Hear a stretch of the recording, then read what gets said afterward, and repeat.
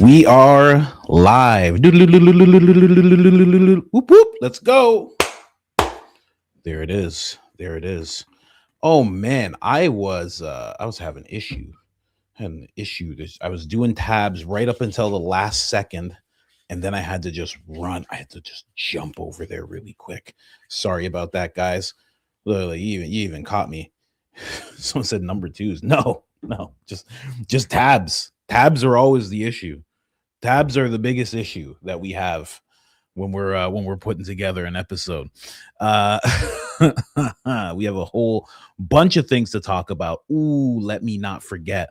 Let me not forget that Candace is close to discussing Officer Tatum. Let me not forget. Let me not forget. I got a couple of saved videos here. I found one very interesting. We'll touch on that. We will touch on that. Let me just pull that video there. So I got it, and I'll pull it over here. Here, I'll put it here so I don't forget. So I just have it randomly populated there. It'll just pop up out of nowhere because I know I'll forget about it. Then there's some other things. Oh, other people are noticing Jordan Peterson. Yeah, I thought so. I thought people would start to notice the whole Jordan Peterson thing. Even Candace noticed. I mean, what's going on? It's ridiculous. But anyway, you guys know, buymeacoffee.com/Coach Colin. The link is already pinned, ladies and gentlemen. I know the lighting is not the best right now. We're waiting on that light. It's supposed to come in today. But aside from that, where else are we? Where else are we? Can you guess what I'm going to say next? Can you guess? Have you been watching the show long enough? Can you guess where I'm going next? We're going to Spotify, ladies and gentlemen. Thank you guys so much for following. We're getting the episodes synced up really well. As soon as this is done, it will be on Spotify as well. So there you go. Yeah, that's it. Thank you guys so much for the reviews. It helps tremendously. This episode today was brought to you by the sparkling pantsuit that only Blake could wear. Thank you very much, Blake, for blessing us with this pantsuit. We do truly appreciate it. But yeah, we're going through Candace, exactly what she was talking about, the lone witness, which I like this. I like the sound of that, the lone witness. We're also going to be touching on a few things that she talked about, little Easter eggs. I think she dropped a few Easter eggs in this live stream that she did yesterday, and we'll touch on that. And then we're going to get into, I want to get into that speech Erica did. You know, I keep on forgetting about it. It's always at the last thing. We're going to talk about Officer Tatum. Candace Owens noticing what everybody else is noticing about her and Officer Tatum. We're also going to get into a beautiful clip, a very nice clip. One of those clips that will have you saying, I'm not crying, you're crying. And then we're going to get into, oh, there it is. Bang. Tucker Carlson talking about Ben Shapiro. That should be fun. Then we're going to get into the JD Vance Joe Rogan episode. It went exactly the way. Ooh, jeez, Tim. It went exactly like I thought it would. I knew what kind of episode that would be. Tim Dillon finally comments a little bit on what Candace is talking about in regards to the case. They shot her for no. Can you stop, Officer? Wow, he wouldn't even stop just now. It's a little tidbit of what we have for you. A little bit of Officer Tatum versus Valhalla VFT. They both commented on the same video, and they have very different ways of seeing it. So it depends who you want to trust. You're going to trust some Green Beret, or are you going to trust the Delta trained Officer Tatum, Mr. Mountain of Evidence? Who are you going to trust? I mean, I don't know. Anyway, so that's what we're touching on. Let's jump in, guys. How's everybody doing? Hope everybody's feeling good. Hope everybody's feeling very good. I don't know what Candace is going to talk about today, but I know about what she talked about yesterday. Let's jump right in. So many people, mama, drop some mamas in the chat. Drop some mamas in the chat, ladies and gentlemen. Helps tremendously. Like the video. Let's jump in. Candace Owens, this is what she's talking about first. I found this to be very interesting. I think all of you did as well. The fact that this gentleman has been pretty much ignored completely is very telling. Candace brings up the prosecution, but I would also think about the defense. But let's play this clip really quick. The lone witness. Here, plausibly wearing a helmet. And after he realized that the police had arrested the wrong person, I'm referring to decoy boy George Zinn, he walked over to the UVU command center and filed a report and said, that's not the guy. That can't be the guy. He's too old. The feds only contacted him once a few days later. He has never been called by the prosecution. It's weird. You got this case coming up. You would think you would reach out to this person who recorded the video and had an eyewitness account. He's also willing to testify. He would be a very credible witness because it happens to be that he works with guns. I want you to take a listen to what he told me. And for reference, this discussion was had on September 25th. So this was just 15 days following Charlie's assassination. And I have intentionally, just so you know, edited out any identifying information regarding who this person is for now until he wants to fully come forward. Take a listen. About 5 seconds after I stopped recording is when that person fired. Okay. And I saw and heard everything but a muzzle flash. So I didn't see a flash come from the edge of his gun. As you can see in the video, I couldn't see the gun at the time. It was just the head and shoulders on the roof. But we felt like the little concussive impact from the shot going off. I thought it sounded like a sharp muzzle report. It sounded more like an AR than a large bore hunting rifle, but of course I've never heard a gunfire, around buildings like that. I'm always outside in the desert or something like that. So yes. In your video, you say that you witnessed him running, and the feds report say that he dropped onto that Losey Center roof at 12:15. So where did you see him running? Was it right that he instantly run and dive into the shot, or did you see him run and then started recording after he ran? Yeah, so it was definitely not 12:15. It was 22, if anything. He was in our line of view for about 30 seconds total, and he ran we saw him clear the edge of the building and bob up and down. He would go down and look around, and then stand up and run maybe 6 feet forward, and then go down, look around again, up 6 feet forward until he got to the edge of the roof. So it looked like a sort of a tactical movement, I would say, which is why I started recording, because I assumed he was a security guard for the event. Okay. And that's why I started recording, is because the security guard would be heading towards the main tent and be moving up and down with a long gun in his hand. I was like, that's a little strange. Let's at least record this because this guy is. So by the time I had my phone out, he was in position. I was, of course, only able to film the head and shoulders of him viewing the event there on the roof. And you can tell my video is about 20 seconds. So it took him about 10 seconds to get from the edge of our view to where he laid down to shoot. He was there for... I mean, this is wild. This is a wild recounting. Listen, she's protecting this guy's identity, but he's not black. Oh, he's not black. How a black person would have screamed and yelled. Oh, they would have screamed and yelled, and they would have been with their other black friends, and they all would have been screaming and yelling, there's a gun! Hey, y'all see this? Y'all see this? Screaming at it like it's a movie theater screen. Oh, they would have yelled and screamed and probably ran after recording it a little bit. They would have went wild. I'm just saying, I want his identity protected. But I know one thing about this guy. He is not a black person. I know myself. I would have went nuts. There's a guy on the roof. Hey, there's a guy on the roof. Hey. I just would have started yelling. It would have been crazy. I would have ran over to anybody I could run over to. I'd be shaking people. There's a dude on the roof. There's a dude on the roof. Hey, guys. That's how we go. I don't know. That's just me. Listen, I'm 25% joking. Okay. The other 75%, you guys know I'm telling the truth. Come on. 20 seconds while I filmed the video, and then about 5 seconds after I stopped the video, that's when he fired. And then firing, he was maybe on the ground for 5 more seconds before he stood up and absolutely sprinted off the roof. Okay, and just in what you saw with your eyes, did that look like he was wearing jeans or tactical gear?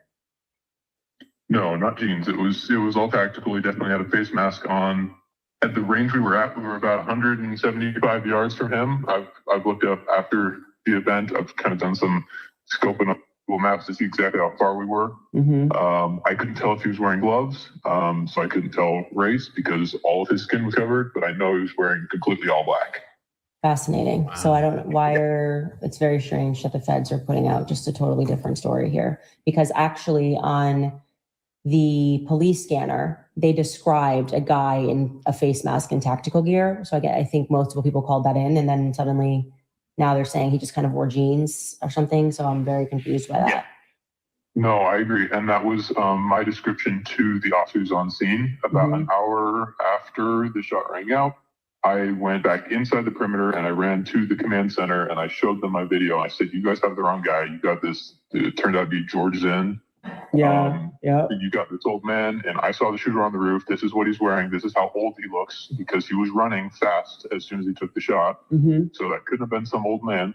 And I thought he was wearing a black tactical helmet as well, because he looked like he had a slightly larger head than normal at that range. But of course, I was far enough that I couldn't really see those details very well. Right. But yeah, absolutely all black. And the rifle looked smaller than the Mauser they recovered. That's crazy. The fact that out of everyone, Officer Tatum, the truthful Benny Johnson, the noble Jack Posobiec, out of all of these people who said that they saw Tyler Robinson clear as day, the only one who actually saw the guy was this guy. And he hasn't been contacted. He's getting no play, getting no airplay. Obviously, he doesn't want it. Of course, I get it. He doesn't really want to put himself out there like that. I understand completely. But the fact that he isn't a star witness, again, I have to say, what about the defense? Does the defense not know about this guy?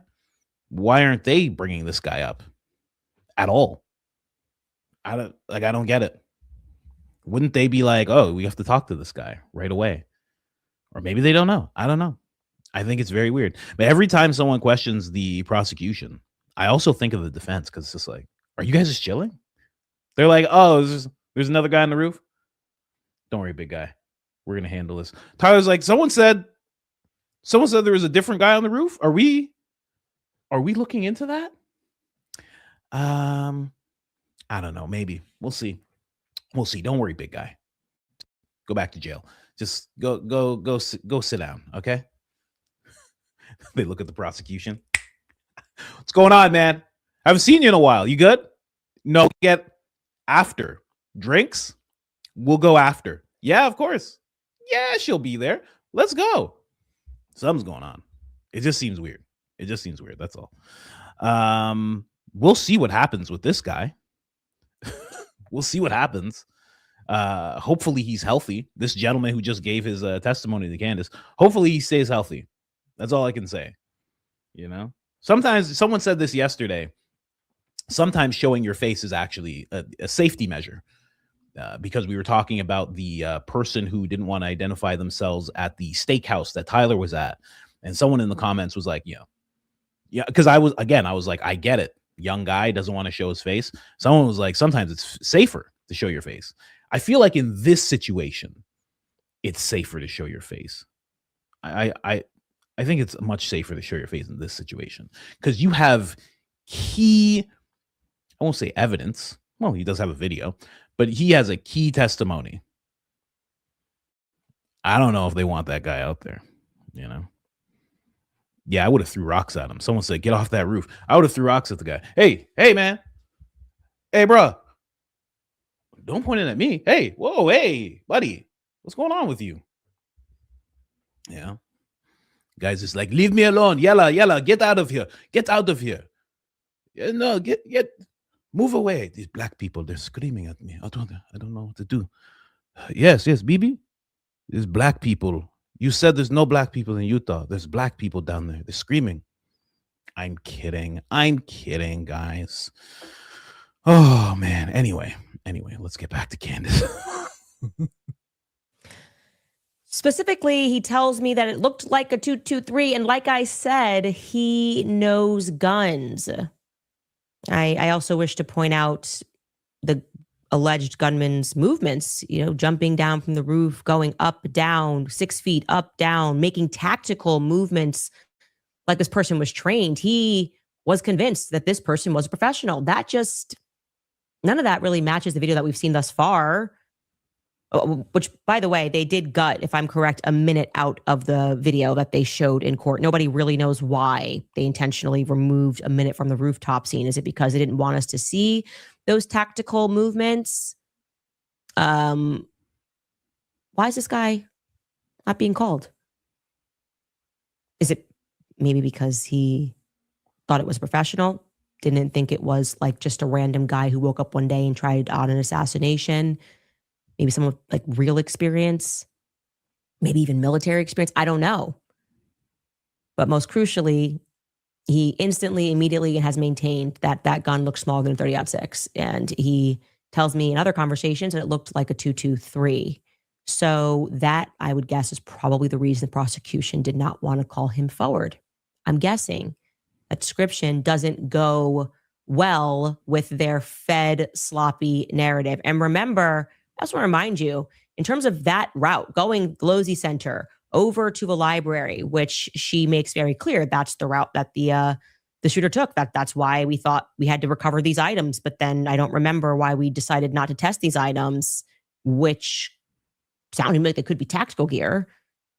Can't say that convincingly. Can say it's a little hot for a jacket and some gloves. And remember, there was a string of 911 calls about the library in particular, which is, again, not close to Velocity Center. The library was actually subsequently placed onto a lockdown. So why did they not move to test those objects, which were abandoned? And I think if you guys know anything about those objects or who found them or what the other objects were, I don't know if I missed it somehow in the filing, please let me know. And I also want to show you this 911 call of people talking about the Fulton Library. Take a listen. Just to get into the, I was just reminded of this. One of you, I don't know, maybe you're in the chat, maybe you're not, but one of you said this to me recently. I think it was like the other day. Somebody was like, anyone else think it's weird that the round found was a 223 and Victor Marks just so happens to have a trademark on a fast collapsing portable 223 AR? And I was like, is that true? I actually went to who I thought I could ask about it. I asked Corby. I was like, is this real? And Corby showed me this. Let me just read this really quickly. This is just one of his posts. Let me read this. 223 live cartridge found on the roof, line of sight, 325 yards away. Still could have been a 300 blackout with a 223 cartridge being left purposely as a red herring. Interesting. Backpack rifle still needed in order to get in and out of the space. Presumption of no pass-through projectile increases substantially at these distances and calibers. 30-06 passes right through, even at 500 yards. Again, all assuming CK was actually hit Victor Marks at 500 yards. So I don't know, but apparently it is true that he does actually have that. I just had that open. Okay, open that again. I'm not gonna show you any conversation, but I just wanted to verify if that was actual, if that was a real thing in terms of the copyright or trademark, I should say. And yes was the answer. Yes, it is true. So I just found that interesting. I don't know if that leads to anything. I don't want to talk poorly about the governor. Colorado, you guys are crazy over there, but I don't want to talk poorly about the governor or anything. But I mean, yeah, it's just interesting how connected to this whole thing he seems. And obviously, I mean by him telling Erica, hey, don't worry, you're safe. They just wanted him. You and your children are safe. Don't worry about it. You're good. Uh, the fact that he was able to pronounce Charlie gone even before Ben Shapiro. I mean, that's crazy. I mean, Ben Shapiro is one of the first people to know. It seems like Ben found out before BB, or maybe BB found out from Ben. I don't know. I have no idea. But Victor was before everybody, claiming that he was gone. I mean, it's just odd.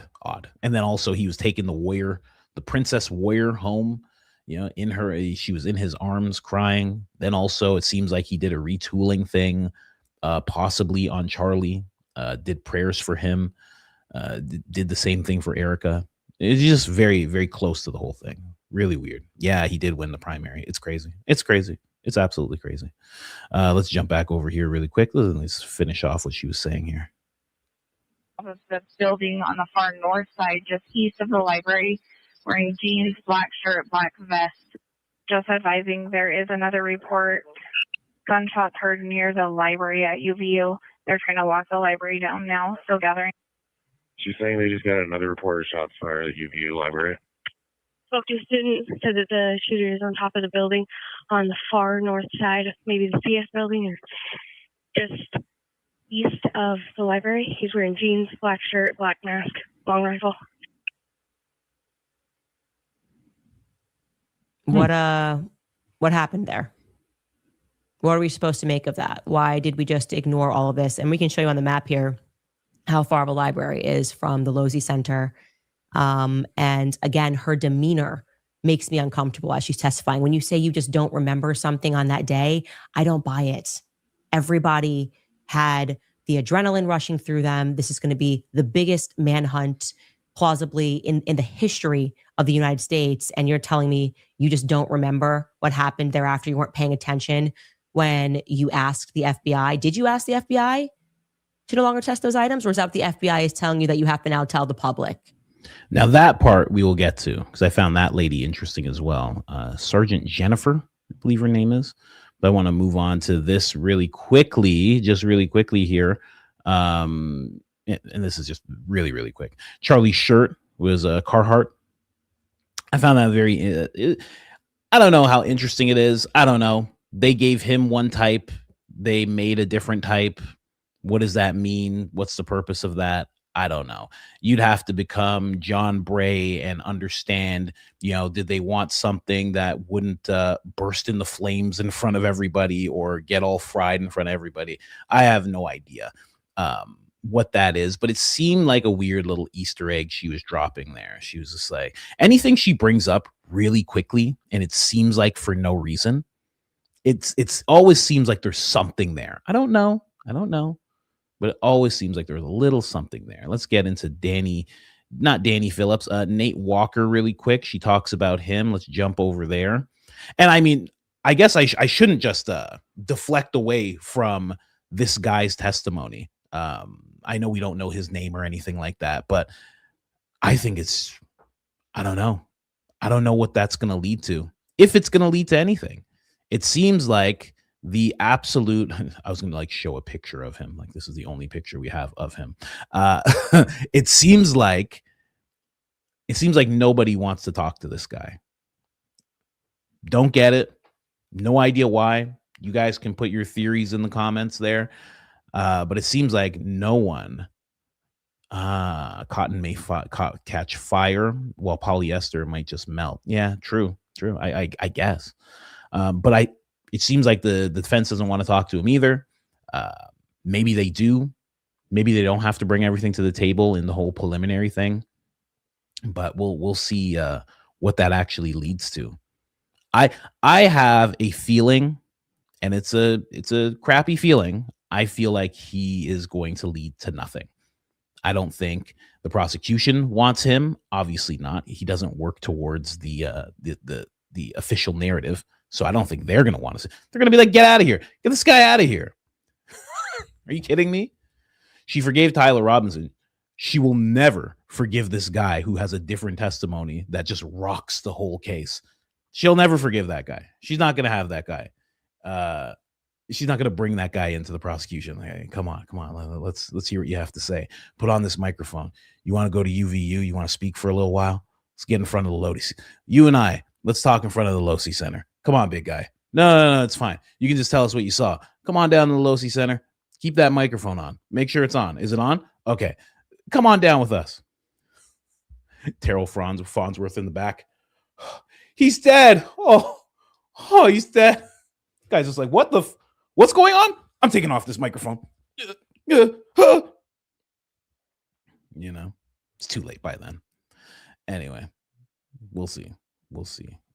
Let's move on this whole thing. There you go. What was next? That little thing. Nate Walker. Somebody said, I see you replaced the light. No, I didn't. It's still the same lights. They just change color. They just change color. I can just change their color, and that's it. That's all it is. I'm waiting for that light. I thought it would come by today, but it didn't. It's gonna come while I'm here with you guys. So we'll see. Mike Riley said, "Come on down. Our next contestant, come on down."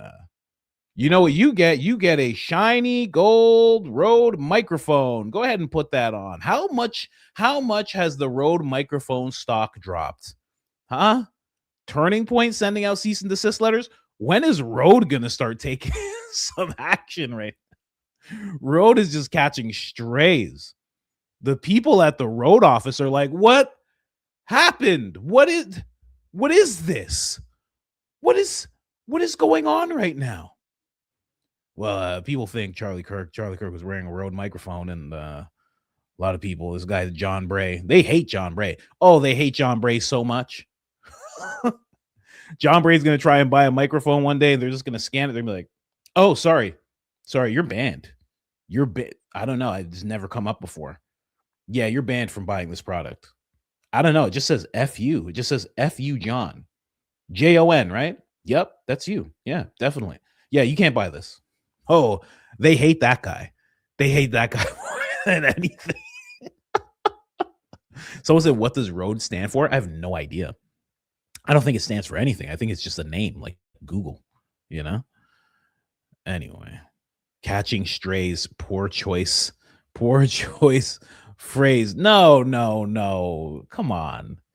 What am I supposed to say? Rode is just catching explosions. Rode is just catching on fire spontaneously.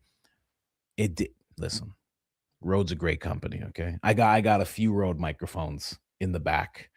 Right there. I got a bunch of them, okay? First videos were done with Rode. Rode's fantastic. Rode actually has something called a shotgun mic. I have one of those. That's a poor choice of words right now. That's a poor choice of words. Anyway. Rode, friend of the show. Hope you guys are doing good. Hope you guys are feeling okay, Rode. Anyway, let's go on to Nate Walker. So said Rode catching spontaneous combustions. And listen. I'm not saying that about Rode. I'm just saying it's just, it's rough. It's a rough go. Like, I understand completely, man. It's a rough go. So hopefully you guys are doing all right. But let's get into Nate here. Really quick. There's nothing really going on with Nate. We'll play what Candace showed. Nate maybe has a Grindr account, probably not. Seems like a good guy to me. Good looking guy, nice hair, little frosted tips, look a little like a young Kyle Kalinske, I might say. There's nothing really anything about this guy other than his weird thing that he says here as Candace plays his little clip. Listen to this. Take it to a darker place, but we're all wearing these freedom shirts, the same shirt that Charlie was wearing on the day that he was killed. What is there a story behind this shirt? Yeah, so we usually bring a couple shirts to the campus stops, and I asked Charlie in the car. I go, Charlie, what shirt do you want to wear? He goes, I want to wear the freedom shirt. That's not controversial. What were the other options? I can't remember. Like, what exactly. did he wear? Like the one that my son has with Trump giving double middle fingers? No. Twice. Not those ones. It would always say something: "Never surrender. Here I am. Freedom." It was he liked his short taglines. A lot happening there. Okay, so he went on and did this difficult task of picking out shirts, and then Mikey McCoy comes out and tries to make it seem like it was a really hard thing to pick out a t-shirt. We have the room, it's got a lot of t-shirts, and this guy, Nate Walker, like grabbed a couple and then I guess turned to Charlie and said, which one would you like to wear? And Charlie said, I don't want to be controversial. I'm not known for being controversial. That's literally why he went on to college campuses and founded Turning Point USA, to bring the controversy and the discussion there. This is a Charlie that I really don't know. Maybe they're telling the truth. Maybe I really didn't know Charlie and he was just pretending for all these years, because the Charlie I knew, we were dropping black exit from the Democrat Party. We were wearing him too during the peak of Me Too. But Charlie this time said, I'd like a Carhartt shirt because it says freedom and because it's not controversial. And then when she asked, well, what were the other options? He's like, I don't remember. Wow. It does seem weird because you gotta admit, that freedom shirt was a banger of a shirt. I mean, the resales were crazy. I mean, it was nuts. You saw Erica smiling in that Zoom call. It was a great shirt. He usually just wears black and it's just like nothing. This time he wore the thing that just happened to sell a crazy amount of shirts afterwards. I don't know. It's really, really crazy. I mean, you gotta admit, it was a banger of a shirt. Yeah, that was a poor choice of words too. But it is weird. But who knows? Maybe it's nothing. Maybe he did want a white shirt. I was gonna wear a white shirt the other day. I was like, let me put on a white shirt. And I was like, nah, I'm not thin enough for that yet. Soon. Let me drop like another 20. I might come out in a white t-shirt. Yep. Just wait. Might come out in a white t-shirt and let the guns out. Oh gosh. It's kind of a poor choice of words too. But yeah, there's nothing really weird about this guy. I'm sure there is. I'm sure if you looked deeper into him, who he is, father. I've always said this about hip hop people. I say this about politicians all the time. If you find out who their parents are, like if you find out who their grandparents are, it just gives you a clear picture of why they're in the position that they're in. He seems like he's in this very, when I first look at it, he just seems like he's like a deep state guy. He's just there. You don't really understand why. You don't really understand how.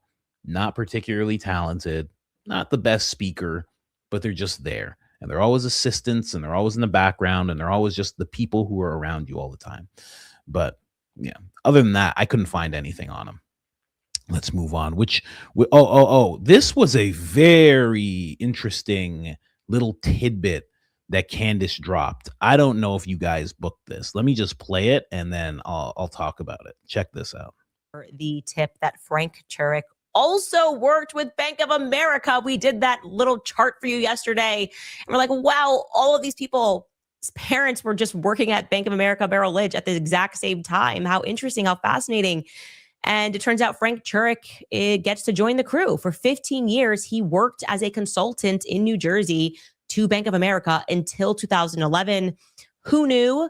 I actually am wondering if he happened to cross Tyler Boyer's dad, who temporarily located Tyler and his family to New Jersey during that exact same time frame because he needed to serve as an executive to the Bank of America. It is just incredible. From Bank of America to politics, it kind of makes me want to open a Merrill Lynch account, right? Check out this headline following Frank Turek's ouster. It tells us, this is the Christian Post reporting back in 2011 that he was the Christian consultant and was fired over his book on gay marriage. The article tells us that just months after being fired from Cisco Systems in California over an anti-gay marriage book, Christian consultant Dr. Frank Turek was also given the boot from Bank of America. Turek was doing work on and off for Bank of America for about 15 years, mainly conducting leadership and team building programs. Other clients have included Coca-Cola, Home Depot. Among others, the U.S. Navy veteran was hired in May to present at a meeting of Bank of America's Global Business Management Analysis team, which is within the Global Wealth and Investment Management. Wealth and investment. We talked about that yesterday. I'm just wondering did you guys, maybe not. Maybe Bank of America is just a really big bank, and you guys all happen to be attached to it at the same time during the same years. The more you know. Anyway, fascinating little tidbit. Anyway, that's going to come up. She's going to talk about that more because, and shout out to, because, you know, I'm in the Candace chat, of course. I don't know if you guys know this. I tend to talk about Candace a little bit every show, almost every, we sprinkle it in, but someone was like, what about the allegations with Bank of America? And I was like, what allegations? What are they talking about? And then I discovered that Bank of America was tied to the big island boy. I don't know if you guys know who I mean. That big old island boy, they have ties to him. There was a few. Let me just look at this really quick. I don't even want to bring it up, but apparently they were strongly tied in. I don't know if you guys know this. Some people didn't look in the files. Some people have forgot. They were tied to the JE files and have been have done payouts for being found guilty and liable.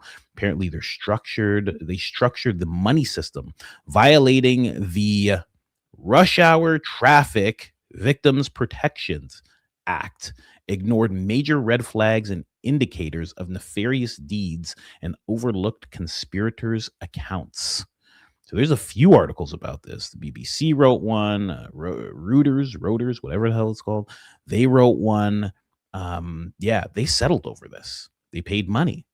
It looks like it marks the third such settlement in a major bank after JP Morgan and Dutch agreed to pay out $290 million. That's 218 euros and 75 million respectively. It's crazy. So I didn't know about this at all, but apparently they were heavily tied to that island boy. And I shouldn't say they were tied, but something was going on the inside. They didn't know. It's kind of like Greg Laurie. I don't know if you know Greg Laurie. That's somebody that Erica aligned herself with. And he has allegations on him. And it's not because he did anything. He wasn't greased up, just in baby oil. It wasn't him, but there were people doing things under him. And he was being accused of like negligence. It's like, you're the guy, you should have known what was going on type of thing. Same thing with Bank of America. I didn't know that. And then to hear that Frank Turek worked there, Danny Phillips, I think she said Danny Phillips, his grandfather associated. Really weird. Someone said yanking and banking. I forgot all about that. Yeah. I didn't even connect that. Yeah, yanking and banking. Yeah, apparently at the BOA, there was some yanking and banking going on. At the big BOA, somebody was yanking and banking with the BOA. I can't write this stuff. I don't know. It's crazy, but it's so weird that Frank's there. Frank is connected to Erica. Well, I mean, Frank is connected to Charlie. It makes you wonder as you see those connections, Danny Phillips, Merrill Lynch, Bank of America, Frank Turek. It makes you wonder. I would love to know the true story about how Frank got introduced to Charlie, because everybody tells the story of like Charlie just kind of, popped up and was like, I want to learn more about Christianity. I want to learn it from a different perspective. I need someone to help me with that. I need a mentor. And Frank was just like, hey, what's up? I think that story's a little different. That story might have to do with Tyler introducing them. I quit the BOA, the B of A. You quit it? Quit yanking and banking? Hey, listen. Do what you got to do,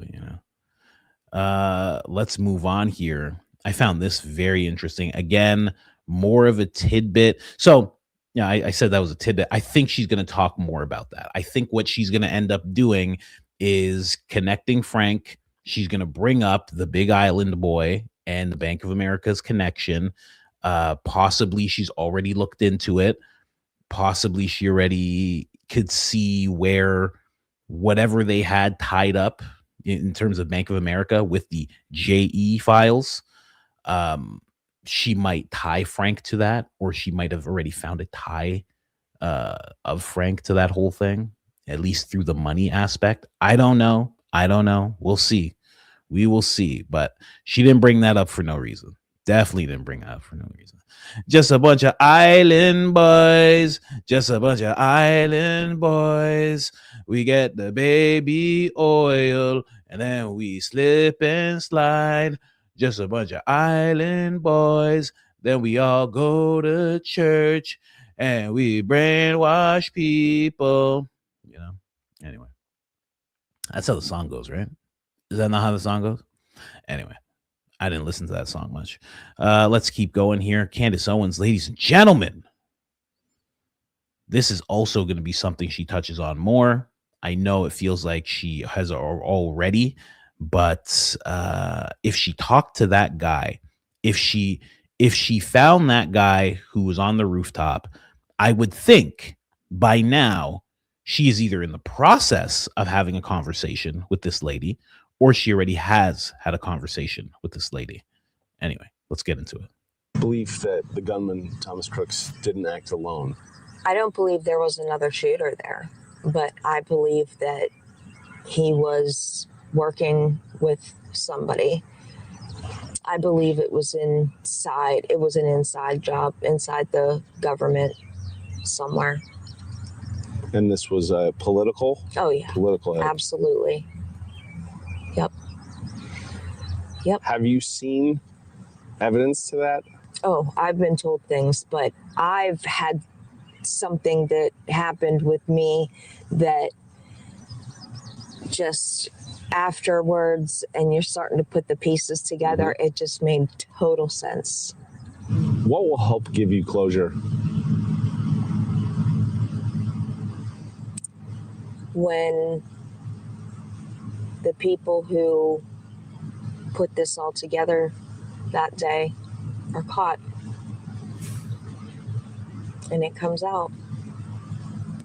So if you had a message for President Trump, what would it be? Just to don't forget us and remember what we went through that day. You know, we're still here and we need answers. That's crazy. That the people who did this, wow, she's not mincing her words at all. I like that a lot. But again, I feel like, how does Candace not reach out to this lady? She has the reach, she has the ability, and this lady seems like she really wants to talk. She's sitting down with News Nation. I mean, you clearly want to talk if you're willing to sit down with News Nation, right? So I can't wait for whatever that may be. But also I hope she stays safe, because you never know. Like, it might just pop up out of nowhere. It's just like, well, it turns out her name is Helen. Helen was her name. Couldn't keep her mouth shut. Anyway, listen, it turns out Iran, it was Iran. I know it was. They're crazy people. They hate what I did. They hate the freedom that I brought. It turns out Iran blew her up. Okay. This is what happened. Okay. Case closed. We're not going to ask any more questions about this. That was her dying wish, wasn't it? I heard on the phone, they said, NSA said, last thing she said on the phone was, I hope they stop asking questions. And that's exactly what we're going to do here. This is getting real crazy. Too much. Big request from her, because I'd love to ask some questions, but I won't. Okay. Hope she stays safe, man. It was Iran. I know it was Iran, of course. Pete Hegseth told me it was Iran, okay? He came to me, all right? Kash Patel says, excuse me, Mr. President, can I just get on the microphone really quick? We will see you in Valhalla, ma'am. Ma'am, we'll see you in Valhalla. Took us 33 hours to figure out this whole thing, and we've done it. We will see you in Valhalla. Kash Patel just always nervous, just like... She is case closed. Just terrified, you know? Just terrified. Like it's his first year working in the government, you know? He's worked in the government for years. But yeah, we'll see. We'll see what happens. I really do think Candace is going to talk to her. and I hope it's soon, and I hope something comes of it. But again, it's one of those things where it's like, if her husband passed away, and that's very sad. It's absolutely terrible. But in the whole narrative of that story, they went after the president. If the president doesn't want to know, if he shut it down, and this is Tucker Carlson has it on good authority that he shut it down himself. He actually got that from Dan Bongino, right? Before Dan Bongino was like, you want to fight me, Tucker? Huh? You want to wrestle? You want to grease up and wrestle, Tucker? Because I'll mess you up, Tucker. Huh? Karate chop. Ha. You want to get greased up, you and me? I never said I want to get greased up. I've never been greased up before. Okay. I'm an old school white man. I've never lotioned my body once. I think it's disgusting, actually. So no, I don't want to grease up and wrestle with you. I think that's kind of gay. Don't worry about where I'm going with all this, okay, guys? All right? I just got to get things out sometimes. But I mean, if Trump shut it down, I don't know if this lady's ever going to get answers, unless she's willing to go to Candace straight up. It's the only person she can go to. Who else is going to help her? Who else is going to believe her? Who else is willing to investigate? There's no one else that she can go to, other than your future president of these United States, Candace Owens. Oh, it just made sure that I cannot play this video. It just made sure of it. Let's reset. Where are we at? 9 minutes, 30 seconds. Got to reset this, and I got to do it all over again. Okay. All right. Hey, don't worry. We got it. You're not going to stop us from showing things, okay? You're not going to stop us. This happens from time to time. Hold, please, ladies and gentlemen. Just going to throw this up real quick. I got to show you. I'm going to do a thing called the after show, by which I mean after Candace's show. It's pretty amazing what Frank Turek put out about Candace. It's so silly. Candace reposted it. I'll show you guys after we're done with this. We just got a few more clips. But this is where she discusses this lady that, I don't know if this is common knowledge. This, what is her name? Jennifer. I can't pronounce that last name, but Sergeant Jennifer F. I didn't realize that she was, her 2024 speaker bio confirms she was assigned to the FBI's Joint Terrorism Task Force since 2017, meaning she's a state cop who is embedded in the Bureau Salt Lake City field office structure, deputized as a federal agent, taking direction from the Bureau. I didn't know that about this lady. Let's get to this lady, but I'm sure somebody will verify more of that. Anyway, let's play this. She's clearly uncomfortable, and she's going to suffer from a little bit of amnesia. It's going around. Everyone is suddenly finding Dory. Take a listen. Finding Dory. Yeah, of course. When officers were canvassing the scene, they were also trying to see the route of the shooter, as well as just trying to find the shooter. And they determined that the Fulton Library stood out because there were unattended items there at the bus stops that were away from the courtyard area, and so to them they thought it was suspicious. And were certain items seized from, and what were they? Yes, you had a backpack, a jacket, as well as some gloves, and there may have been some other things. I just don't recall them right now. And do you recall what the item numbers were of those seizures? Was it 9? Does that ring a bell? I don't remember. Whatever was seized was sent to the FBI lab for processing? Yes. And along with some information that the suspect may have shed some of these items as he fled, correct? Yes. Was a decision at some time made, and you were requesting that both DNA and other type of analysis get done? Yes. At some point, did you decide to pull a plug on that? At the time when it was already sent, we didn't have more information as far as whether or not other. Someone said, why is she out of breath? Her life's on the line, guys. What do you think this is? Are you guys crazy? Have you not seen what this case is all about? Are you nuts? Her life is on the line right now. She's like, I can't mess this up. This is terrible. I can't mess this up. You've seen the eyes Erica makes. Erica's in that room. Erica's looking at her right now with those eyes, wide blue contacts.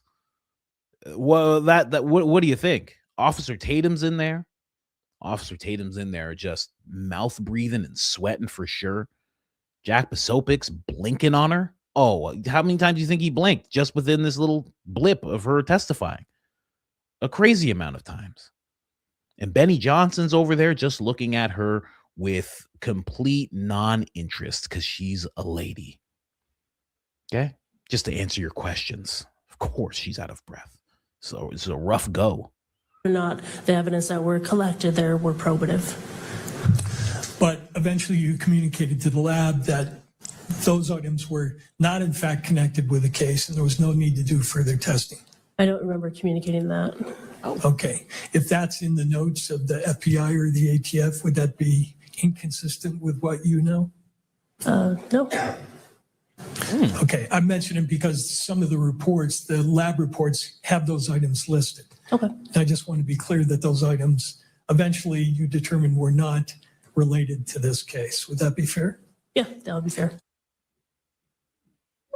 I don't remember. I just want to let you know that it says right here that you do remember, actually. So are you lying now or are you lying here? No, it all checks out. It's fine.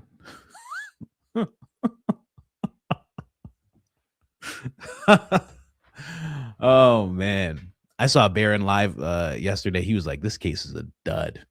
He's like, and you guys know it's a dud. Is it really? I keep asking. I'll ask Lionel. I'm like, is this really because this seems bad, but what do I know? What do I know? I watched this whole thing. I see what they're bringing up. I'm like, this doesn't seem solid. And then you ask people who know, and they're like, yeah, no, this is not solid. Right. And I'm like, I don't know, but Officer Tatum said clear as a noonday sun. He doesn't just say the noonday sun for no reason. You know that, right? And yet they still will tell me not a solid case. And I'm like, I don't know, man. And then Lionel hits me with a bunch of $40 words that I've never heard before. And I say, break it down for me simple, man. And he says, it's a dud. And it's weird. It's weird. Oh, someone said, let me see here. So what did someone say?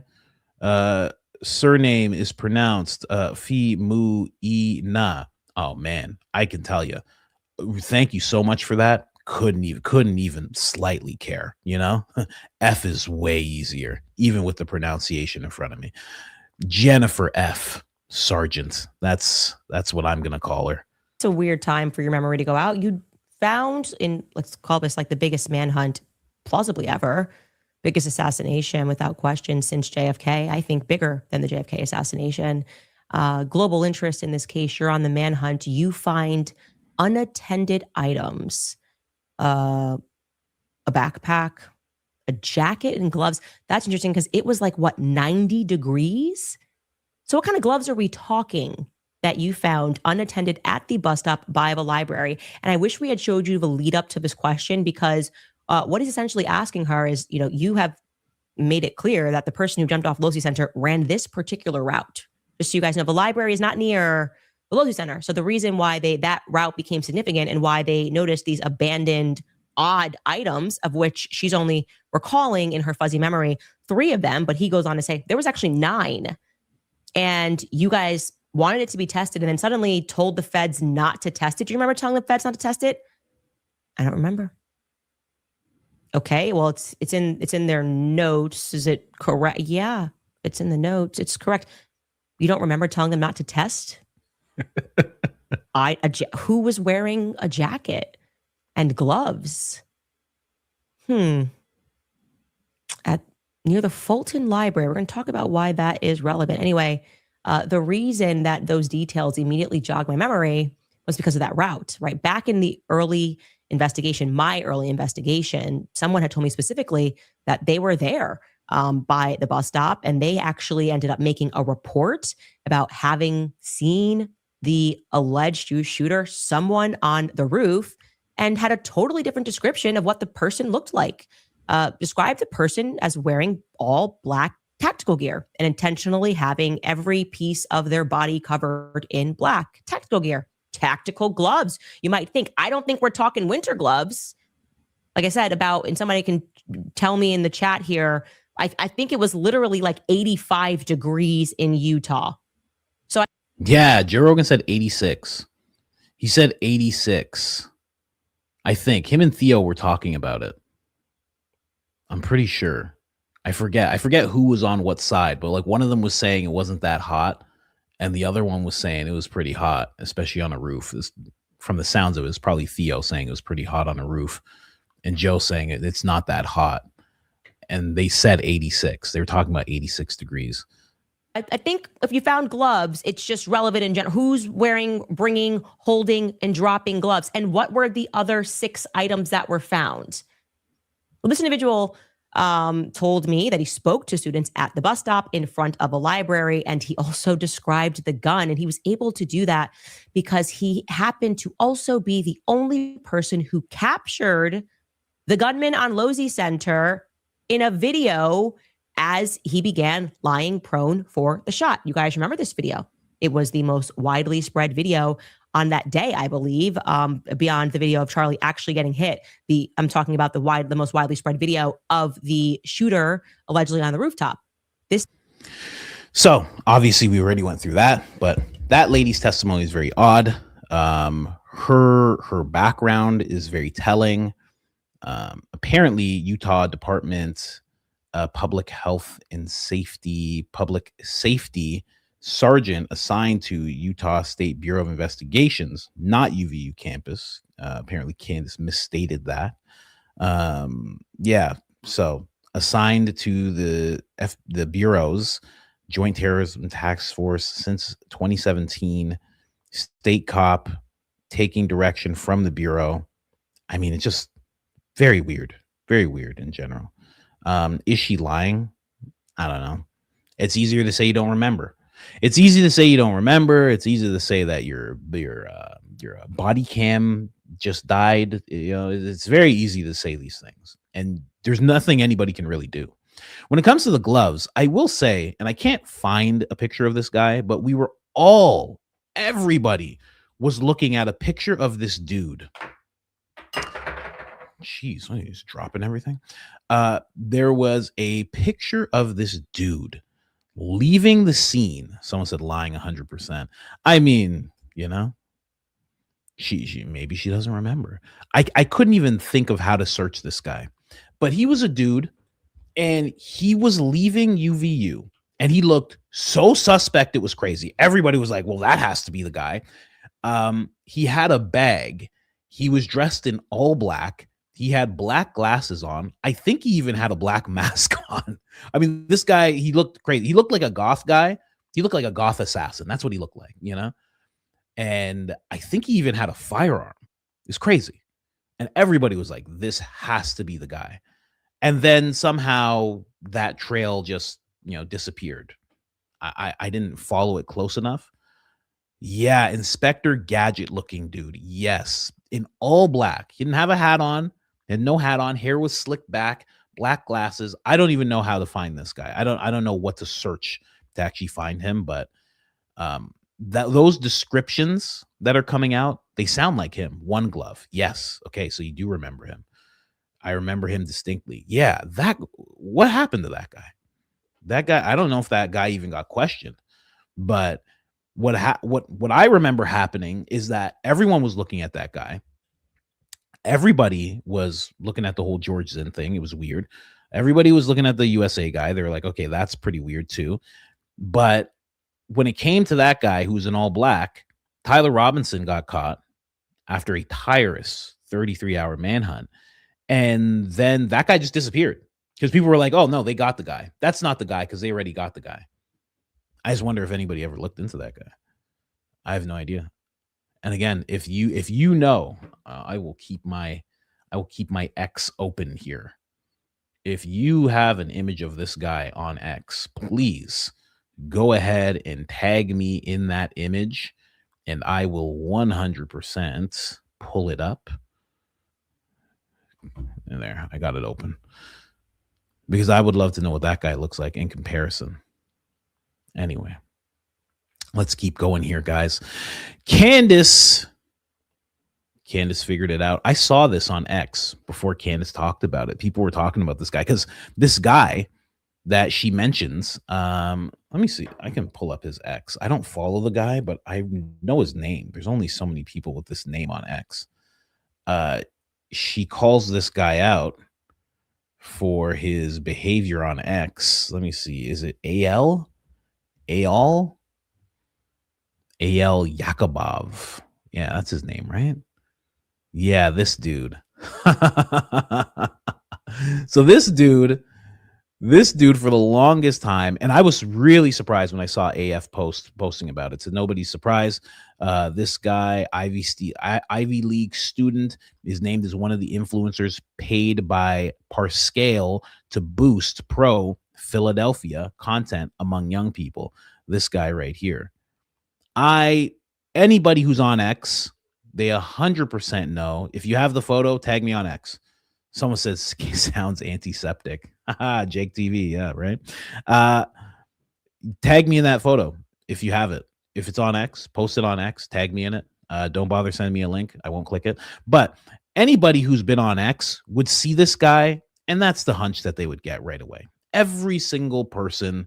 Nobody ever looked at this guy as like just a regular dude just posting things on X. It's just nobody. Let me see here. Where is he? There he is. Everybody knew that this guy was up to something, right? Oh, how dare you? That's the one post you post to the president. How dare you? With that, how dare you?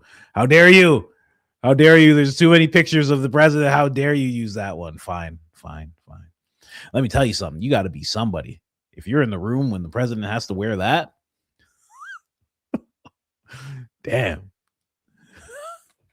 Gosh. Anyway, so funny. He's so happy.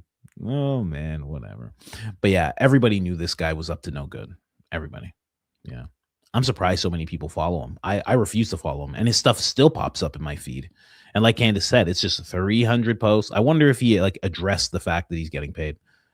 If he was just like, well, what do you think, guys? Of course I am. I wonder.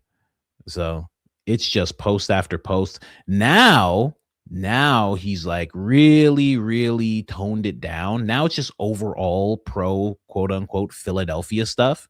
But for a very long time, he was one of the guys where you could go and you would see, I don't know, 100 posts about Candace. It's just a crazy amount about Candace. He was on watchdog. He was like a watchdog, an attack dog. When it was time to attack, he was one of them. He would jump in with Graham and et cetera. And then he kind of pulled back, and now he's been found out. So happy day. Very happy about that. Let's play this clip. Then I'm going to play a clip from Jimmy Dore because he explains what Candace is talking about perfectly. With Brad Parscale, the government of Israel, because it seems to have backfired. And they are saying that they spent, I believe it was $1.5 million a day. And they're naming names. Eyal Yakovi, so long ago, it was so obvious that he was a paid stooge. Every single post, like 300 posts a day. That's a full-time job. That's a full-time job. And when I see these accounts, I just block them because I'm like, you're not a real person. And you're obviously just being paid. And he had to own that. They're being paid. We know who they are. And they're using the same words. This is an article that is well worth the read, talking about how the trends are obvious because they're all using the same word at the exact same time within seconds of each other. The evidence is overwhelming that Tyler Robinson did this. That felt like an Israel influence campaign to me and others who have common sense. And so it talks about how, which I didn't know, that Brad Parscale was the owner or a part owner of the company Influenceable. And that's when they essentially text everyone. They offer them money and they say, go out and say this and we'll pay you depending on how many people you get to retweet you, how big your post is. And that's why they're tweeting all day like psychopaths when you're going, is this your full-time job? How are you tweeting about Candace Owens 300 times a day. Is this your full-time job? They're trying to get you to engage because they get paid off of the engagement. So it's actually a really important article for you to read. And it tells you that under the agreement, Parscale was meant to produce 100 original pieces of content each month. And 80% of it was initially supposed to be aimed at Gen Z across TikTok, Instagram, YouTube. And they basically just drafted this services agreement, and they pledged to amplify the campaign all across social media and to integrate that message with the Salem Media Network properties, which we have discussed on this show, targeting Christians, targeting MAGA supporters who are supposed to get behind Trump and say, yeah, Israel, go do that genocide, do the thing. We love that. Kill some more children. I've been influenced to believe you're the victim as you kill, I guess. And what is that? Was an Officer Tatum impression. I don't care what anybody says. That was her doing an Officer Tatum impression. Hey, go ahead, do that thing. Oh yeah, so good. I am influenced. She was doing an Officer Tatum impression. I don't care what anybody says. I know exactly what she was doing. I am influenced. Who else talks like that? Who else talks like that? No one else talks like that. You know that. She wasn't doing a Benny Johnson She wasn't doing Benny Johnson just now. That wasn't Patrick Bet-David. Who else talks like that? I am influenced. There's only one. There's only one. And sometimes there's two. And it's when I'm doing an impression of him. That's it. You know I'm right. You know I'm right. I can't wait to talk more about what I've seen with her and Officer Tatum. Some weird stuff going on. Anyway, let's keep going here. What is at the root of the failure of this campaign, right? What is at the root is people are not stupid. That's it. I honestly don't understand why the Israeli foreign minister didn't reach out to me. I could have consulted and told him why it was going to fail, because people don't want to be disrespected. You think we're so stupid that we can't recognize a sock puppet account? We can't see that it's not possible for someone to be tweeting 300 times a day about one topic. And by the way, you also keep hiring people that have no brain cells, who don't even want to watch an episode, or this person's stupid. They're name calling, they're nasty. That's the quartering. The quartering even revealed that. He's like, I've never watched her show before, but I might tune in this time. I was like, what? You've never seen an episode? I've been watching you talk about her for the longest time. You've never seen one episode? I'm like, are you serious right now? Yeah, that's him. That's him. Lack of brain cells. That is very much him, you know? Looking tired as all get out, you know? Looks like he sleeps 2.5 hours a day. They're not offering anything, just attacking people. You're going to send out attack dogs and expect to make friends? It's a new world. This has been the entire lesson of this year. I suppose there was a time when this worked. Ad spend equal results, right? That worked. That is the world that Blake Lively lived in, right? Too big to fail. Icarus just flying towards the sun, never thinking that he might get burned and fall, right? Just getting closer and closer. Well, I'm friends with this person. I know this person. I have contacts. I'm friends with Kash Patel. I can hit up Trump. This is the story of Turning Point USA, the story of Blake Lively. We're too big to fail. And Ryan Reynolds, we're A-listers. And all of these people are failing because we live in a new age. It's exactly like Charlie Kirk said. I don't know if you guys remember when I showed you those text messages. Candace posted them on X.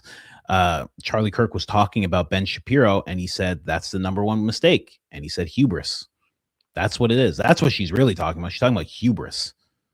You know, a massive amount of hubris, thinking that I can do this. It's exactly what I showed you guys yesterday with Jeremy Boring. Jeremy Boring is just like, let me tell you how these morons think. These people who like Candace, let me just say, they think they know her. They think they're hanging out with her in their house. It's the exact same thing. Don't view you as human. You know what I mean? Let me just, easy. What was that? Let me show you this image really quick. Either way, I gotta show it. What can I do? What can I do? I can't even zoom in on it. Man, I'll have to take it and actually post it for people. But this guy is in all black. He's in an all black suit. black pants. He's not completely covered, but he was like the most suspicious guy. He has a glove on. He's taken one glove off, and apparently he had a firearm. This is James Lee who posted this. He said, "Who is this guy dressed in a black trench coat, black tie, black gloves, seen leaving the Charlie Kirk event at UVU? It was 90 degrees that day. Very sus." 100%. Yeah, but going back, it was just a major hubris that they thought they had. No, I can't make it any bigger.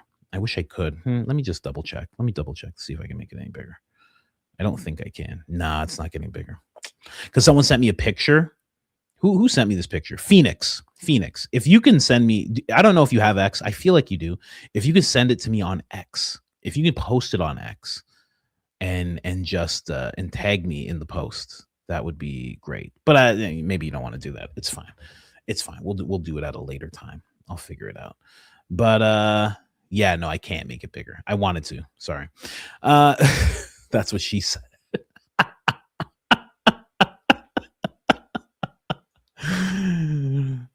Oh my gosh. More. What do you mean more? There is no more. You ever heard that joke? Okay. Yes, new lights. Not new light, old light.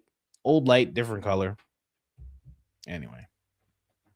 These are the lights my kid likes to play with because they can flash. I can change the setting, make them flash, and we act like we're playing guitars.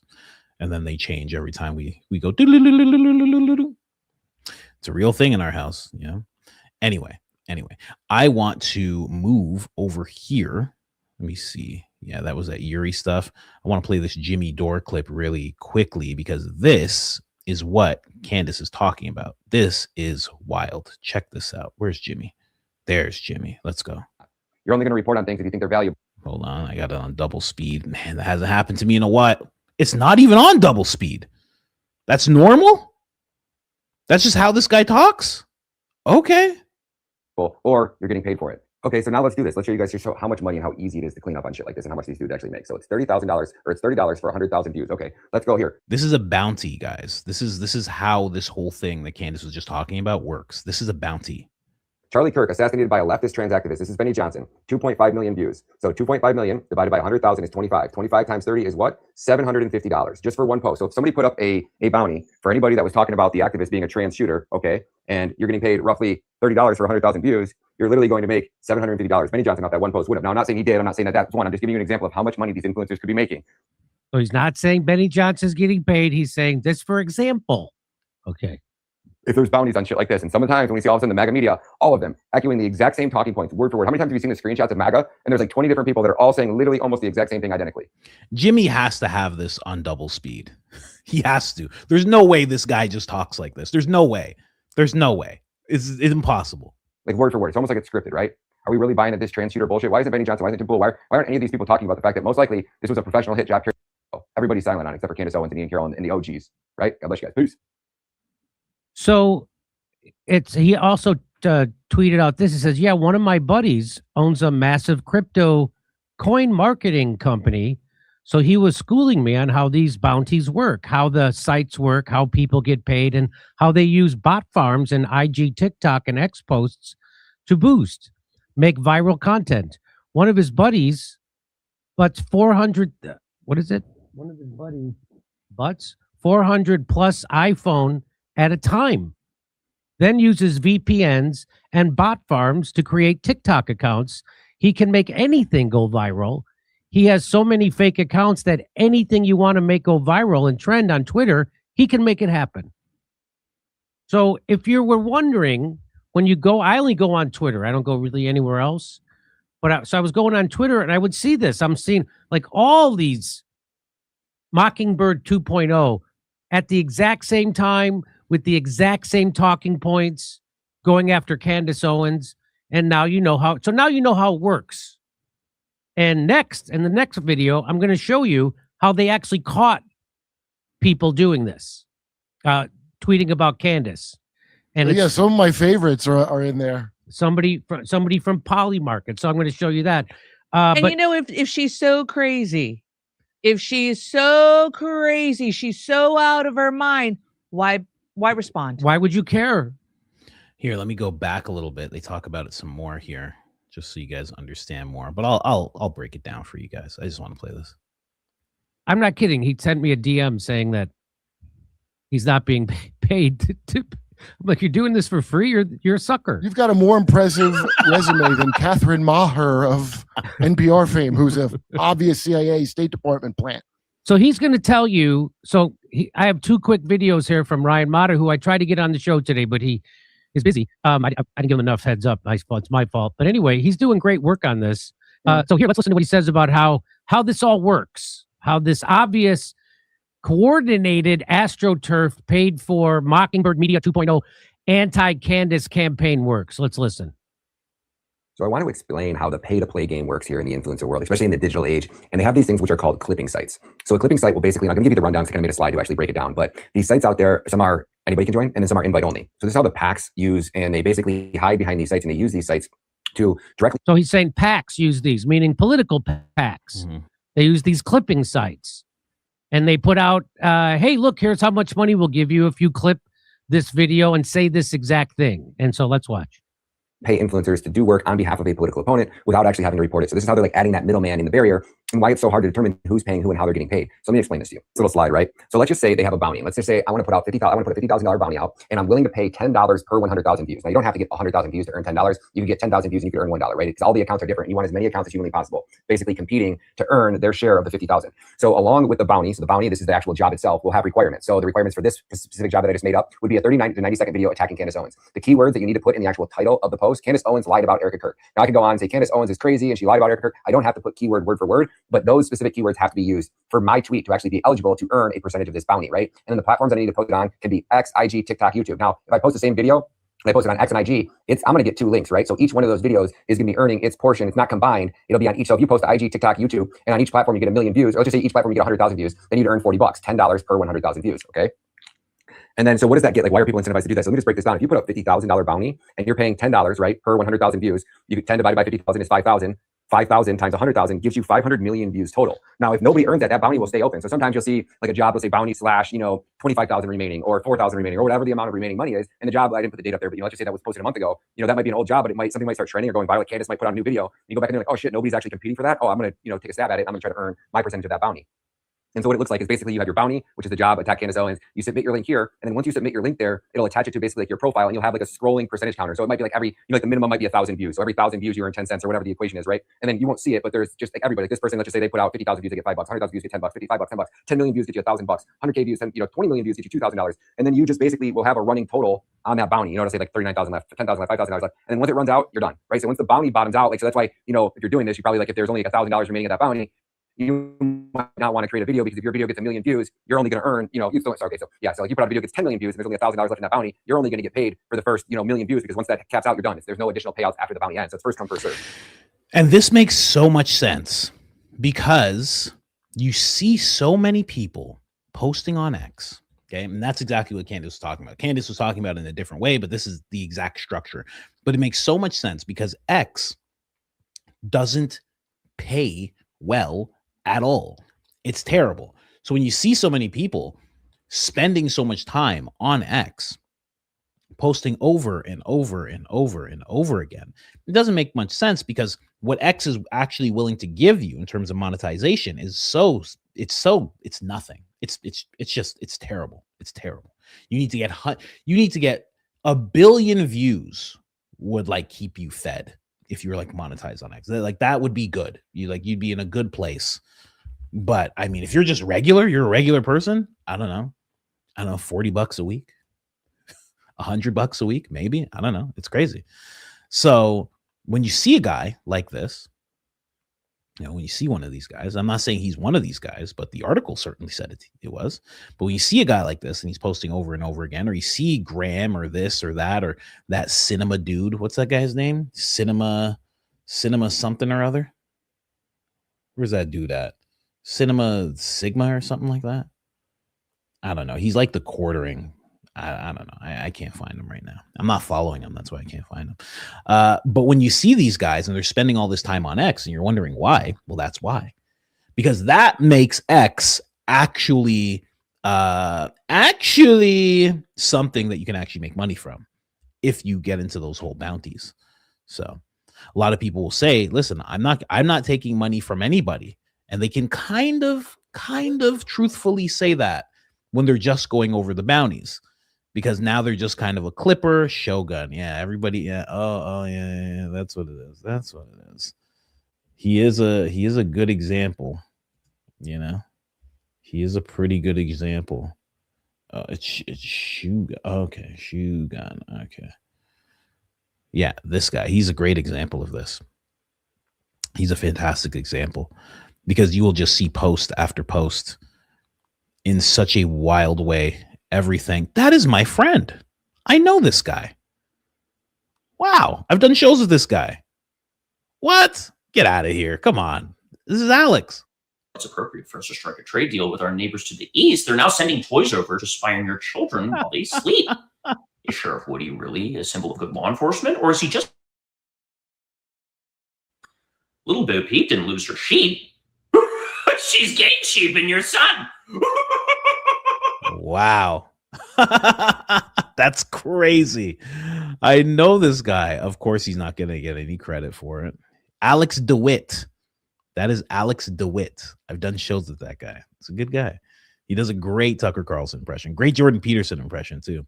But yeah, this guy's a perfect example of that. Just thing after thing. It's always about Candace. It's constantly about Candace. You know, all I'm saying is, this is what I'm saying.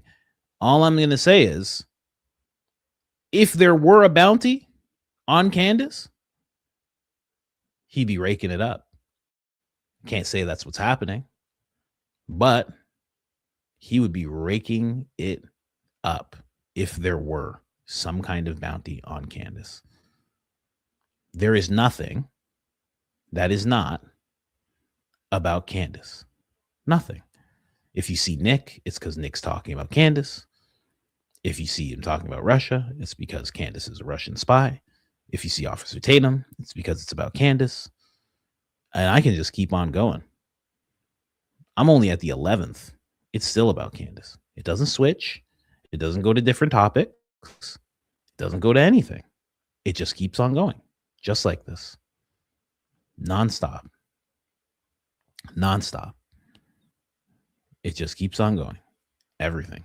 Every single thing. If you see Ben Shapiro, it's because it's about Candace. It's wild. So, again, can't say that he's taking anything, because I don't know, but it certainly seems like he is, you know. Let's get into some stuff here. Now, that was it for the Candace breakdown of sorts. That's what I think is going to be happening. I think there's going to be some Easter eggs. I think she's going to bring up some other things. I think there's going to be more talk about J.E., the big island boy. You know, I think there's going to be a lot of that, but we'll see. We'll see. Oh, yeah. And then we can get into the after show really quick. Let me just see if this is the only thing from the after show. Asmund Goldstein, you say? Asmund Goy. Oh, come on. Asmund. Yeah, I saw a few videos from him recently, and I was like, okay. You know, I get it. I get what's going on, you know. People want to go to the next level. You know, it's not just a term that they're making up that BB said to Charlie. That's a real term. I want to go to the next level. The next level, please. Can we go to the next level? How do I go to the next level? You know, the person showing the video said that this looks like in the backpack, tactical, all black. Someone is saying that guy that's in that picture that's wearing all black that I just showed you, tried to show you, that he actually had some kind of AR, which is pretty crazy, if true, but I got to verify that more. Asmund Gugoy? Come on. Leave Asmund alone. How dare you guys? They offered him better steaks. They're like, you want thicker steaks, big guy? And he's like, oh, yeah. What kind of steaks you got? Huh? Takes his Pepsi. Yeah, steaks. He's all right. He's all right. Anyway, Someone said he sent me something on X. Okay. I will look at it as I'm going to the next thing here. Yep. There's another angle of the guy. He certainly looks weird. We'll get to that though. Let's jump over to the after show, as I like to call it. We have Blake Neff here. Blake Neff, Blakey Boy, as he is fondly called by so many now. This is him commenting on Candace. Let's see what he has to say about this clip. So there might be some overlap here, but we have to get context in terms of what he's talking about. There is going to be just a little touch of amnesia in this clip as well from Charlie's, second or third or fourth assistant, Nate Walker. Take a listen. Yeah, I was Charlie's executive assistant. The day-to-day Charlie, make sure he has his food, water, clothes, all the stuff that he doesn't need to think about. I would do for him. And clothes. How'd you do clothes? Yeah, you figure that out. It was difficult, not the easiest job. We have the clothing racks in the warehouse. Yeah, some days I would just have to guess, figure out what is Charlie going to want to wear today, and sometimes I'd be right, sometimes not. But well, can I ask you? This is not to take it to a darker place, but we're all wearing these freedom shirts, the same shirt that Charlie was wearing on the day he was killed.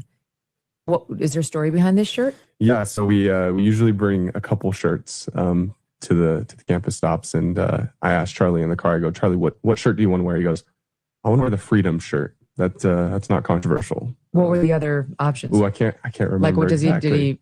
did he wear? Like the one that my son has with Trump giving double middle fingers? No, twice. Not those ones. It would always say something: "Never surrender. Here I am. Freedom." It was he liked his short taglines. Uber Eats. What is my wife getting from Uber Eats? It just popped up. Every time the credit card gets used, it pops up on my phone. What's that Uber Eats, honey? What is that? What did you just get? Anyway. Let's jump in. Blake Neff, what did he have to say about that clip? I didn't want to play the whole thing. You guys know what that is. He doesn't know what shirt it is. It's very odd. Candace is talking about the shirt. Let's see what Blake has to say. I'm sure Blake has a very balanced look about this whole thing. Here, let's see. This clip I was just sent from today's episode. Oh, is that what he's saying? Oh, he was just sent that clip. Okay, Blake, you were just sent the clip while 85,000 people were watching, and you weren't one of them. Okay, Blake, sure. Why does he deny it? Who cares? Just be like, yeah, I'm locked in because you're saying stuff about my friend. I don't like it. You say stuff about me. Yeah, I want to hear stuff about me. I want to hear you lie. He could just say that, and we'd be like, okay. He's like, oh, I was just sent against my better judgment. I was just sent a clip today. I was informed that Candace went live today. I don't even know her schedule. It's like, come on, man. Come on. Quit playing around. This clip I was sent today from today's episode is really a perfect demonstration in the microcosm of Candace's behavior these past few months. In this clip, this seems crazy. I feel like he didn't write this. When I see these, what do you call these little dashes? When I see this, and there's no spaces in between them, you didn't write this. You didn't write this. There's no way you wrote it. Because if you wrote it, you'd make sure there were spaces. You wouldn't just make it one this big block of text. You wrote this part, you put this, and then you just blotted that in. You didn't write that. Candace's bullies and belittles one of Charlie's young 20-something assistants who was present the day Charlie passed away. She never offers any evidence he did anything wrong. She just feels like attacking him.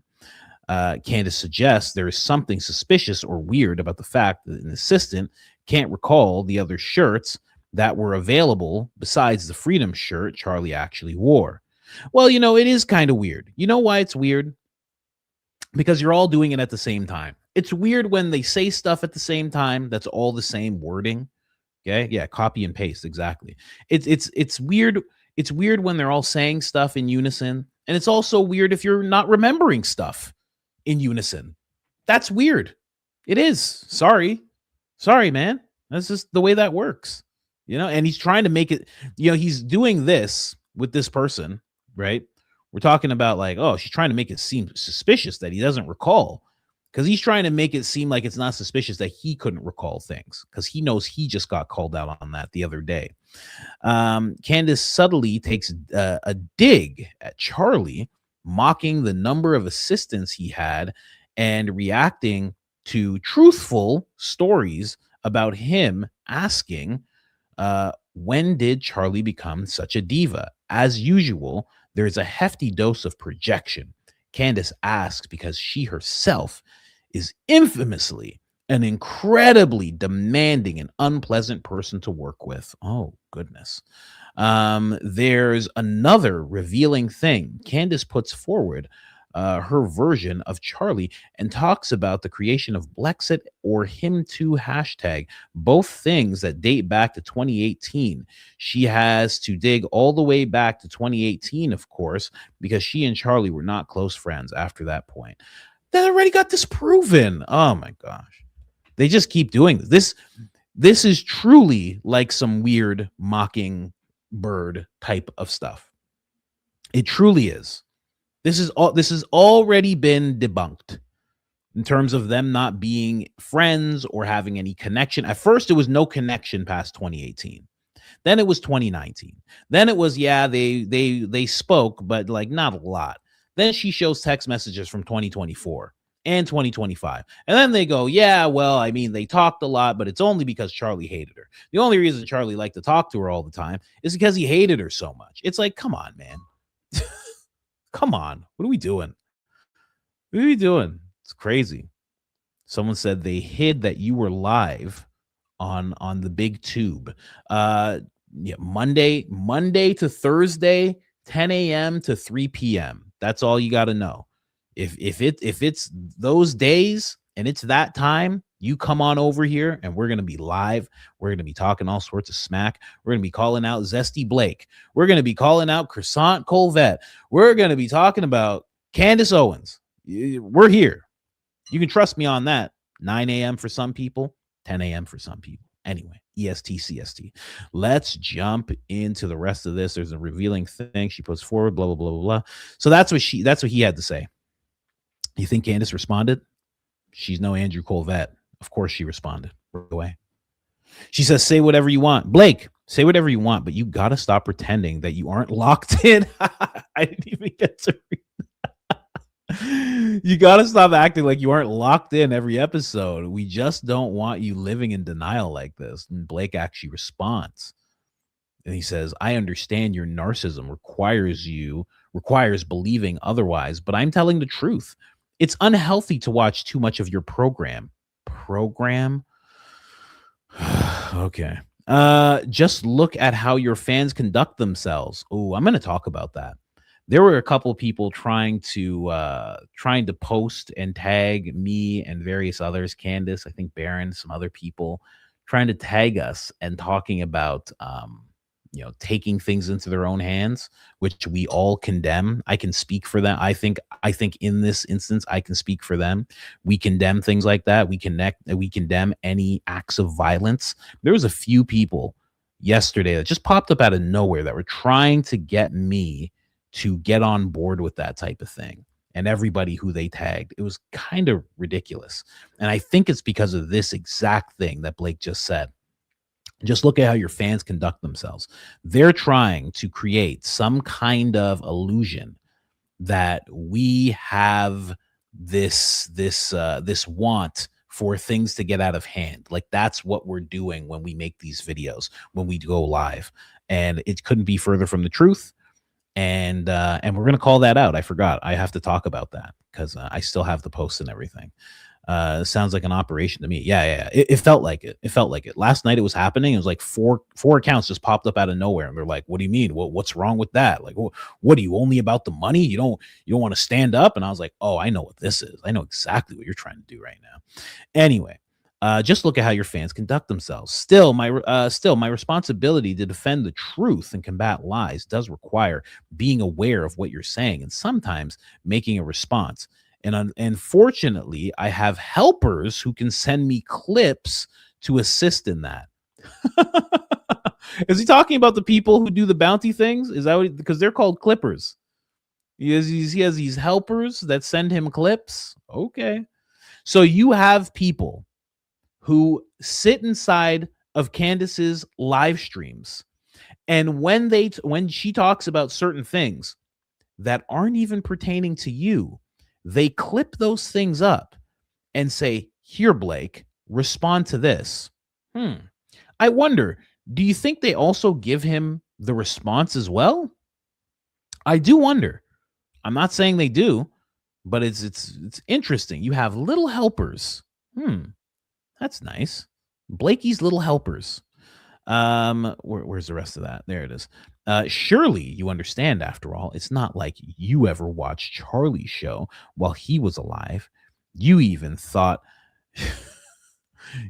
was a made up thing, and he said it every Friday. It sounds like a made up thing, because he's Christian. We don't say that. Yeah, you can say he said it every Friday. Maybe he did, but I don't know. It does sound made up, right? That's like talking. Yeah, it's just, come on. It does sound made up, obviously, right? And I don't even know how often he said it. They're just like, he said it every Friday. He might have said it once. He might have said it one time, maybe. Who knows? Anyway, let's keep going. Candace, she said, did you forget the day you accidentally shared your computer screen and it showed you had watched about 12 episodes in a row? It's okay to be a fan, Blake.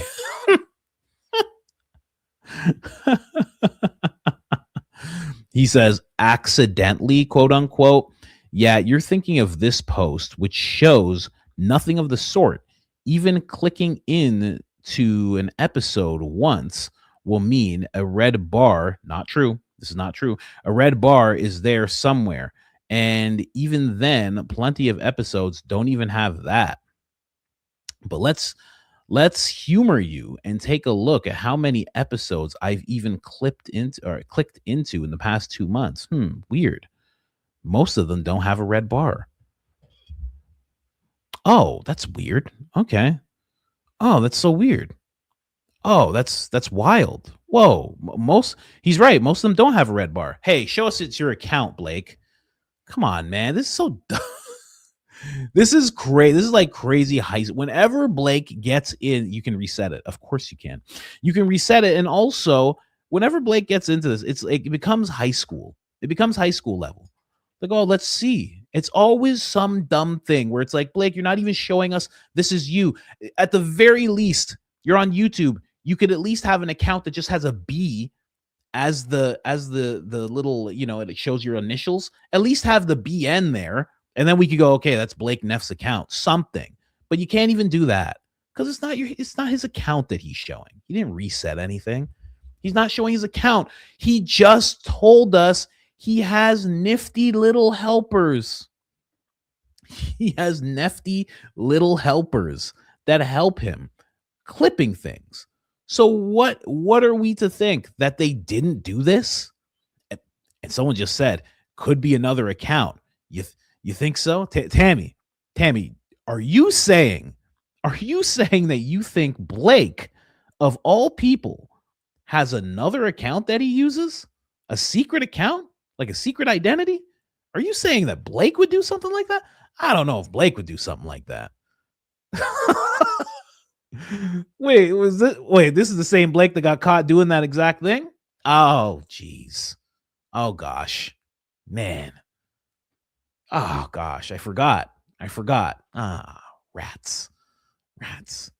Had high hopes for him at that point, Could be, yeah, you're 100% right, Tammy. Could be a fake account. This is his regular account. He could be watching Candace on a burner account. Yeah, a burner account that's named like King Charles or something like that. I've heard he's been known to do that a time or two. So anyway, and then somebody just says, bro's denial is deep. See if Candace even responded to that at all. Someone has an account called Ben's Brows and he follows me. Oh my gosh. I'm sure you didn't clear any from your YouTube history or anything. We all saw you there, Blake. How about that? Good morning, people. Only 2 people reposted you, Blake, or quoted you. That's okay. It's okay. That's all right. You know, you posted this in May. You seem like a super fan. Honestly, just admit it. Posted that in May. There's only 3 episodes that aren't. Listen, of course he watches every episode. Why wouldn't you? Why wouldn't you? If I was in some back and forth thing with someone where I was actually going back and forth with them, yeah, I'd watch the episodes. Like what? Like what? You go check out my thing with Officer Tatum. You think there's not a bunch of episodes watched?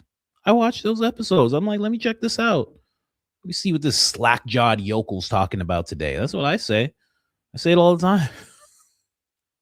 And I say that with the utmost respect. The utmost respect. He's a great guy. He's a great guy. Anyway.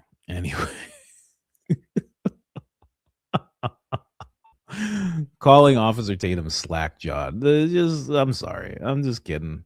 I'm kidding, you know? Anyway. You want more of the after show? Let me show you a little bit more of the after show. We got Frank Turek here, ladies and gentlemen. Frank Turek. Again, another guy who I'm sure doesn't have any nifty helpers.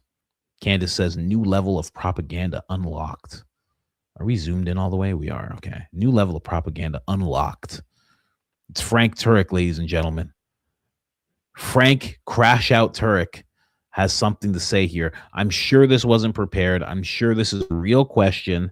Just like when Officer Tatum gets questions about Tucker Carlson, I'm sure it's real and authentic and someone really wrote this. I'm positive that's the deal here. Listen to this. I'm writing because I'm at a point of desperation, and I'm hoping you might offer some biblical wisdom or practical advice. My wife and I are both Christians, but over the past several months, she has become deeply influenced by Candace Owens' recent content regarding you, Israel, and a number of broader conspiracy-related topics. She has come to believe that you are dishonest and you are a false teacher, and even that you are involved in criminal wrongdoing. She also believes that there are vast hidden forces controlling world events, governments, media, and churches. From everything I've studied over the years, I've reached a very different conclusion. I continue to believe you are sincerely serving Christ through apologetics. Well, I don't think any human being is beyond criticism. I know I'm certainly not. I have not seen credible evidence to support the accusations that are being made against you. What concerns me most isn't simply that we disagree. It's that these beliefs have become central to our conversations and are creating an ever-widening divide in our marriage. Oh my gosh, no. And I'm sure there's just so many people who are listening to him or who will hear this video that can relate to these two people, these two 100% real people. I'm sure these 100% real people are just like, oh my gosh. You know, they're just at home, just torn up. They sit down and, you know, they're at the dinner table and she's like, Candace, just so you know, Frank's a murderer. And he's like, oh gosh. Oh, what does the Bible say about this? Oh my gosh. And his wife won't stop because she has Candace fever and she walks into rooms and she's like, whoa, what are you doing? Is your shirt polyester? What's going on here? What have you been doing? Are you an op? You're an op. I know you're an op, honey. Stop with the Candace. Listen, I don't know, but I know. Stop saying that. And they're just having these fights all the time. All the time. He comes in the house. Oh, why is the smoke alarm going off? Oh, what's going on here? I'm burning your shirt. I have to see. Stop burning all my shirts. You've burnt 4 of my shirts this week. Well, Candace said, oh, not Candace again. And they just keep on having these arguments over and over again. And he's just like, yeah, Erica's a lovely lady. Wow, have you seen this speech, honey? And she's like, Erica's a murderer. How dare you play that Erica in this house? I don't want any Erica Kirk in this house. Honey, we used to listen to Erica Kirk every weekend. What are you talking? You've changed so much. She has the Candace. She has the Candace. And it won't stop. It won't stop. There's no cure. She's becoming evil and demonic. Oh my gosh. Oh. Honey, let's go. Let's go see the Steinbergs. Let me tell you something about those Steinbergs. Oh, honey, how could you? I'm not sitting down with any Steinbergs. Honey, how could you say that? Candace told me. I've been to her book club. I've heard all sorts of things about people like that. Honey, this is terrible. You're being antiseptic. You know? It's just tearing apart their marriage, you know? Honey, we haven't made love in so long. Be close to me. I'm not doing anything with you until you watch Candace. You have to watch episode 358 immediately. There's very important information there.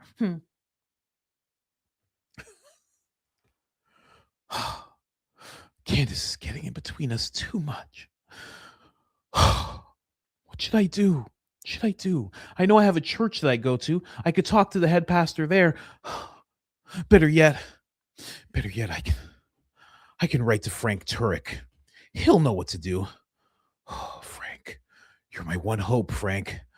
Oh, I hope this works, big guy. That's what's happening. They're getting divorced right now.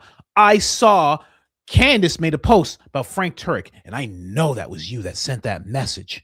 How dare you involve Frank Turek? I told you. Rob McCoy said that Frank was covered in blood, and when Frank got out of that car, he wasn't covered in blood, and there's no way he could do CPR from behind that seat. That's not how CPR works. How dare you message that man? You know he was doing hand signals. He was not doing hand signals, honey. This has to stop. I saw him. He had a baseball cap on, and he went like this. And he went like that. And there's videos. When he's doing the whole FaceTime thing, you can see his screen. It's completely black. Who was he talking to? Says he was talking to his kids. It's never been verified. Honey, you can't keep doing this. You can't turn on Frank like this. You can't.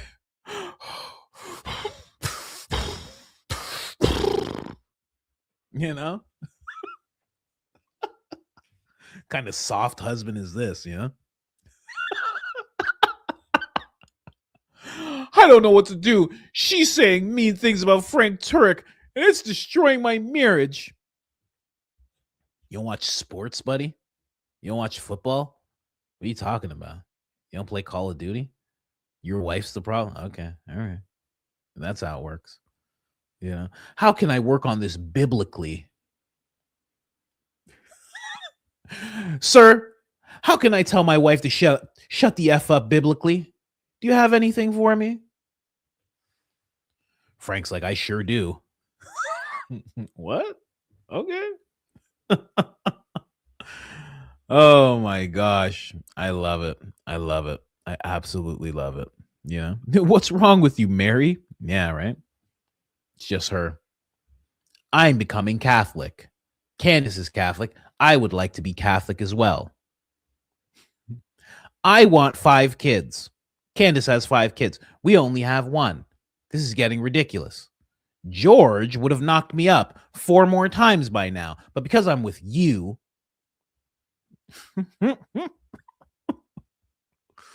Honey, you know I have a narrow urethra. We have a miracle baby. I wish I was married to George Farmer. Like Candace.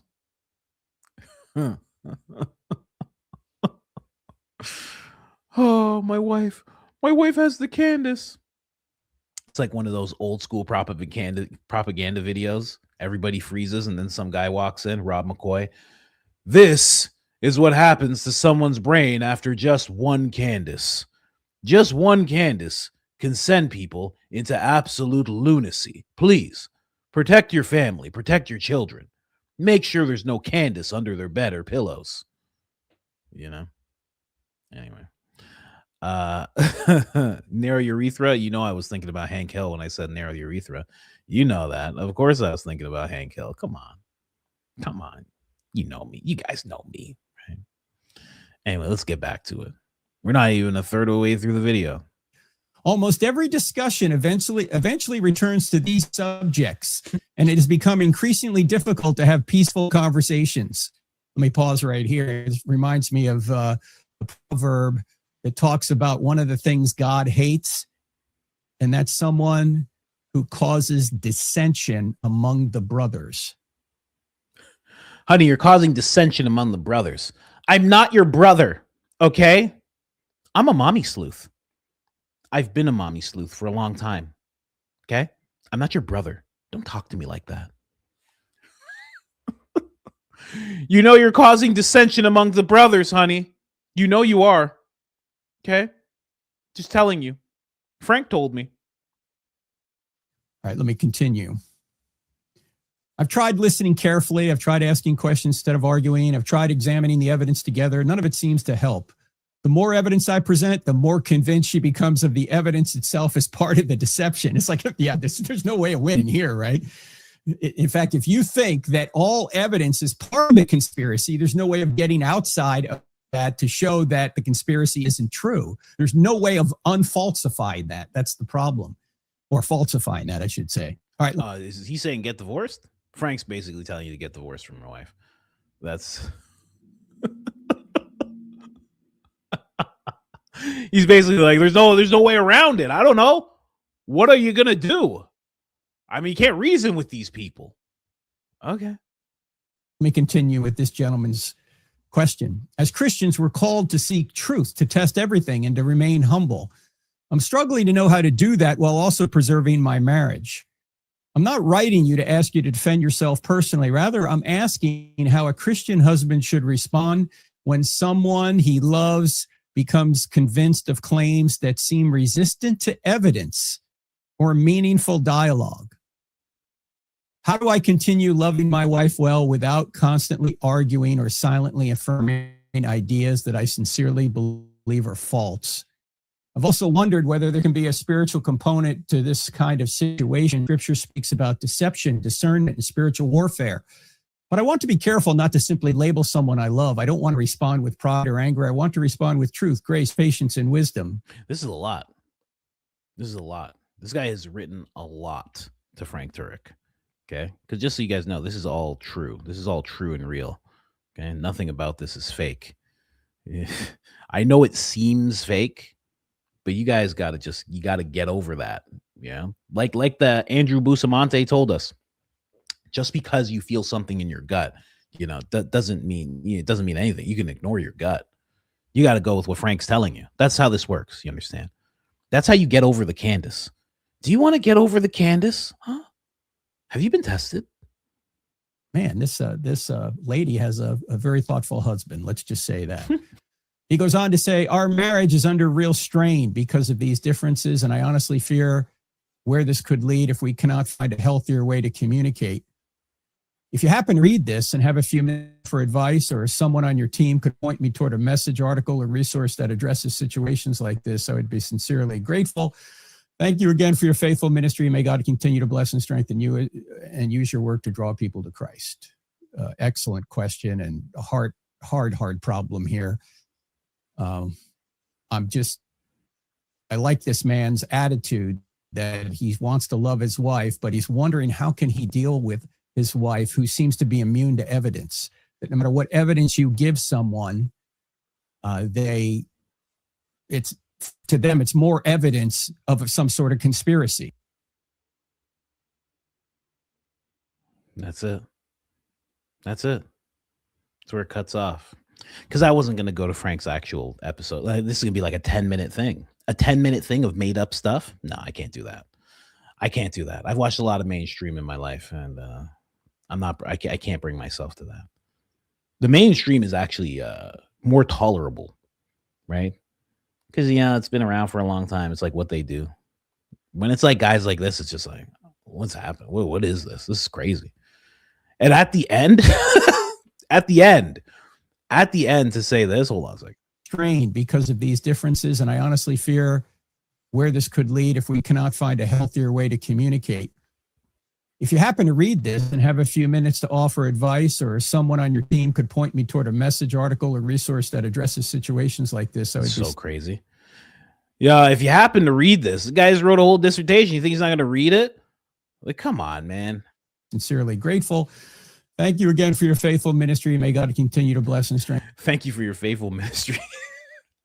If he wrote that himself and he wrote that at the end, that's incredible.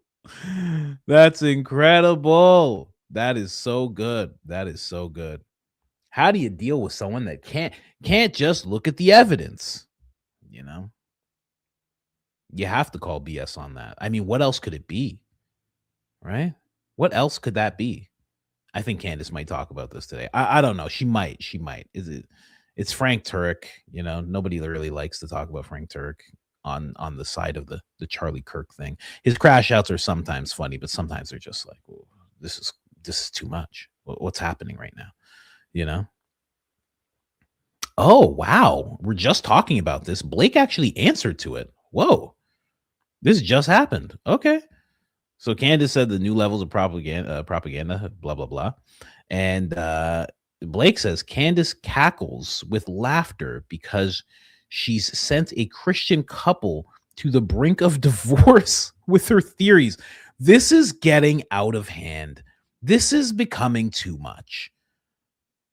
This is becoming way too much. She claims to be Charlie's champion, his David. No, Charlie said that. Not she claims. Charlie said it. Would Charlie gloat like this if someone said he caused their divorce? This is a cancerous narcissist in action. People either recognize it or willfully delude themselves. I mean, this is getting nuts. Candace cackles with laughter because she sent a Christian couple to the brink of divorce. Come on, Blake. Come on, man. You got to do better than this. You got to do better than this. The guy's hopping up in spaces. He's out of nowhere just saying, I don't remember this. I was in a car. I don't know. Taking time. Maybe I was with this person. I can't remember. I don't know.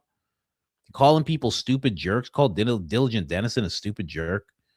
And now he's actually going to this. Like, oh my God, you're causing a divorce. They're on the brink of divorce because of Candace. So crazy. So crazy. It's so funny because I actually have a friend. My buddy actually just got engaged to a lady. And she is Philadelphian. Not just by religion. She's born in Philadelphia. And he's Philadelphian as well. He doesn't like Candace at all. She loves Candace. Me and her, I was like, hey, you know, she shouted me out. She was like, oh my God, are you serious? I had the hat on. Candace, she was like, this is amazing. This is the best friend you have. You know, she was so happy. And they do not agree at all on Candace. And they're just fine. They're just fine. You know why? You know why? Can you guess? They talk about other stuff. How about that? They talk about other stuff. But this is me acting like this is all real. I shouldn't even act like it's real. It's clearly not real. Anyway, I hope Candace responded to it. I don't think she did, though. I don't think she did. They're on the brink of divorce because of you, Candace. Have you no shame as you cackle? Oh, man. Blake just getting lit up. Oh, gosh. Hate to see it. Blake, unmarried, probably still V-card, hates women, pretending to care about a marriage. Oh, gosh. It hits hard when a lady says it, too. And believe you me, ladies, when you guys say stuff like that about us, and look at that. She's a pretty lady, too. Oh, God, that's the worst. That is the worst. This is where we are now. I can't. Evil laugh. Do you know how ridiculous this sounds coming from someone claiming a Christian perspective? Christians don't have biblical grounds for divorce simply because they disagree about a public figure, a podcast, or a theory. If a marriage is truly threatened by this issue, then they're likely something much deeper. Why not encourage the couple to speak with a pastor, seek biblical counseling, and learn how to disagree without destroying their marriage? I mean, it's just not a real thing. It's just not real. Wow. Someone said this guy gives furry vibes. Oh my gosh. Oh my gosh. Come on. Don't do that to Blake. And then they tagged Owen Benjamin. Oh goodness. Hopefully Owen doesn't say anything. I don't listen. It's hard enough watching Blake go up against Candace. If Blake goes up against Owen Benjamin, it's going to be terrible. It's going to be terrible. We're going to have to do wellness checks. I hope that doesn't happen. Owen's not the person to do that with. Oh, I hope Blake steers clear. Even with Andrew's help. Even with Andrew running the ship and telling you what to write, it's not going to end well. Oh gosh, it's going to be terrible. Let's all pray for Blake. And he does give furry vibes. So what? So what? Huh? How dare you guys? Right? Seems like a decent man. He has helpers who watch Candace's show for him and send him clips. So what? Anyway, you guys want to see that guy I was talking about? Here's a closer image. Make it bigger. And then it gets smaller. That's ridiculous. Okay, so there's the bigger version. This is this guy. All black. But he does have white on. So it's not exactly what the guy is describing. Right? So he does have some white there because he has a dress shirt on. Someone said prosthetic arm. It's crazy. Yeah, I think it was one arm or one leg or something like that. That's what they say. Anyway. That's the guy I was wondering about. I'm like, why is there no talk about this guy anymore? It's really interesting. But I guess he's fine. They probably saw he had one arm. They're like, it couldn't be him. And he was like, yes.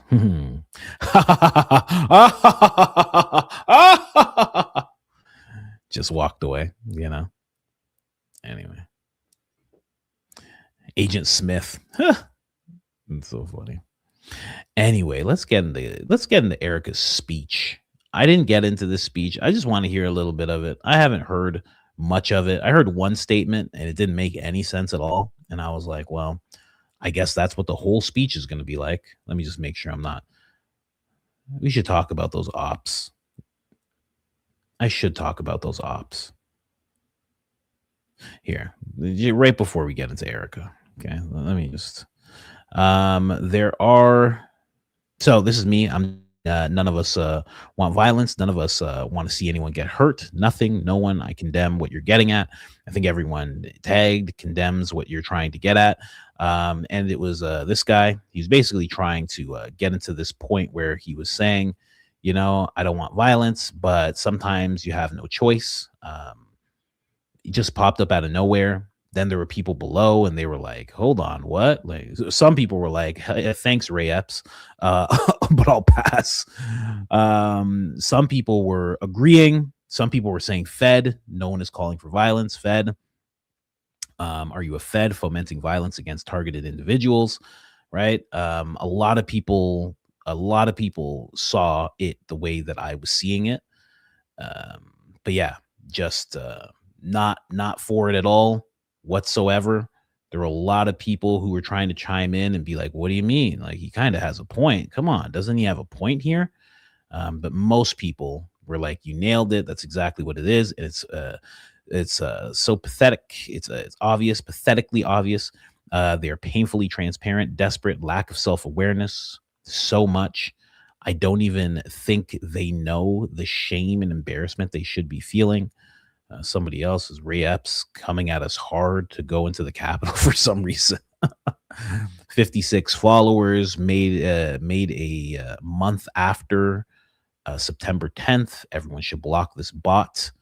And the guy just kept on going. And that was the weird thing, that he just posted the same thing again. So he posted it once and then he just posted it again. And I was like, this is very weird and very concerning in my opinion. So it's weird. It's very weird. It's getting very weird. So just watch out for stuff like that. Don't go in for that kind of thing. Don't let people suck you into that type of thing. Just like a little quick serious message. Don't go for that at all. A lot of people will try to position themselves as being like, hey man, like I'm just trying to, You know, we just need to stand up. There's just too much going on. And I'm not saying don't stand up, but I think the best way for people to stand up is to be informed.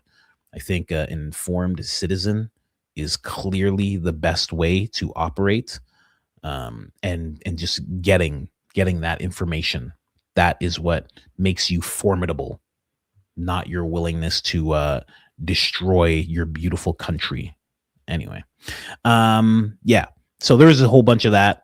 I thought it was very, very ridiculous. So anyway, I just wanted to put that out there really quick, because it is very concerning when you start seeing that, because it's like, how much more of that is going to pop up, and how much of it are they going to put on us? You know, how much are we going to be blamed for that type of thing? You know? And it happened. The reason it really stood out to me is because it happened just as Candace was talking about being more under threat than Erica. And she was talking about those reports that were being made against Candace, because those reports that were being made against Candace, because they're trying to correlate, like every time she talks about Erica, like a level of threat goes up, et cetera, et cetera. And you know, she was like, what about me? Candace was like, what about me? Like, you know, you guys say all these things about me. How come there's no reports being written about, you know, what you guys say about me and how it equals out the threat? She's like, I get threats all the time. I think they're trying to do something. And even that thing that I mentioned when Blake was like, look at how your fans conduct themselves. There wasn't even a fan conducting themselves in any kind of weird way when he said that, right? It's like they're trying to create some kind of narrative. Right?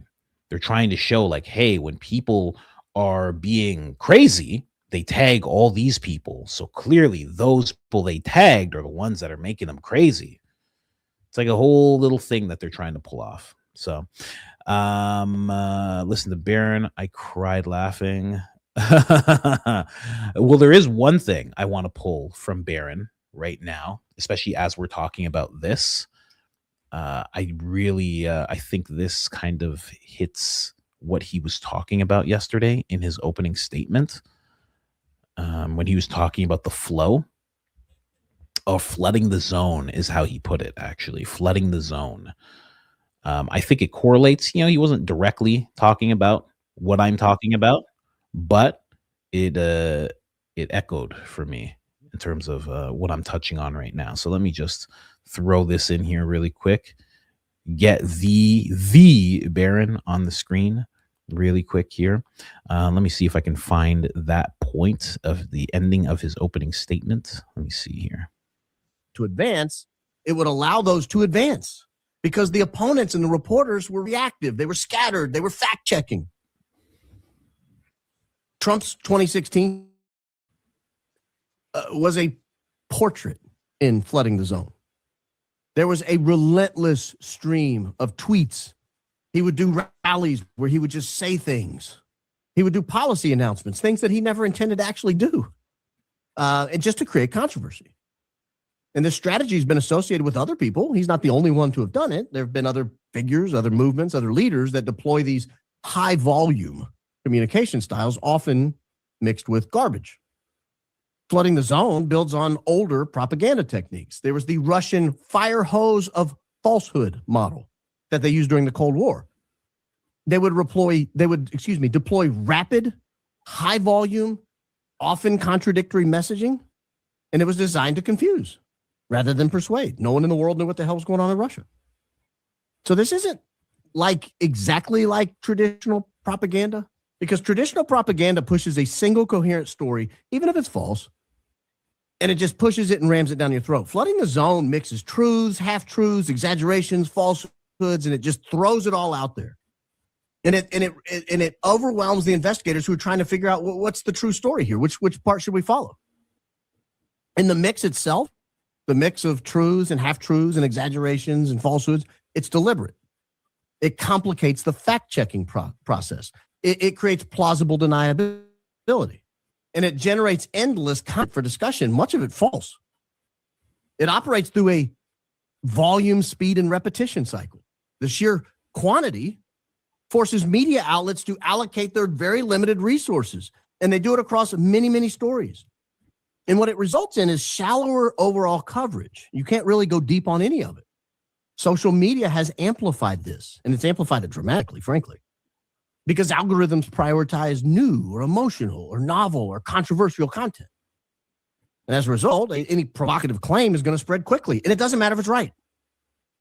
So coordinated, organic amplification by supporters actually will boost the reach.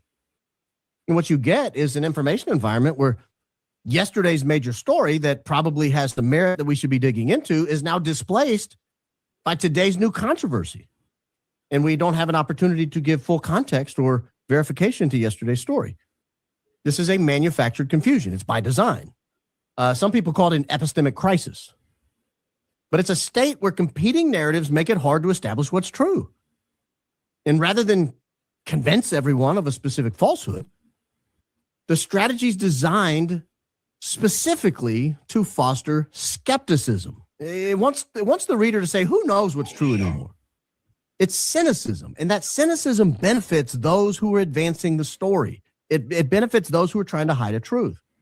It reduces the pressure for accountability. But it does it through distraction. It does it through dilution rather than direct suppression. They don't silence you, they just confuse you. They confuse your audience. Because when the attention's scattered over these dozens of claims, hundreds of claims, many of them sounding quite outrageous, you don't have time for serious investigation. So I like that. I just want to get to right to the end here. Let me see if he's at the end here. Several examples of flooding the zone, and I'm convinced it's coming from the bad guys. There we go. There's guys on the other side. Let's not say bad guys. You remember Friday when the hearing was over? Social media influencers filed out of the preliminary hearing after what was a disastrous week for the prosecution. It was a disastrous week. We were promised the parents were going to testify against Tyler Robinson. They did not. We were promised definitive proof. It was Tyler Robinson, and he took the shot, and we have it on video. We were given muddier footage than most Bigfoot sightings. There was the woman who provided the doorbell camera footage of what, on its face, appeared to be a gray Dodge Challenger pulling up to her house shortly before 1 a.m. Well, turns out she gave a statement that a bald man was driving. Oh, and he had 3 passengers on board. We learned Tyler Robinson drove onto campus, allegedly, around 8:30. But then he sat in his car for almost an hour before getting out and walking around. Normally, that might not be very weird, except that when he got out of his car, finally, he walked to the venue and met with a representative from TPUSA, and that's weird. That's weird. It makes you wonder if he was waiting on the representative from TPUSA. That's why he sat in his car for an hour. He got there too early. If he's like me, he gets everywhere way too early. I'm one of those people that shows up at the airport like 3 hours early. If you're early, you're on time. If you're on time, you're late. That's my life philosophy. But it's weird. Oh, man, that's what they say in film. They always say that in film. Oh, it's the worst thing ever. Because then you show up 15 minutes early, and they're like, oh, you're basically late. And then you're like, okay. You meet with Harvey Weinstein lately. Get out of my face. Anyway, not Barron, but, in the film world. A lot of greased up people in that world. And then he leaves campus. Okay, well, he comes back to campus like 30 minutes later. Why? To eat at Chick-fil-A in the student center, allegedly. On camera, all over the place. Fingerprints, DNA, receipts. It's also weird. So rather than the open and shut case we were promised, we got confessions through an alleged transferee, and we got them by way of unauthenticated pictures on his broken phone. And he testified about it on video, and his mouth wasn't moving at times, but his voice was still going. It was very strange. There were no GPS locations. There were no eyewitness sightings. There were no license plate locations. There wasn't even one single clear picture of his face on a massively surveilled campus over the course of an entire day. His alleged lover. Even he said he couldn't definitively identify him when he was shown pictures. In other words, we got nothing. We got nothing. It was a complete and total disaster. I knew it, you knew it, and trust me, the people on the other side knew it too. But when those influencers filed out of the courtroom Friday, they all gave essentially the exact same statement.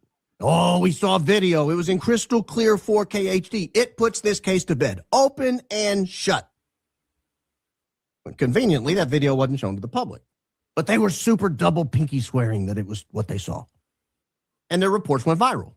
Traditional news, cable news, high-profile influencers, even the president's own namesake's son, all repeated the lie that they had seen definitive 4K HD proof that it was Tyler Robinson and he was on the roof and they saw him pull the trigger.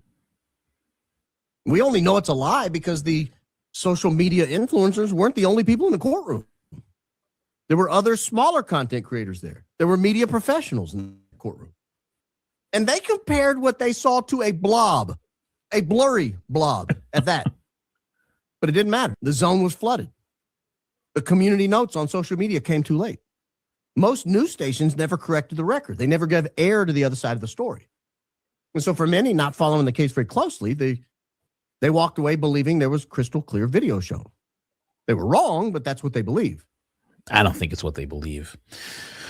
But, you know, his whole opening statement of, you know, the flooding the zone, as he keeps putting it, I believe that's what was happening at that time at night when those people were trying to tag us and they were trying to round up people and say, hey, man, let's get all around this. Let's talk about this.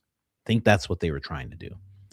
They're trying to set that whole thing in motion. And it was all so they could say, see, look what they support. Look what they're engaged in. Look at their people. I think we're going to see more of that. I think we're going to see more and more of that. And I didn't show it.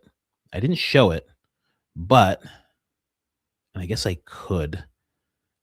It's just that, no, it's a big sign that says, grape.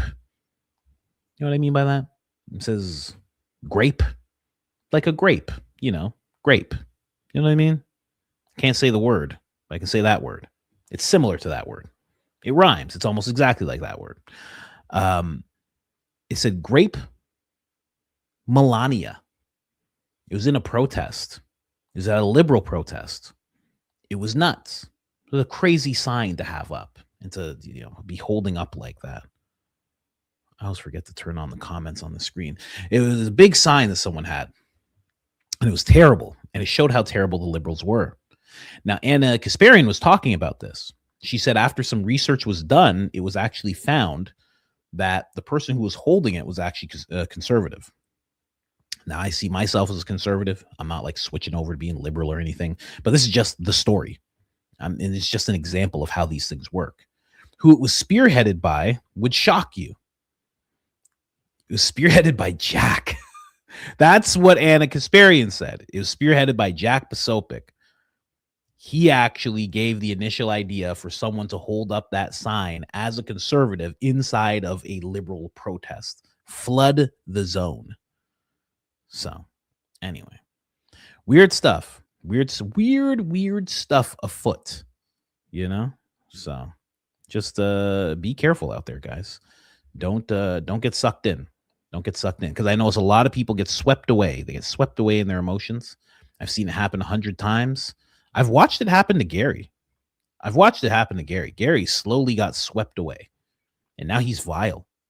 Reposting all sorts of weird things about people. You know? Even to the point where he felt like he had to apologize to Brandy because of what he reposted about her. Don't get swept away. Yeah. Keep your feet on the ground and your head on the swivel. Yes, exactly. Stay grounded. Oh, I mispronounced it. It's Posobiec. Oh, it's Posobiec. I keep on mispronouncing it. Sorry. Thank you for whoever that was. It's a hard name for me to get. I don't know. We're a bunch of fools on here, man. I love it. You have no idea how much I love it. Oh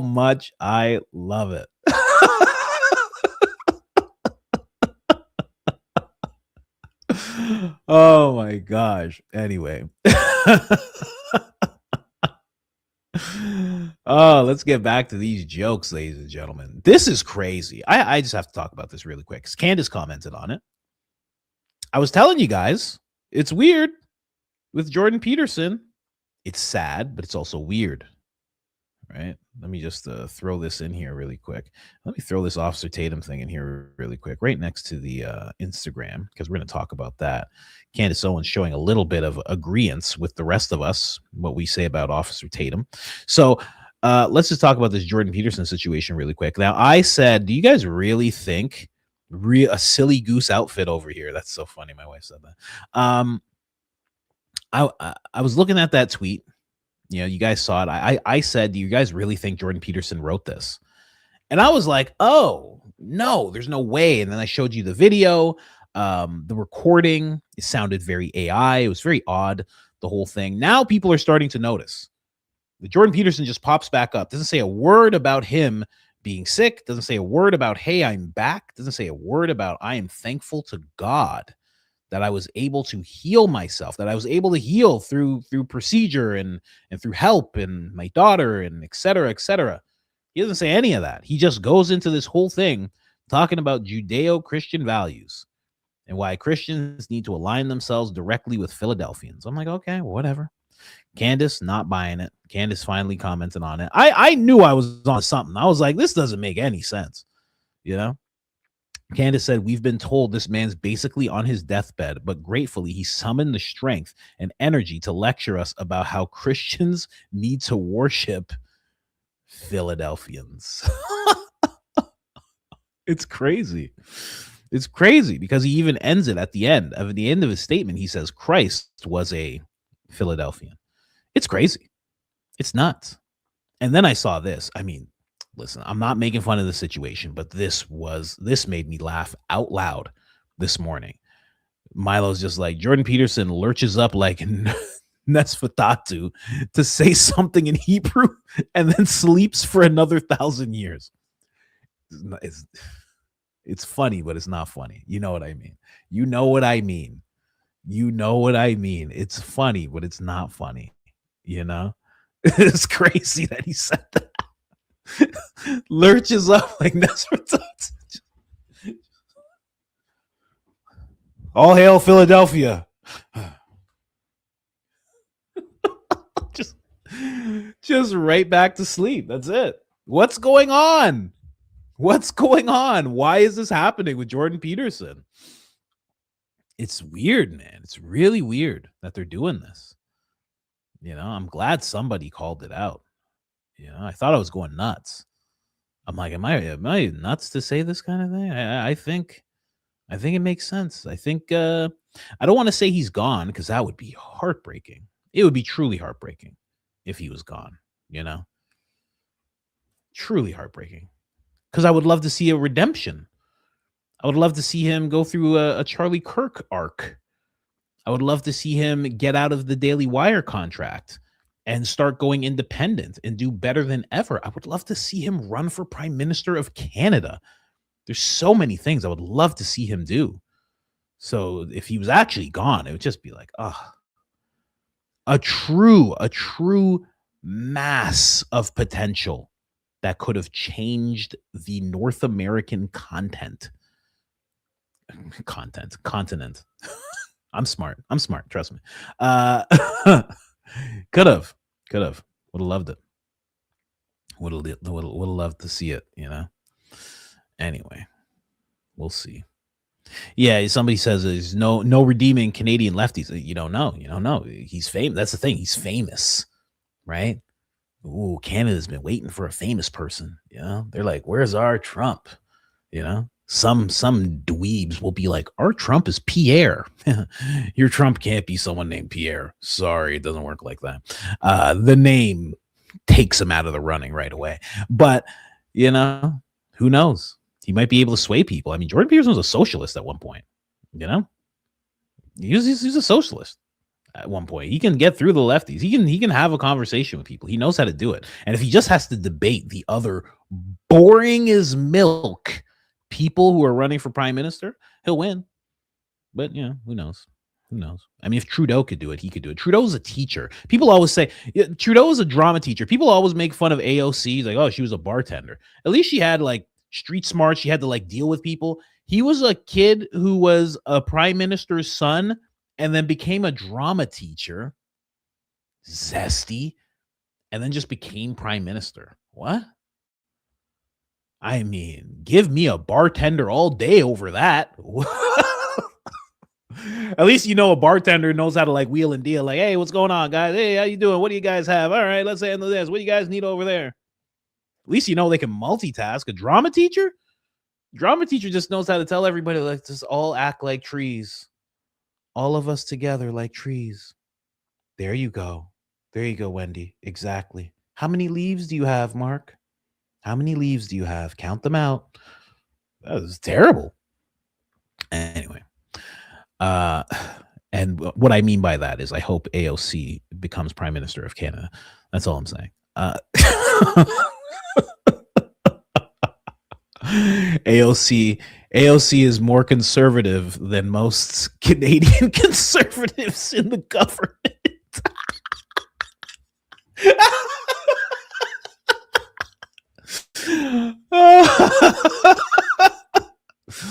I'm sorry.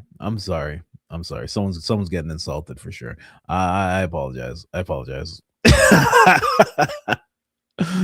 All right. Let's get to this stuff. You know what? I'm gonna jump right to the Candace Owens, Officer Tatum stuff. That's what I'm gonna do. Let me see here. Oh, I like this. Officer Tatum actually commented on this just this morning. Cool. Let's jump over here. Now, this person, her name is Shannon. Big booty prez. Shannon Hill News. If you guys don't know Shannon, Candace is she's reposted her quite a bit on her Instagram. If you're following Candace on Instagram, you probably recognize her from there.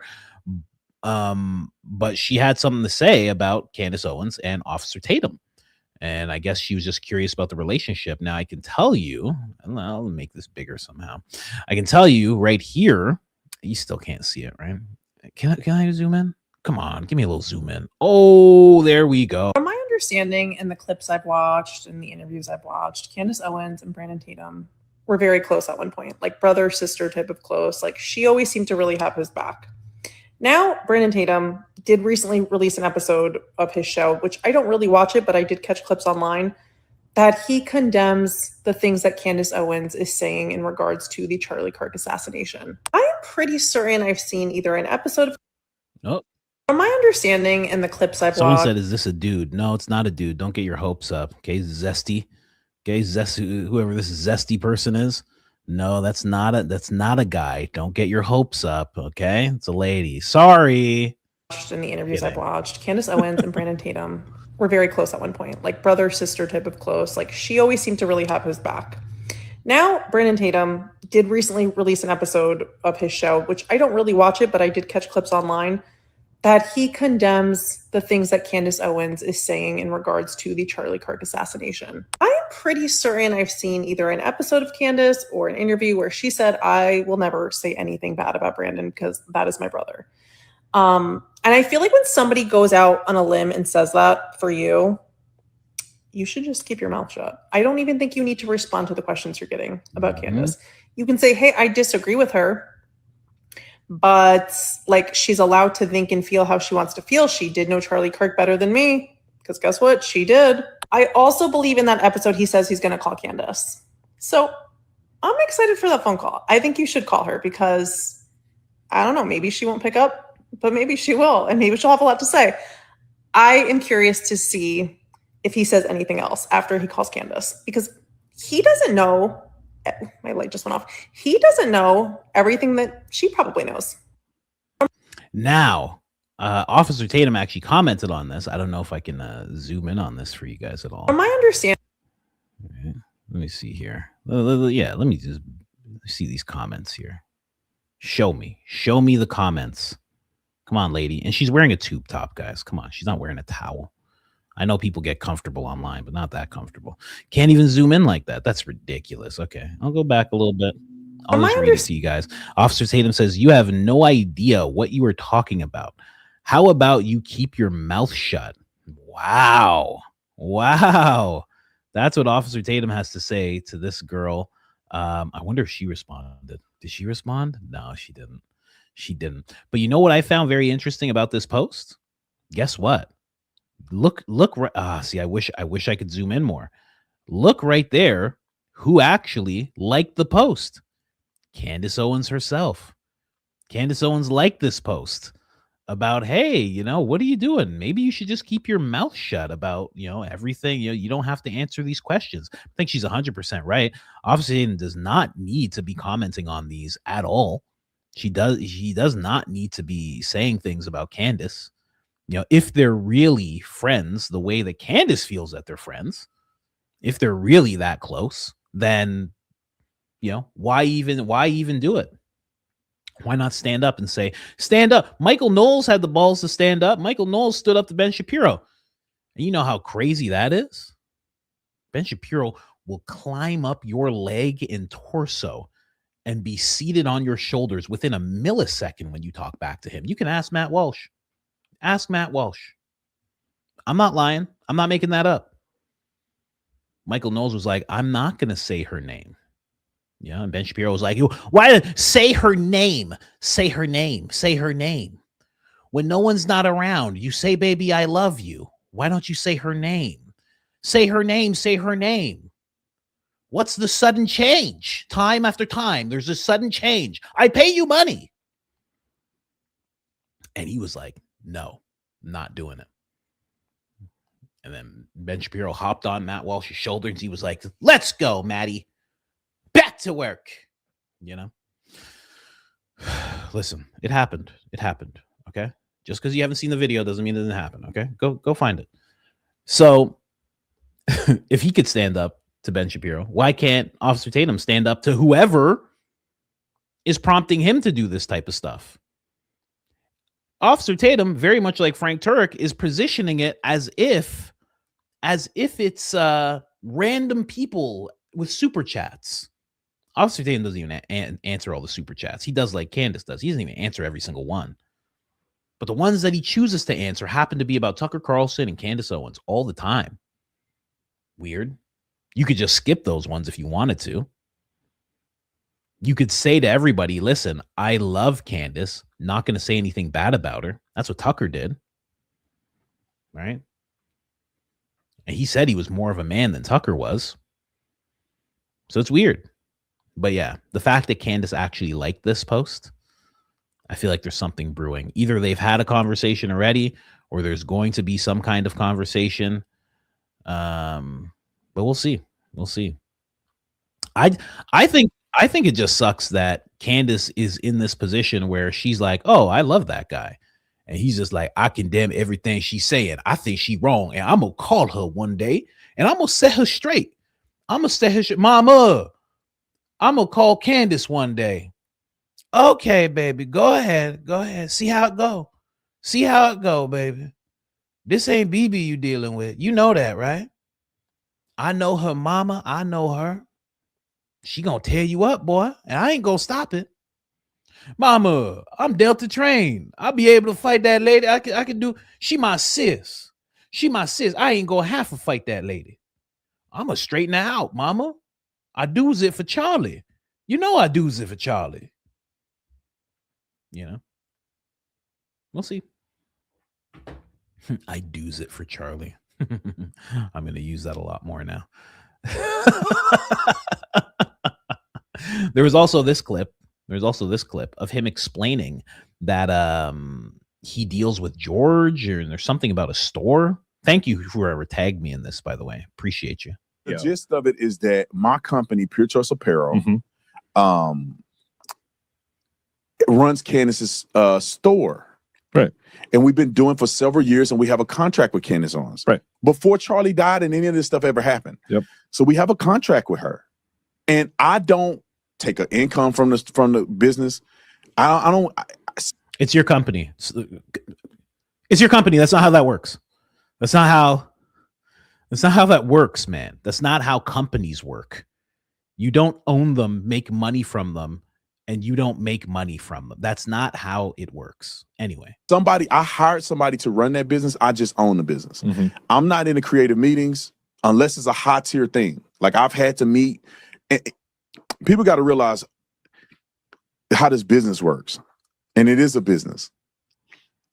Candace Owens is an influential person. She's not in the meetings, and I'm not in the meetings. People come together to come up with graphic designs and stuff like that. My people talk to her people. Okay. If there's a higher priority, I don't go to Candace, I go to her husband. Who manages this stuff. So him and I will have a conversation about this stuff. All of the nuance and different things like that, I don't participate in. I'm a CEO. I'm an owner of that company. I'm not even really the CEO. Yeah. I don't really do anything with that company. But we do manage her stuff. So now we're in a predicament. So now we're in a predicament. I don't know what to do here.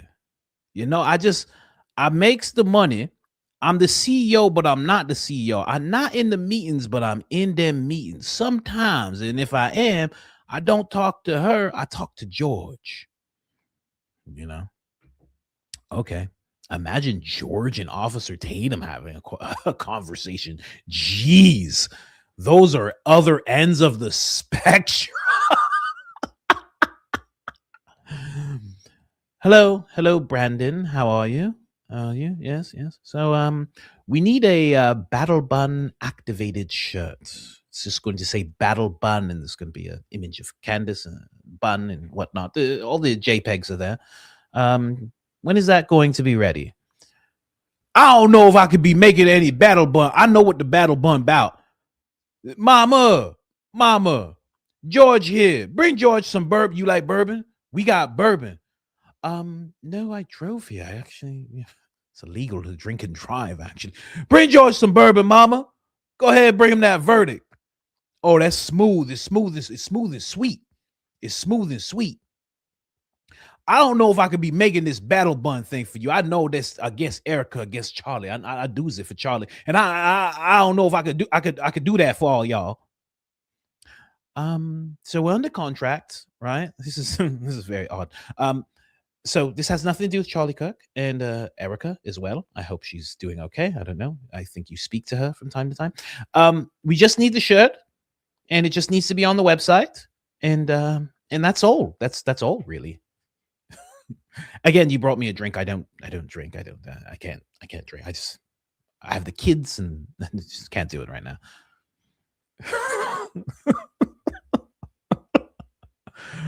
I know what y'all doing when y'all talk about that battle bun. You talking about sis getting ready for battle, and she going against Erica, and I can't have that.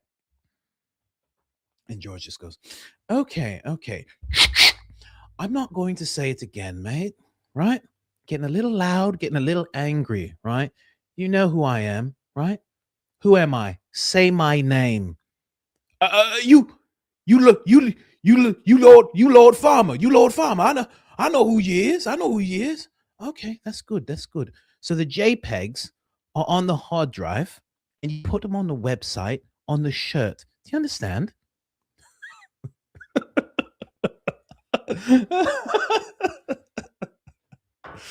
George is with a gat, just a gat in his lap, according to Loomer, just rolling around strapped 24/7. Good old Tennessee boy, you know. This is the last time I'm gonna say this. Officer Tatum, is it? Put it on the computer. Hurry up. And I don't want your disgusting drink. Get your disgusting drink away from me. Is it on there? Good? Are we good? Candace says hi, by the way. I have to get going. Cheerio. Yeah. Because he's a gentleman, and at the end of the day, you know.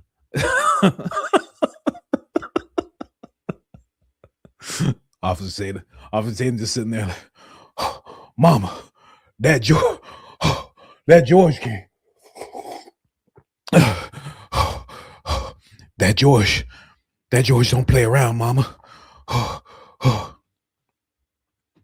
You know. Oh my God, George has to pull the strap on Officer Tatum. You know. Well, what are we talking about? Come on, they're both gentlemen. And plus, Officer Tatum's Delta trained. Everybody knows that. He wouldn't be able to pull that on Officer Tatum. Officer Tatum is basically Jason Bourne. If you know anything about Delta, he's Delta trained, he said. So he's trained by Delta. It's pretty big. Just saying. Let's go. Let's go. All right, what else we got here? I'm not even going to touch that story. I was going to talk about me debunking that weirdo Lisa Knows, but I don't care to talk about that. Who cares about her? She's a weirdo anyway. Here, let's go on a little roller coaster ride. Let's go on a little roller coaster ride here. Check this out. Check this out. Check it out. Actually, you know what? No, I'm going to save that to the end. I'm going to play that even after the supers. It's a very emotional clip. I'm going to play that later. Play that later for the real ones, you know? There's certain real ones that stay the whole time. You guys are real. Someone said something about Barron making them laugh hysterically around this time. I didn't get to watch Barron's episode yesterday, and I didn't get a chance to do cardio today, so I didn't get to listen to him in the morning. Let me see here. Let me just see. Is there anything else?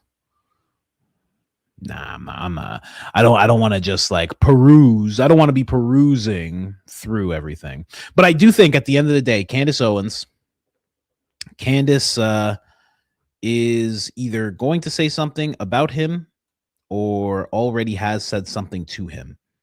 I think there's no way around it. She has to have said something by now.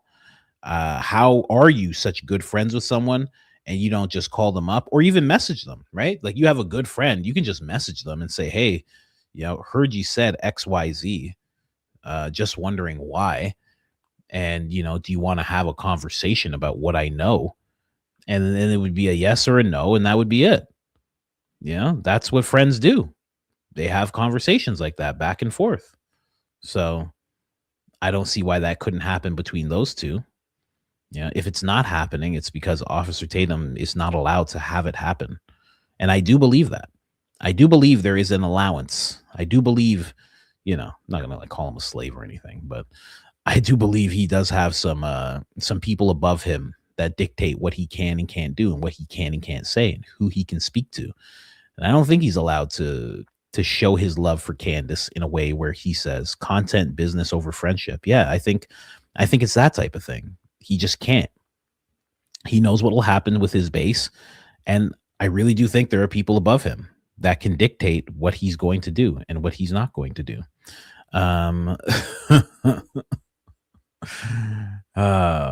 Officer Tatum, friend of the show, as always.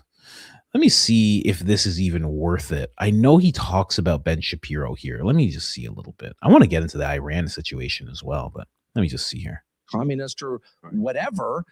I just don't care anymore because. So they're talking about capitalism. Then they start talking about Ben Shapiro because he's such a fierce capitalist. Is there some magic that you're serving, the invisible hand or something? That's not even, it's not even true, but like, let's just say it was true. It's just doesn't make any sense. And he knows it. I mean, Ben's not bright, but he's not that stupid. And he knows that the point of this is not. Whoa, let me go back a little bit. I like where this is going. Gets into Harvard. You just know that it's not, the system's not working. Like the whole promise is meritocracy. It's not meritocracy when Ben Shapiro gets into Harvard. Okay, period. It's something else. So, right. But that's also true for economic system. It's like if the result of the economic system is to make the most aggressive, most dishonest people the richest, why would you want that? I don't understand, because there's some magic that you're serving, the invisible hand or something. That's not even, it's not even true, but like, let's just say it was true. It's just doesn't make any sense. And he knows it. I mean, Ben's not bright, but he's not that stupid. And he knows that the point of this is not to hew to some principle of free market economics. The point is to like enrich Ben Shapiro and the people who he likes. And okay, but I don't have to go along with that. And you can compare me to Hugo Chavez all you want, or say I'm a communist or whatever. I just don't care anymore. Just like I don't care about any of these. You're an anti-Semite. No, I'm not. You're a left winger. No, I'm not. I don't care. I just want outcomes that preserve human decency and that keep a really good system, which long precedes Ben Shapiro or his family's arrival here, long precedes by hundreds of years, that keeps that intact. Like that's all I want. And I don't think that's too much to ask. And I don't know why I'd ever want to take lectures from, by the way, Ben Shapiro, who's like Mr. Capitalist guy, couldn't even keep his own company afloat. Oh, like a bad capitalist. Someone said Tucker's gloriously petty, and that is the best example. Couldn't even keep his company afloat. He's going bankrupt. He's one of those. It's just that he's one of those people, and they don't usually go bankrupt. I thought the hat kept them from going bankrupt. I mean, Tucker Carlson, how dare you? Mr. Capitalist guy couldn't even keep his own company afloat. Like a bad capitalist. Right. I mean, Right. No, well, and it's also because they lied to the people who were paying for a subscription. I paid for a Daily Wire subscription for years. And as time went on, they made some of the worst movies in the history of movies. Like I've never seen worse movies. You probably never watched them and you shouldn't, but they were bad. And they just kept throwing money into that. But yeah. And they just lied to everybody about what was happening behind the scenes there. And that's the guy we're getting a lecture about capitalism from, right? Who tanked his own company. Yeah. I mean, am I going to take real estate advice from the homeless? I mean, what are you even talking about? Shh, quiet, adults are talking. I mean, I don't know. I hate to even mention Ben Shapiro because it's like such a straw man. Like, who cares? What that guy thinks? It's just not relevant to anything. But he is a kind of stand-in for a whole class of people who won't even defend the system they're benefiting from, will instead attack anybody who questions it, which is always the tell. Like if you were to come to me and say, hey, your views are kind of crazy. Why do you have those crazy views? I would say, I'd probably admit some of them are maybe a little crazy, but I have reasons for holding them. And here's what they are. I wouldn't immediately turn and say, you're a racist. I wouldn't attack you for asking me. Like I would try to make an affirmative defense of what I believe, but they never will, whether it's on Iran or any of these topics. And that tells me that like this is not, that is our ruling class. That is who runs the country. They make the decisions. We got a regime change war in Iran, not because the public wanted it, but because they wanted it. We tax working for a living, getting paid a salary, which most people, including me, that's all that's available to them. We tax it at twice the rate we do investing. What? We tax labor at twice the rate of capital. Like who thought that up? That's so obviously immoral and sick. But no one even questions it because that's the preference of the people who run the country. So my whole job is not to, I can't change anything. I have no power, obviously, but is to try to encourage people to ascend to a height high enough that they see the system for what it really is, rather than just seeing it through the lens of all these propaganda terms like capitalism. Okay. So I agree with like everything you're saying. The question is like, one, how long does this last? So, can this turn around? I maybe am more cynical just because I'm young and I grew up in this and I'm seeing like the effects of this. I'm like a white guy in the most liberal place ever. It's hard to get a job. It's hard to get people to take you seriously. And I barely graduated high school because I just wouldn't want to listen to the liberal lectures every single day. And I didn't want to ask to go to the bathroom at 18 years old, but I just did. But like, where does this go? Because we've killed millions of babies. Like I think we're the most immoral country in the history of the world. And I think that's statistically true. You mentioned you're going to start a new political party. Is that in the aim of that to like turn this thing around, or to like slow down the inevitable downfall of the country, or what's the goal there? I mean, I just want to be clear. First of all, I can't start any party. I don't think I could organize a dinner party. Those are not my skills at all. But what I said, or certainly what I meant to say, was I'll do whatever I can. To make that possible. I'll support it. I'll argue for it. I'll explain why we need it, because people should just have an option. I mean, the core promise is that the people own the country. They clearly don't. And one of the ways they don't, it became very clear after February 28th, is because both parties agree on the big issues. And they pick other issues and highlight their disagreement to hide from the public that on foreign policy and economics, they're in lockstep. So that's not a choice. You need an option. And they use the media to do it. I know, because I've been part of it, for 35 years. So I've definitely seen that up close. I mean, I have a PhD in that subject. So they use the media to maintain their hold on power. There's not an antagonistic relationship between the media and the people who run the country. There's a symbiotic relationship, obviously. So that was clear in the Thomas Massey election. I feel like that was a prime example. Thomas Massey was like the most moderate, decent, reasonable person in the country. Yeah. Who embodies American values in the way that he lives, not just the way that he talks, self-reliance, kindness. He's got 4 children. They all respect and love him. I think they're all married. Like Thomas Massey's actual life, in contrast to others in the U.S. Congress, is a testament to both his sterling character, but also to the rightness of his ideas. Oh, man. Yeah, that was a great clip. Tucker Carlson talking about Ben Shapiro. I love it. I love he's never even slightly had the lower hand in that feud, and and he just keeps going. He doesn't care. He's always going at Ben Shapiro. You love to see it. You love to see it.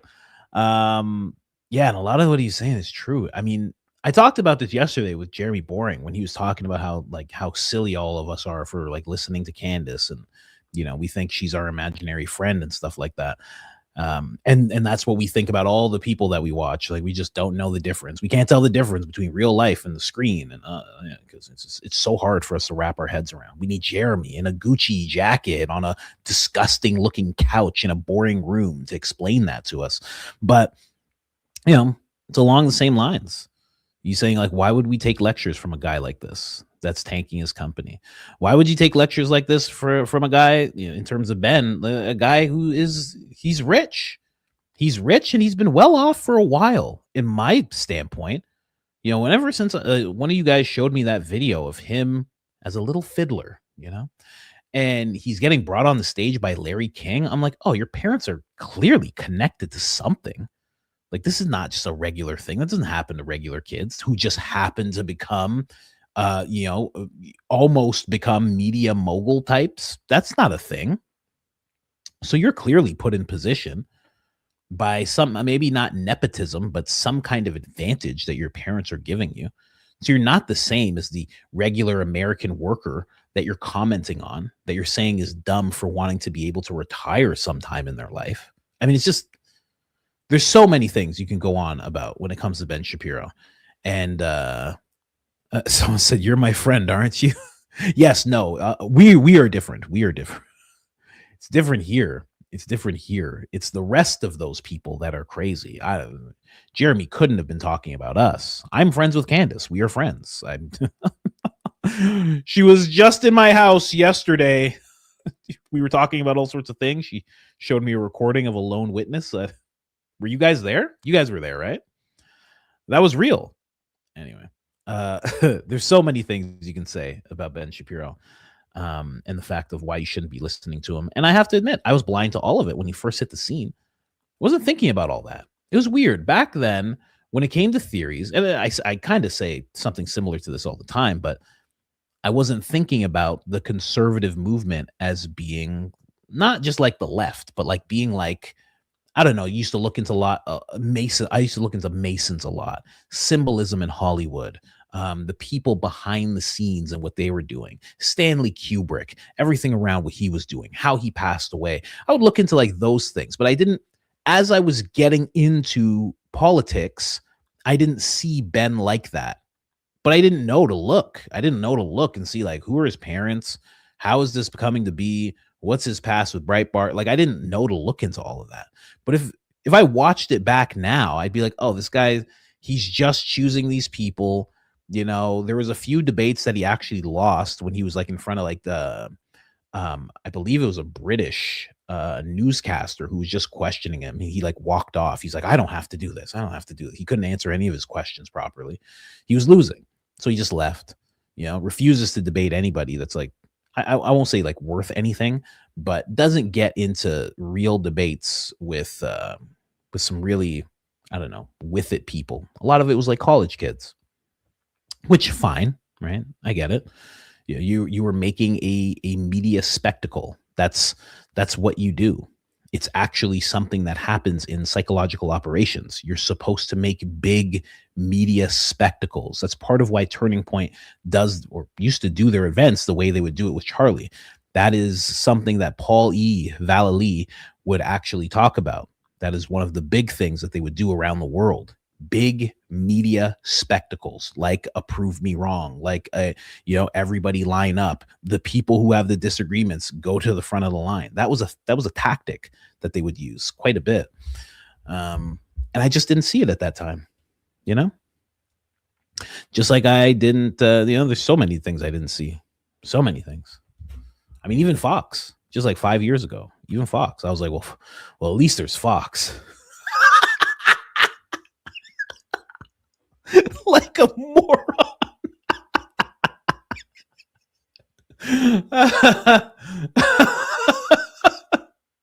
At least there's Fox. I mean, the rest of them, I don't know. The rest of them,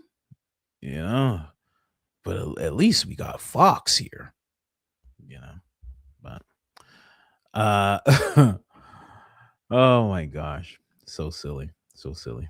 Looking back, it's crazy. Hoodwinked. Someone said you were Officer Tatum 5 years ago. That was actually the first thing. That was one of the first insults I got when I started my YouTube channel. Someone said I was a knockoff Officer Tatum, knockoff Candace Owens and Officer Tatum. That's what they said. And I was like, who is this lady? I'm like, what are you talking about? And I looked him up and I was like, oh, this guy's great. It was Officer Tatum. Oh, okay. I already knew who Candace Owens was. I was like, oh, this Officer Tatum guy, this seems pretty good. But no, it's like I wasn't Officer Tatum. I just had the conspiracy world in a different place where it was more like, okay, why are all these presidents related? Why are they related through the Queen? Things like that. And I guess the tentacles of that thought process didn't just go through everything. It was going through thing at a time. But that's where I was at. I was looking into like secret societies. I'm like Skull and Bone. Like, what's that all about? Like, what do they do? And why is George Bush and 50 Cent and Jay-Z's dads? Why are they all a part of the same thing and they can't talk about it? Did you know that 50 Cent, Jay-Z, and George W. Bush, they all had fathers that were part of the same thing, and none of them would talk about it, but they all confirmed that it's true. What? Like, I was focused on stuff like that. I was like, what the heck's that about? What does that mean? Oh, you see Benny Johnson's hair. Oh, well, Benny likes Johnson. That's what I told you. He's becoming Rachel Maddow. I told you guys that already. Do you guys think I was lying? Listen, I say a lot of jokes, okay? But I wouldn't make that up to you guys. What do you mean? I said, I know I did it in a little act out about his wife and his, all that stuff. I know I said it in a funny way, but I'm not making it up. I'm not making it up at all. He's Rachel Maddow now. Hold on. I'll prove what I'm saying. Let's see here. He is slowly. Look, what's the difference between these two people? Here, take a look. Huh? You can't even tell me which one's Benny Johnson. If you couldn't see the channels, if you couldn't see the names, you wouldn't know. You'd have no idea. You don't know who's who. I challenge you to tell me who's who. I challenge you. I mean, who's who? You don't know. I mean, he's Rachel Maddow. He is the conservative Rachel Maddow. I'm not making that up. I mean, I don't know if you guys ever watched Rachel Maddow, but I mean, the hyperbole that she engages in is wild, is absolutely wild. So you look into it, listen to her talk, listen to him talk. It's extremely similar how they position things. And to the extent that they're willing to say things that are just not true. I mean, they are just the same, the exact same. Yeah, someone just said she lies just like him. Yeah, Yeah, she's 100% willing to lie just like him. And then after they get exposed for lying, they absolutely do not acknowledge it, and they just keep it moving. They're the same person. They are the exact same person. What is she going to say right now? Gung-ho paramilitary forces who don't identify themselves and have no chain of command in terms of what happens when something goes wrong. If you have them conducting 2,000 arrests a day, good or bad press about that is immaterial. People are going to end up dying because of their bad actions. And See, like she's having a conversation about ICE right there, I think. But it's the same type of stuff, you know. They're like bizarro each other. Benny's like, listen, the president is the greatest thing ever. Just so you guys understand, right? If you had an opportunity to hold him and his man bits, you should take it. And Rachel Maddow will say the opposite. She will say, if you have an opportunity to hold his man bits, you should run away. They're the same, but they're the opposite. It's interesting. So let's play. This is actually and that's your opening statement. This is This is Benny talking about the Joe Rogan JD Vance episode. And I like playing it through Benny Johnson's eyes because that's exactly how I saw it. I saw it happening exactly the way Benny Johnson is talking about. I knew it would happen. Joe Rogan agreeing with everything, agreeing with every single thing that is being said by JD Vance and helping him along throughout the entire interview. You know, I don't expect there to be pushback because they are actually friends. Fine. You know, you can't have, you know, what's Joe Rogan going to do? Get aggressive with the vice president? No, he's not. It's fine. But I knew it was going to be this. You know, Joe Rogan agrees. You know, JD's like, hey man, Pratt, they stole it from Pratt. And he's like, yeah, they did steal it from Pratt. I'm accusing them right now. JD's like, yeah, I agree. You know, that's all it is. That's all it is. They just both were just sitting there agreeing with each other. But who better to present that to us than Benny Johnson? Here we go. Rogan, JD Vance, part 2 just dropped. It's shattering the internet right now. There's so much in this 3.5 hour long podcast. Could you imagine Kamala Harris or Joe Biden or even Gavin Newsom doing a 3.5 hour long podcast? And anyway, they touch on like everything. They talk for like 40 minutes on UFOs. And they talk about, he says that the Trump administration mishandled the Jeffrey documents. Refreshing to hear that.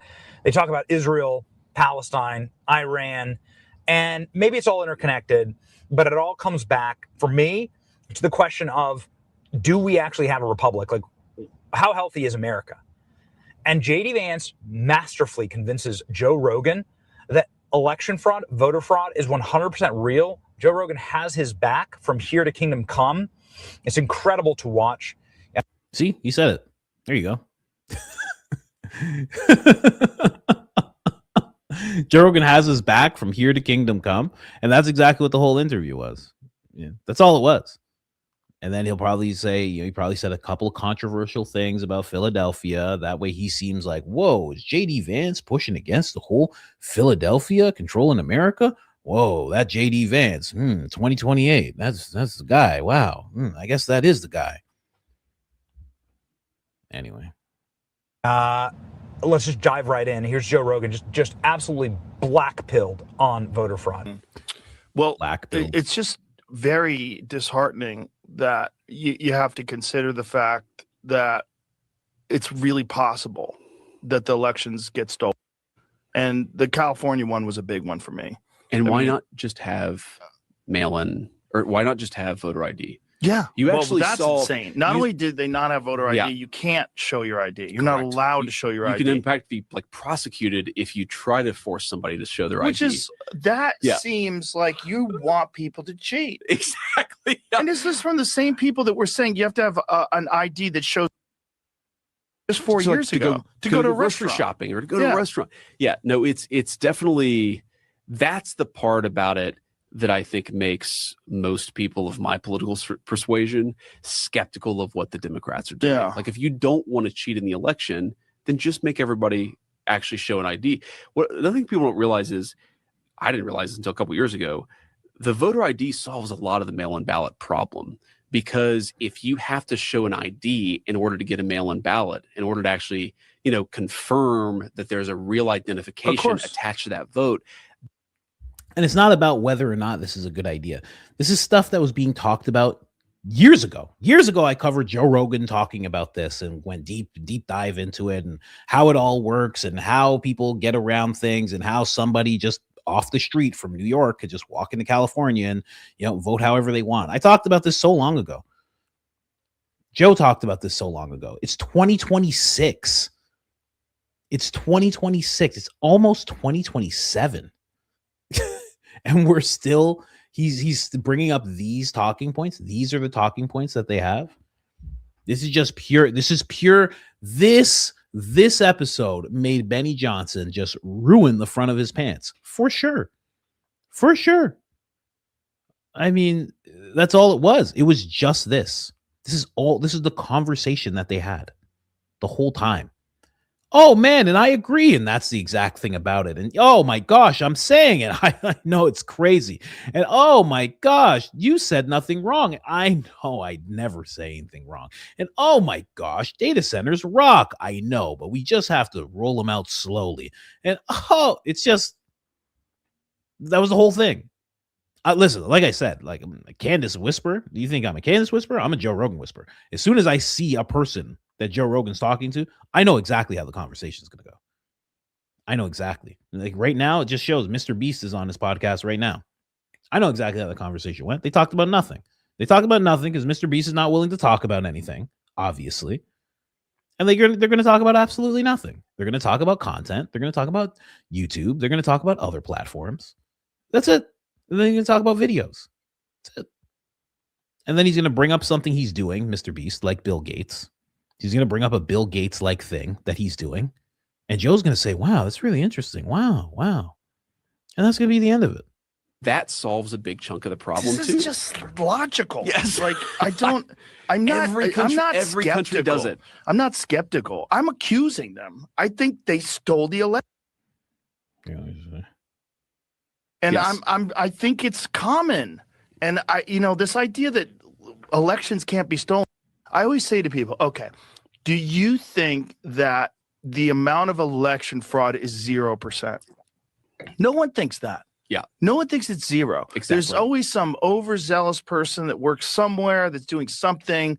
There's always crazy people that like blue no matter who, we got to win, or red no matter what. There's always people, right and left, that are going to try to rig the election because they think it's imperative. Look, we saw there was people like Oprah Winfrey was saying it. Like, if we don't win this election, you may never vote again. Like, What the fuck are you talking about? Like, why? Who's going to tolerate that? Left or right? That's crazy. That's right. But that attitude allows people to justify cheating. Correct. And I think they cheat. And I think they've been doing it forever. And I don't think there's any other reason why you would have no voter ID. And they try to say, oh, it's racist to have voter ID. Like, what are you talking about? Do you think other races are... These are such old talking points. It's crazy. It's crazy how old these talking points are. I mean, it's true. Like, it's nonsense. Like, I get it. But it's like, oh, man. Like, this is the whole conversation? Hearing... I want to go back to hear what Benny Johnson has to say. That's where we're at right now. That when Joe and JD are having a conversation, I go, okay, let's go back to Benny and see what Benny has to say. That's where we're at. How critical that is. Then jumping over to the... Notice also, Joe doesn't say both sides do it. He doesn't say that, which I find interesting. I mean, I agree with most of what they're saying. But it's interesting he doesn't go, and your side too. Like, how do we know it didn't happen with the one that just happened now in 2024? It's funny he didn't say that. He could have, It's not a crazy thing to throw out there, but he didn't want to do that, right? Someone said, when your tax bracket goes up, you move accordingly. It's true. It is true. It's 100% true. Current state of California, because presumably, and based on all available polling right now, Gavin Newsom is the front runner And so JD Vance, when he runs for president, and he will run for president in 2028. Okay. All right. That's not like me making a prediction. Benny's in the room. Is that what's happening? Okay. JD Vance is going to be facing Gavin Newsom. So why not take the gloves off and just talk? No, he didn't say both sides. He said he thinks it's normal. He didn't say, hey, I think this happens on your side too, and let's talk about it. No, he didn't. About the state of LA, the state of California.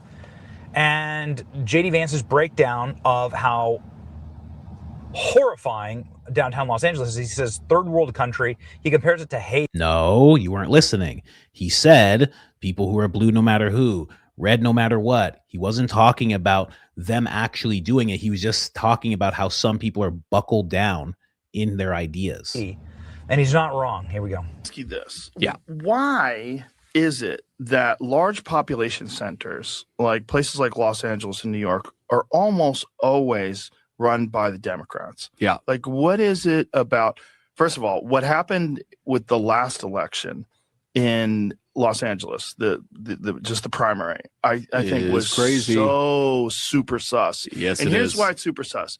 Not just super sus that Spencer Pratt, who was in second place, got overtaken by Nithya Raman in the mail-in ballots, but that the mail-in ballots also passed a tax hike. The people voted to pay more taxes. Yep. In a state where you have the highest taxes. That's right. They're like, we don't pay enough.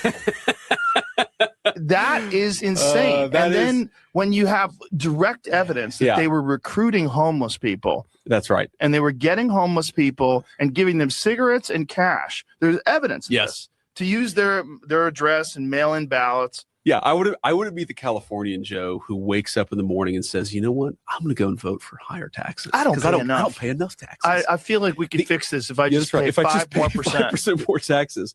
The crazy thing about it too is it's that, okay, so after the initial ballots all came in, it was Karen Bass was number 1, Spencer Pratt was right behind her, and then number 3, whatever this woman's Nithya name is. Raman.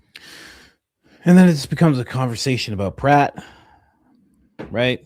Philadelphia mouthpiece, another Philadelphia loyalist is what he will be. I don't care how good he is. That's what he will be. He will be another loyalist there, and they will be able to move him up the ranks, just like Victor Marx is a Philadelphia loyalist. That's why he is put in the position that he's in. He will be able to move up the ranks, just like Lindsey Graham's sister, Darlene, is a Philadelphia loyalist. She will be able to move up the ranks, or at least keep that position safe, so another Philadelphia loyalist can come in. It's just wild. The whole thing's just wild.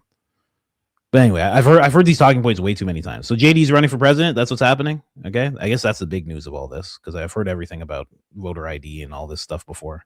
Preview of things to come. Mark my words. A preview of things to come.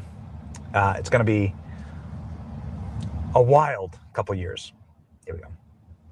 It's like, you know, Gavin Newsom did this speech a few months ago. The president, I think it's the funniest thing ever, because he's like speaking to a group of Black leaders and Black businessmen, but it's like an audience that is 95% Black.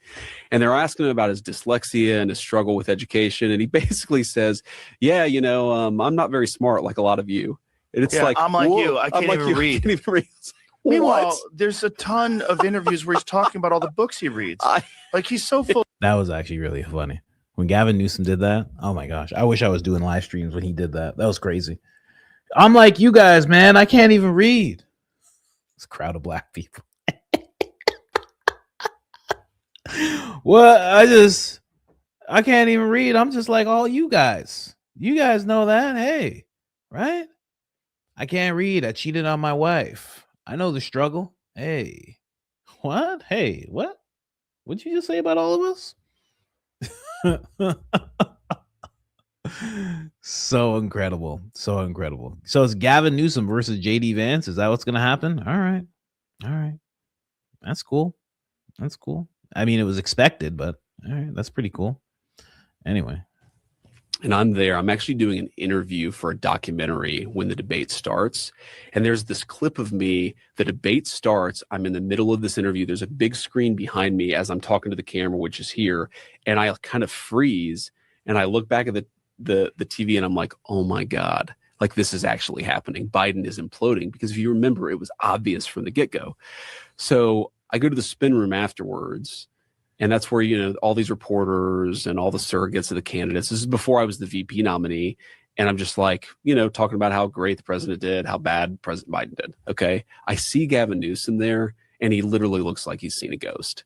Like I've never seen a person who, as good of a bullshitter as he is, who realized there was no selling that performance. Like, but can you imagine, like, try to put yourself in the perspective of a human. I'll just find. My God, are you talking about the debates? Jeez. All right. Well, like I said, I knew how that episode was going to go. And it makes sense. It's fine. If they're friends, like, what is there going to be some kind of pushback? There should be like a tense moment. There's not. It's not what that podcast is meant to be. That's not what presidents and vice presidents show up for, right? The last time that happened to Trump, he left. Meet the press. You know, somebody, Meet the Press lady was asking questions, and he's just like, I'm out of here. He just left. Dropped his microphone on the ground. So it's like, I get it.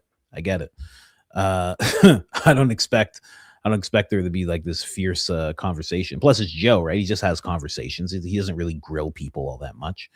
But, you know, to act like it's some big thing, I'm past that. I'm not sitting around acting like this is like, oh my gosh, they talked again. Oh my gosh, did JD say BS? Oh my gosh, did he swear? Jeez, I can't believe he swore. He's just like all the regular people. Oh my gosh. Oh, wow. How much did he swear? Whoa, was his suit jacket undone? He opened up the bottom button. Oh my gosh. Wow. He's the everyman. Not doing all that. He's friends with Peter Thiel. They're both friends with Peter Thiel. They're both friends with Peter Thiel. They're both very good friends with Peter Thiel. So what do you expect? What do you see? JD Vance is a tool. I just heard the kid tumble. JD Vance is a tool. I mean, you know, listen, Charlie Kirk put him in position. Peter Thiel said, hey, this is my guy. Charlie Kirk said, okay, this is your guy. Helped him get a seat in Senate.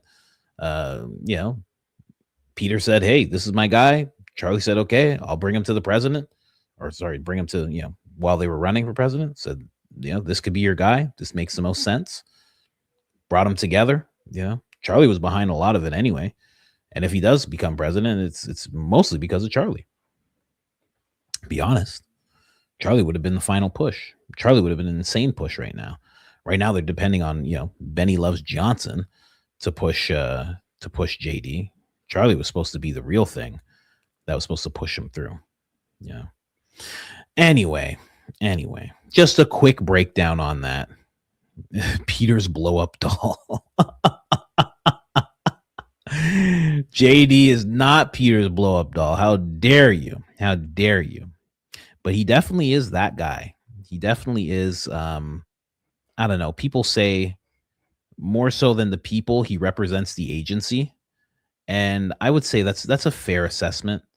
I think that's a fair assessment. I think he does represent the agency quite a bit. If you know about JD, I think Nick, I know a lot of people don't like Nick, but I think Nick did a great breakdown on JD because he just knows like everything about him for some reason. He knows about all the name changes. You know, if you don't know, JD has changed his name, I think 5 times, 4 or 5 different times.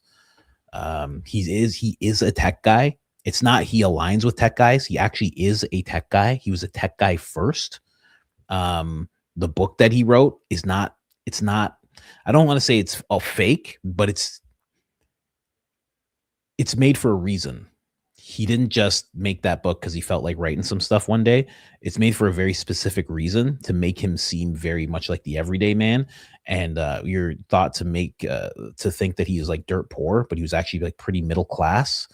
Then he went to Yale. And we all know, if you don't know, when you go to Yale, you become someone after you're done. Usually it's a lot. It's a lot when you look at him. So born from a lab.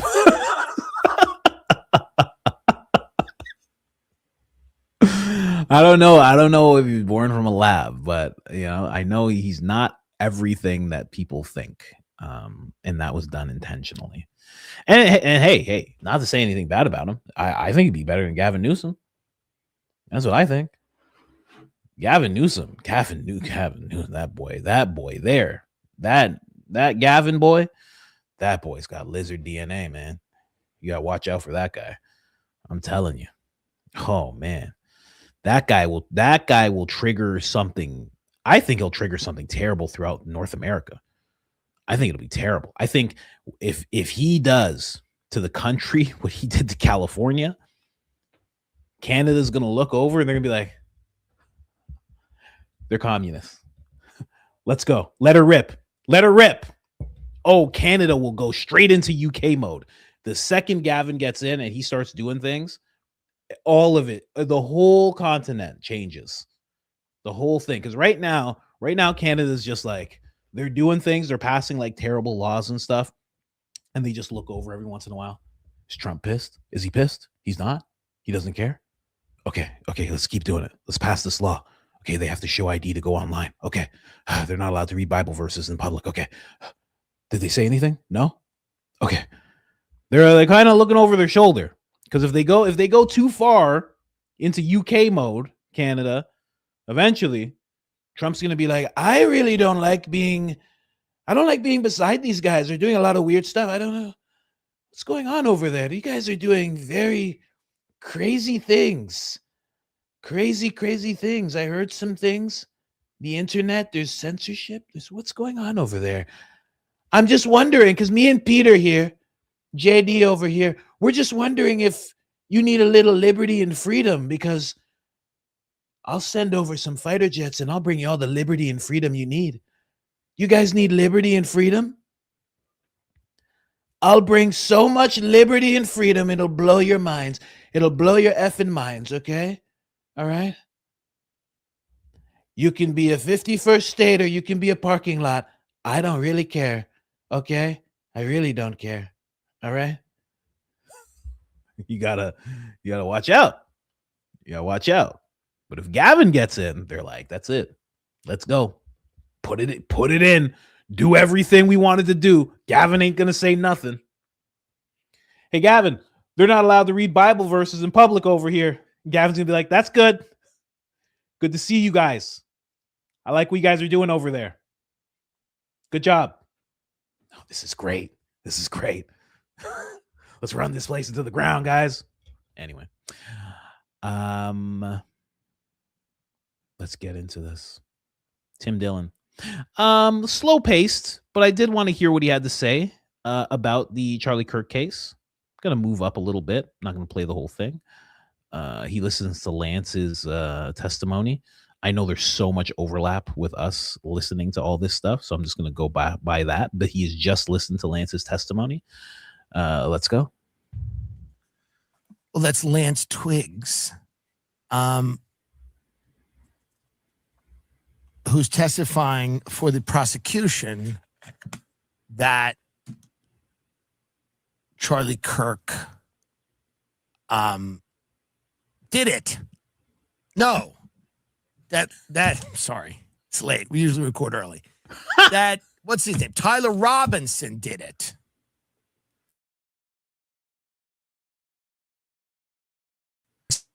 Been fishy. I found it fishy, and I know a lot of people have attacked Candace and said she's a nut, but I got to be honest with you. I found a lot of the things that Candace has raised to be valid, and I think a lot of people I know that are really smart people think this is really a weird case. And I'm not saying that the kid didn't do it. I'm not saying Tyler Robinson didn't do it. I'm not saying that. But the circumstances of who he is and why he did it and all that stuff, we just don't feel like we're getting the full story. It feels like we're getting fragments of a story. And I'm not saying that it is incorrect, but I'm saying that we kind of lack information. There's holes in the story. And is that kind of your feeling a little bit? There seems to be holes in it. It does seem to not line up as nicely as they would like it to. It's being presented as here's the thing. Whenever somebody says case closed, it's usually not somebody who is saying that because they want to share information, or they're not in a deep search for the truth, usually, not always, but usually when somebody's like, case closed, that means like the matter's been settled, shut your mouth, stop asking questions. We don't want to answer any of these things. I just find like with this, I come from a time, I remember a time when the media was all over these people's families. We knew everything about them. We watched the O.J. Simpson trial for an entire year. We knew everything about the Menendez brothers. We knew everything about Lacey Peterson. We knew everything about all of these cases. We don't know a ton about this. We know nothing about Butler, almost nothing. We don't know a ton about this case. We don't know, again, a lot about the guy who ran into the White House Correspondents' Dinner. Like, remember that? We don't know about that. Like, we don't know about all this stuff. We know a little bit. There's like a little bit. They introduced someone like, yeah, it's a teacher. They just went nuts. You're like, okay. But the media interest in all of this stuff, it used to be huge. It used to be very, very, like they were indefatigable. You could not pull the media off these people. Now people. Do you remember the OJ trial? Like, oh my gosh, that was crazy. Whoever is old, you have two different rememberings of this. And maybe both age groups have the same remembering. If you were a kid like I was young. It was like all your favorite shows were just gone. You're just like, where are all the shows? Where's Married with Children? Where are all the shows? Where the Simpsons is not on? What do you mean it's not on? Because of the what? The trial. And you had to wait. It was crazy. And it was all day. And it was every day. And you were just like, what is happening right now? I don't know. And if you were older, you got to see everything. You got to just watch the whole thing. Why? And, it makes you wonder now, like, why did you get to watch the whole thing back then? Like, what was going on? I was young at that time. But for someone who was like 30 at that time, what was happening around the trial that everybody was being distracted from because of the trial? I wonder if there's anything. I don't know. I know now that I'm older, there's always some kind of distraction going on. So it just makes me wonder. It's weird. Very, very weird. It's crazy how much they showed. And this one is just completely different.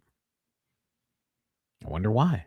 People are going to go, well, there's cases. They don't want to jeopardize the jury pool. It's the fucking media. They don't care. They want views. They want clicks. Weren't there juries back then? Right? Right. Weren't the same questions there about what's appropriate for people to hear in the case and, the integrity of the case? And it seems like the media is being guided on these stories, the traditional media, in a way that leaves chunks of them out. So I don't know who killed Charlie. I am unaware of all the nuts and bolts of the case. I will say instinctually, I feel like something's weirdly off, and I don't know what that thing is. And I can't isolate it. I don't have it, and I could be wrong. But I've talked to some very smart people, and they're divided on it. Some of them go, we think that's the way it is. A lot of them go, no, I think it's weird. And I kind of line up, the cat, and I kind of line up in the I think it's weird camp. But we don't know.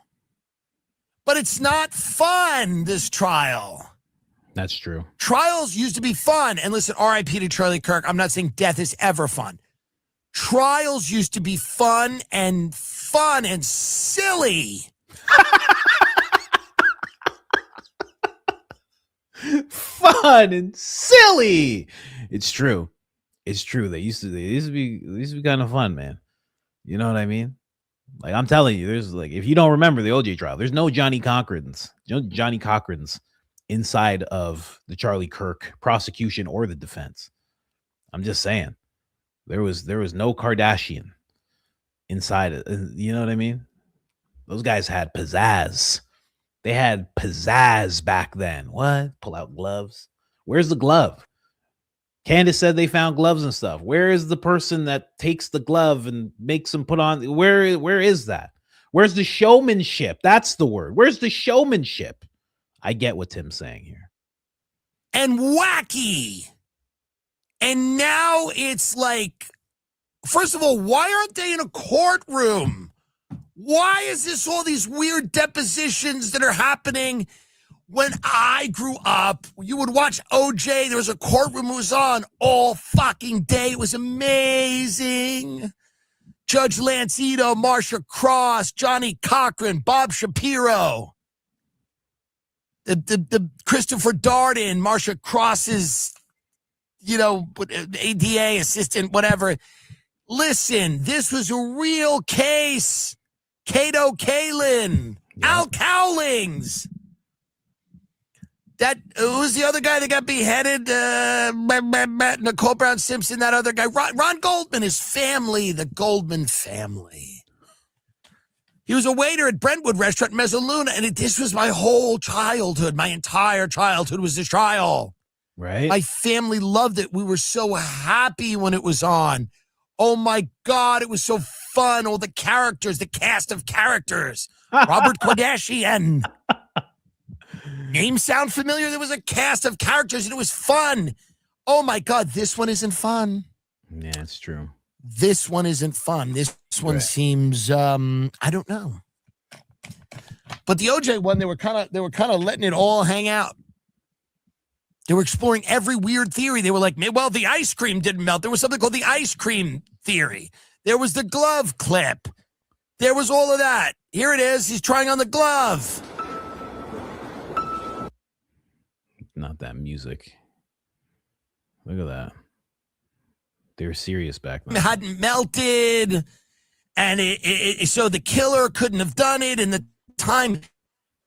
And everything was in the open in public. And it didn't matter how wacky the theories were. This guy was on trial for his life. For a crime he clearly committed. But I'm not even a hater of OJ. I was on Stavros' show. I said if I saw OJ, I'd be like, hey, big fan, because he was in The Naked Gun. And again, that trial was a big part of my childhood. It's nice. Good for Tim, man. I know what he means. I definitely know what he means. I definitely know what he means. Can't go off the deep end with defending Candace. It seems like nobody can. I wonder what the conversations are behind the scenes. Seems like no one who's fighting for their career is allowed to just be like, I fully support Candace. I don't care what anybody says. I just want her to do research. I want her to look into things, and I want her to bring me the truth, because obviously the people in charge aren't doing that. Seems like a lot of people aren't allowed to say that for some reason. I don't know what it is. But the fact that he even said that, it shows something. Let's get into this. Who should I play first? You know what? Let's play Valhalla first. Okay. This is like a spy versus spy. Or what's something else where they're against each other. This is Officer Tatum. We have Valhalla covering something. We have Officer Tatum covering the exact same thing. Do you think that they came to the same conclusions? I will let you be the judge. Check this out.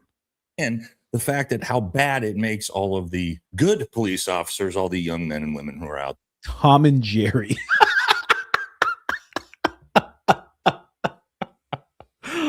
Valhalla and Officer Tatum are Tom and Jerry in this situation. I don't see many times where they cover the exact same thing. I love it. I want to see how this goes. So basically, there was a sad situation of somebody in a car. They're driving very, very slow. They're in an intersection, and a ICE officer walks up to the car. The guy's still coming very slow.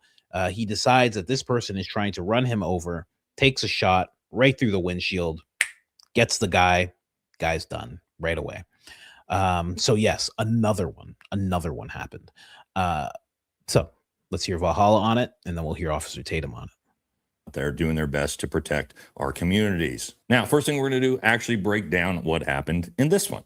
All right, so here are the two men involved in the shooting. And the first thing, of course, that I noticed as someone who comes from a very professional military law enforcement training background is, well, this. And that, of course, is this. Yes, the professionalism, right? You can see by this gentleman, he looks like he's about 70 to 80 pounds overweight. I mean, looking like an utter bag of shit. Saggy t-shirt, not even tucked into his pants, and then looking even worse from the back. I mean, what are these pants? These pants are sagging down to his knees. I mean, again, just looking like an unprofessional mess. All right, and then another ICE officer who shows up still looking like a bag of shit. Like, what are you wearing? Look at this baggy ass t-shirt, can't tuck it into your pants, just baggy jeans. He's got his body armor just loose and hanging off his body. You might think these are trivial things, but they're not trivial things. What this demonstrates, somebody that can't keep themselves in shape, can't even tuck in their shirt into their pants. It demonstrates a massive lack of professionalism, and a professionalism, obviously, within the organization itself, because it's not just one officer. Every time you see these guys, they just look like sloppy messes. Now, I haven't got any other footage yet I haven't seen, but this seems to be the main footage we have with the security camera, but it shows enough to exactly what really happened here. And what you're going to see is the car of the person who was unalived will slowly drive and try to turn around the intersection. You're going to see the ICE agent walk here up to the car, place shots into the window. And yeah, we'll talk more about it here in a second. So here's the car. I want you guys to notice how slow this car is driving, because of course what they're going to try to tell you is he tried to run the ICE officer over. The car is moving at about 2 miles per hour at the moment. You can see there is no officer in danger, but you're now seeing the officer over here in the crosswalk. Car slowly drives up. Here we go. So as you can see, here are the two officers. Important to note, right? This car, of course, is turning around very slowly in the intersection.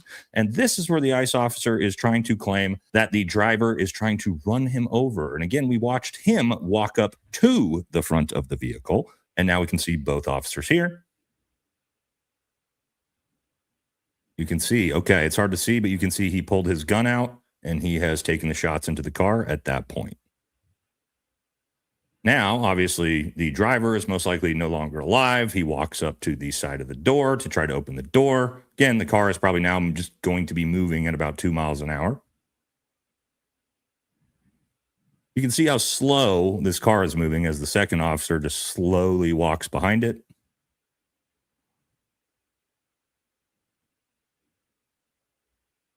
I see the officer trying to open the door. The problem most likely is, again, that person is probably no longer alive, as the car is just going to slowly turn in circles now. And then they slowly drive an SUV up to stop the moving vehicle. And as you can see, he walks up, opens the door. The driver's already not alive. Now, I'm not going to show you the rest of the footage because it's basically them just pulling his lifeless body out of the car. And from what we understand, that they did that and shot him in the face with his wife and 3-year-old daughter in the car. The really important part of that footage is that it shows that car was never moving more than 2-3 miles an hour, just creeping along in that intersection. And that officer is trying to say that, yes, they tried to run him over with the vehicle. Well, unfortunately, from that security footage, as we can see, there was at no point where either of those officers were in any danger whatsoever. This is going to bring to our first break point of MAGA. Yeah, I also don't understand MAGA. Like, when did you guys remember this?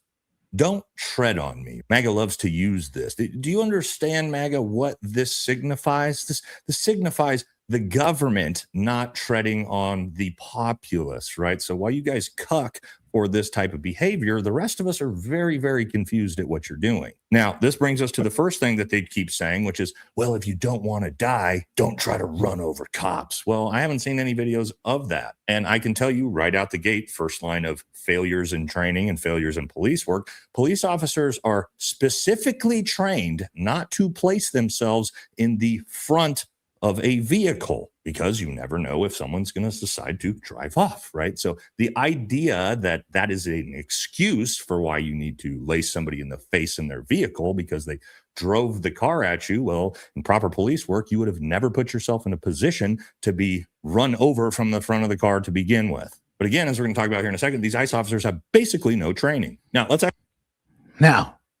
Now, you've heard it, you've seen it. Okay, and Officer Tatum He's gonna try and get you a little bit of this too.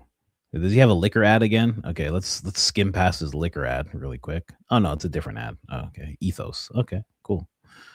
Let's see how Officer Tatum sees this whole thing. Okay. Anyway, let's go. Let's check it out. Let's check out the man himself, Officer Mama Tatum, ladies and gentlemen. I'll play it. We'll play it, no sound. Just play it in the background. Let me talk. There's nothing there.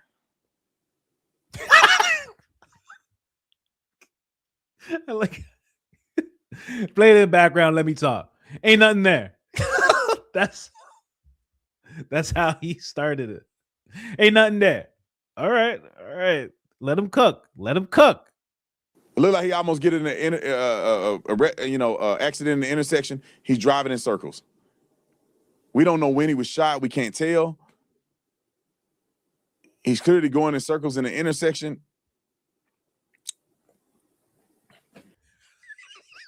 His face. Officer Tatum is crazy. He's insane. Oh my gosh. This is so, oh my God, Officer Tatum. I knew it would be a vastly different. I didn't even watch Officer Tatum's video. I saw part of Nate's. I saw Officer Tatum did the same thing. I'm like, I'm gonna watch this blind.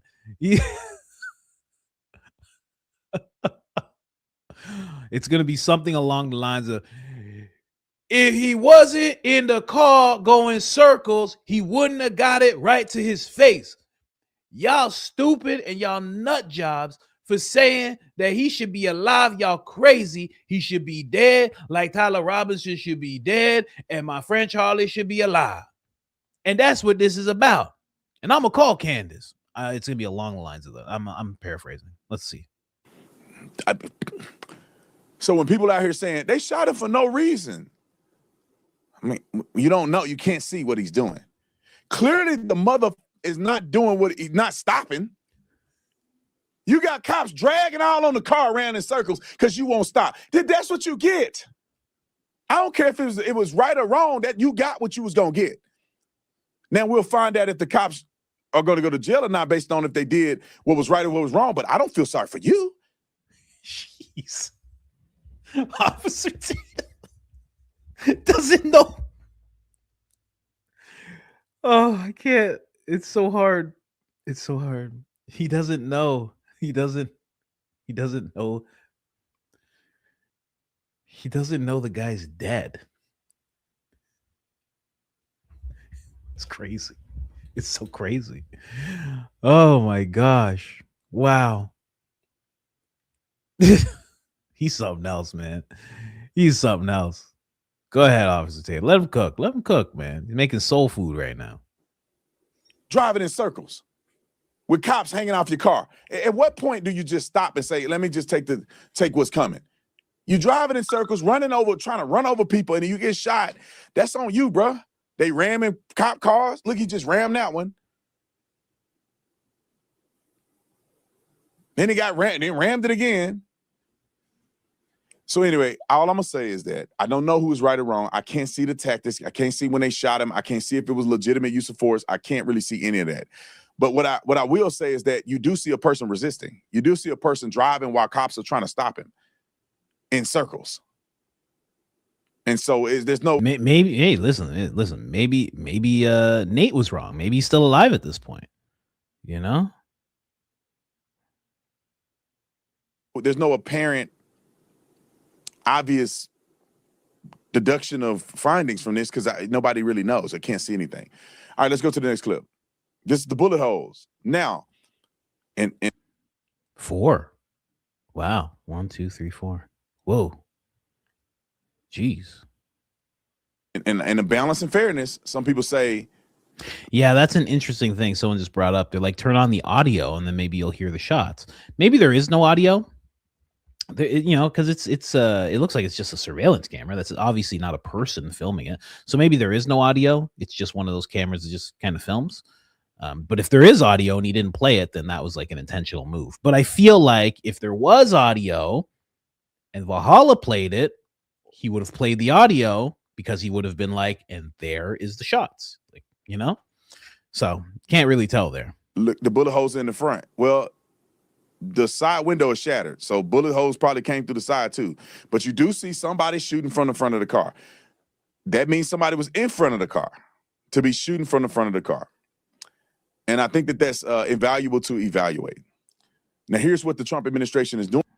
Valuable to evaluate? Is that what he said? That's what he said, right? Okay. No, I'm just checking. Now, here's what the Trump administration is doing about it. Roll it. And we're also keeping a close eye on what's happening in Biddeford, Maine. There are growing protests in the street after the second deadly shooting by ICE in a week.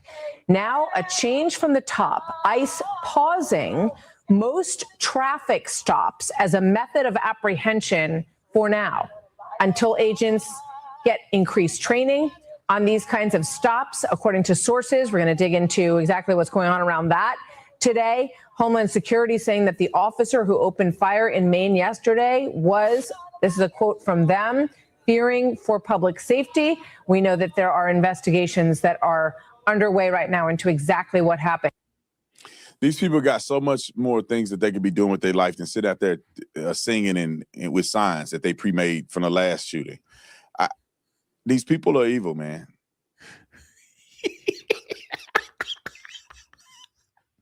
Officer Tatum, he sees some guy get shot.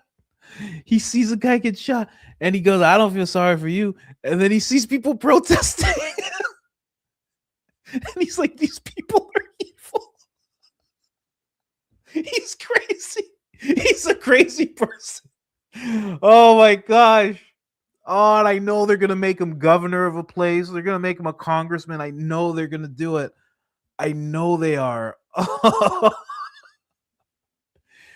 And these people with their signs, I know that sign is from the last time there was a shooting, which was also a perfectly executed good shooting, and you got the same sign going on. You evil, you a nutbag, you crazy, you probably listening to Candace Owens, you probably ain't never bought my bourbon before, you out of sorts, you out of pocket. Go on home, do something better. And don't get me wrong, I know all sides of this. I know a lot of those protesters. A lot of those protesters. Me and Jimmy Dore had a back and forth about it. Jimmy didn't believe me. It's been overly proven. A lot of those protesters on either side, any protest, they're all raking it in. They're all raking it in. Anyway, they're like the human version of what we were talking about on X, what Candace discovered with people getting paid bounties and stuff like that. They're like the human, they're like the in real analog version of that. They head to those protests and it's like the same concept. Oh man, these people evil.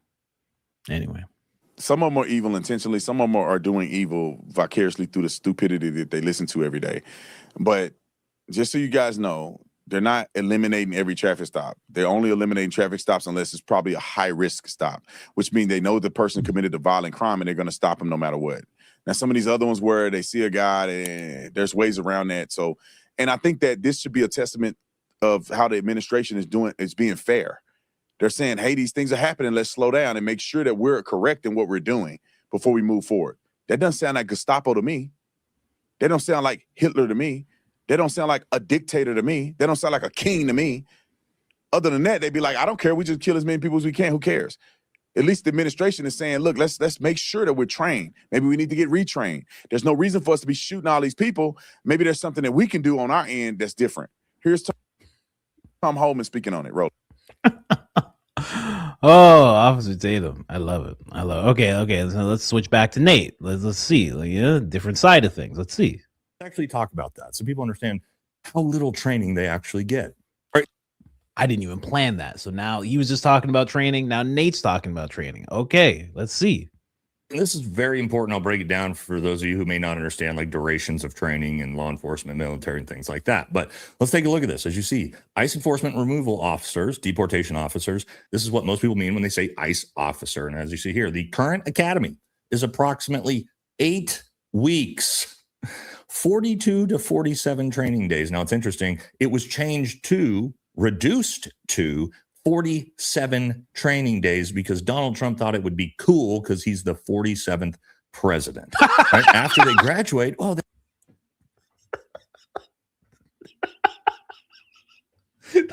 that can't be true. That can't be.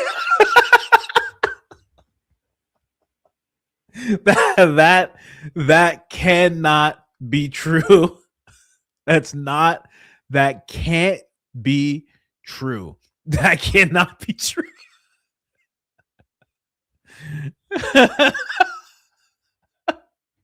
Well, we're thinking just because of the responsibility and how many arrests have to be made. We're just thinking probably, I don't know, 100, 180 to 240 days of training. All of that sounds really good, okay? It sounds really nice. But you know which number I like better? Huh?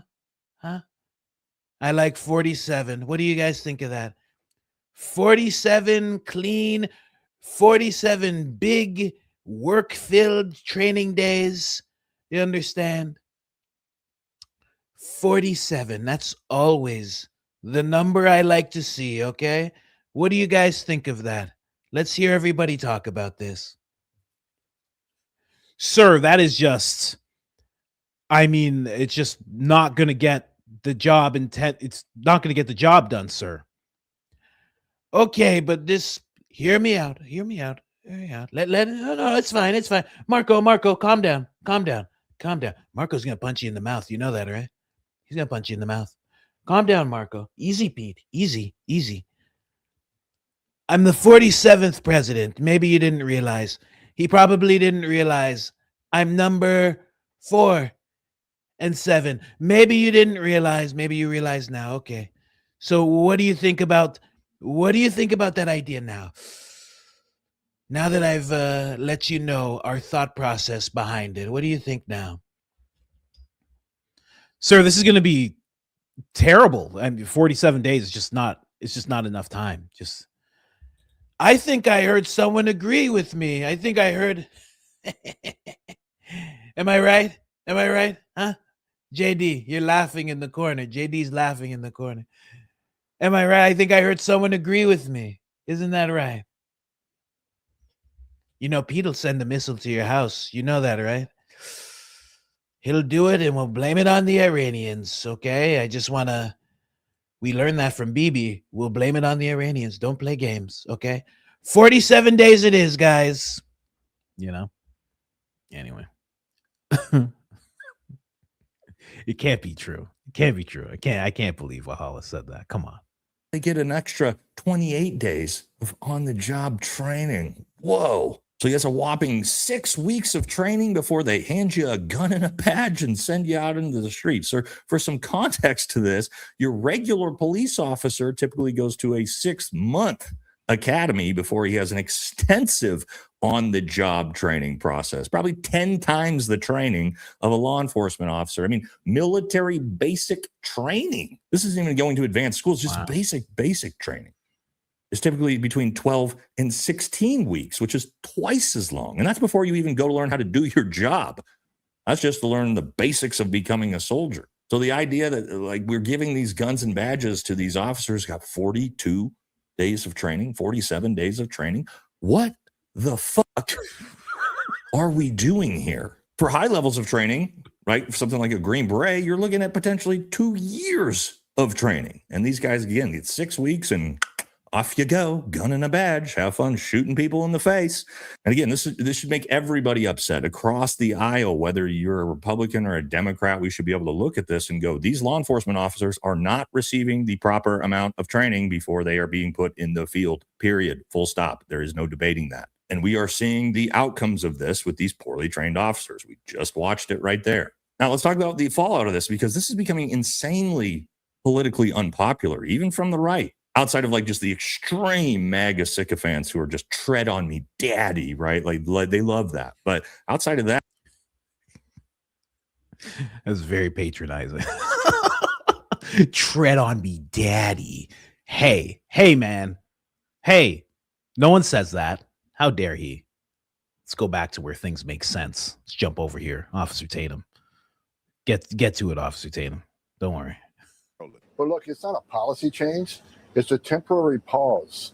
Look, we had the last couple of shootings, ICE leadership along with DHS believes they want to look at these last a couple of incidents and look, is there something that could have been done better? Is there any training that can be improved? Or it's simply ICE doing their job and bad things happen when people don't comply with law enforcement officers. So I think it's going to be a short pause. And I'm confident that ICE is well trained in vehicle stops, and you're going to see us keep moving forward. But this is just a temporary pause where they look at the incidents. But let me say this too: I hear a lot of noise right now. This is going to affect ICE arrests, and it's not going to. Look, I've done this for a long time. You can when that alien leaves his home before he gets in the car, you can arrest him then. You can wait till the vehicle gets to the destination and arrest him then. Every case is different. Now, we know vehicle assaults are up over 3,400%. So if we can arrest that alien outside that vehicle and take that 2-ton weapon away from them, that's good in some instances. Other instances, we're going to still need to do vehicle stops or a significant criminal. You may want to stop him in a designated area before he gets downtown. You certainly don't want to stop a criminal alien near a school in a recess with 100 kids in the playground. Right. There are so many circumstances these agents need to look at to make these decisions. So I do not think this short pause can affect the arrest because the alien can be. And look at Bad Bill Betty up here. They always trying to. Hold on a second. It's a short pause just to make sure we're doing the right thing. Now, how y'all mad at that? And look at Bad Bill Betty up here. They always trying to add transgender stuff in there. I'm telling you, I don't even know how people take these people serious. Like, you can clearly see these people mentally ill. Look at that lady got a thigh on her arm. Big ham hock on her arm, built like a tray lunch.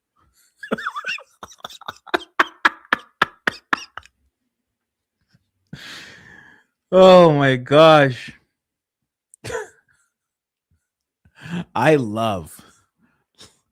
didn't realize how much I love listening to Nate and then listening to Officer Tatum. I could do this for hours. This is crazy.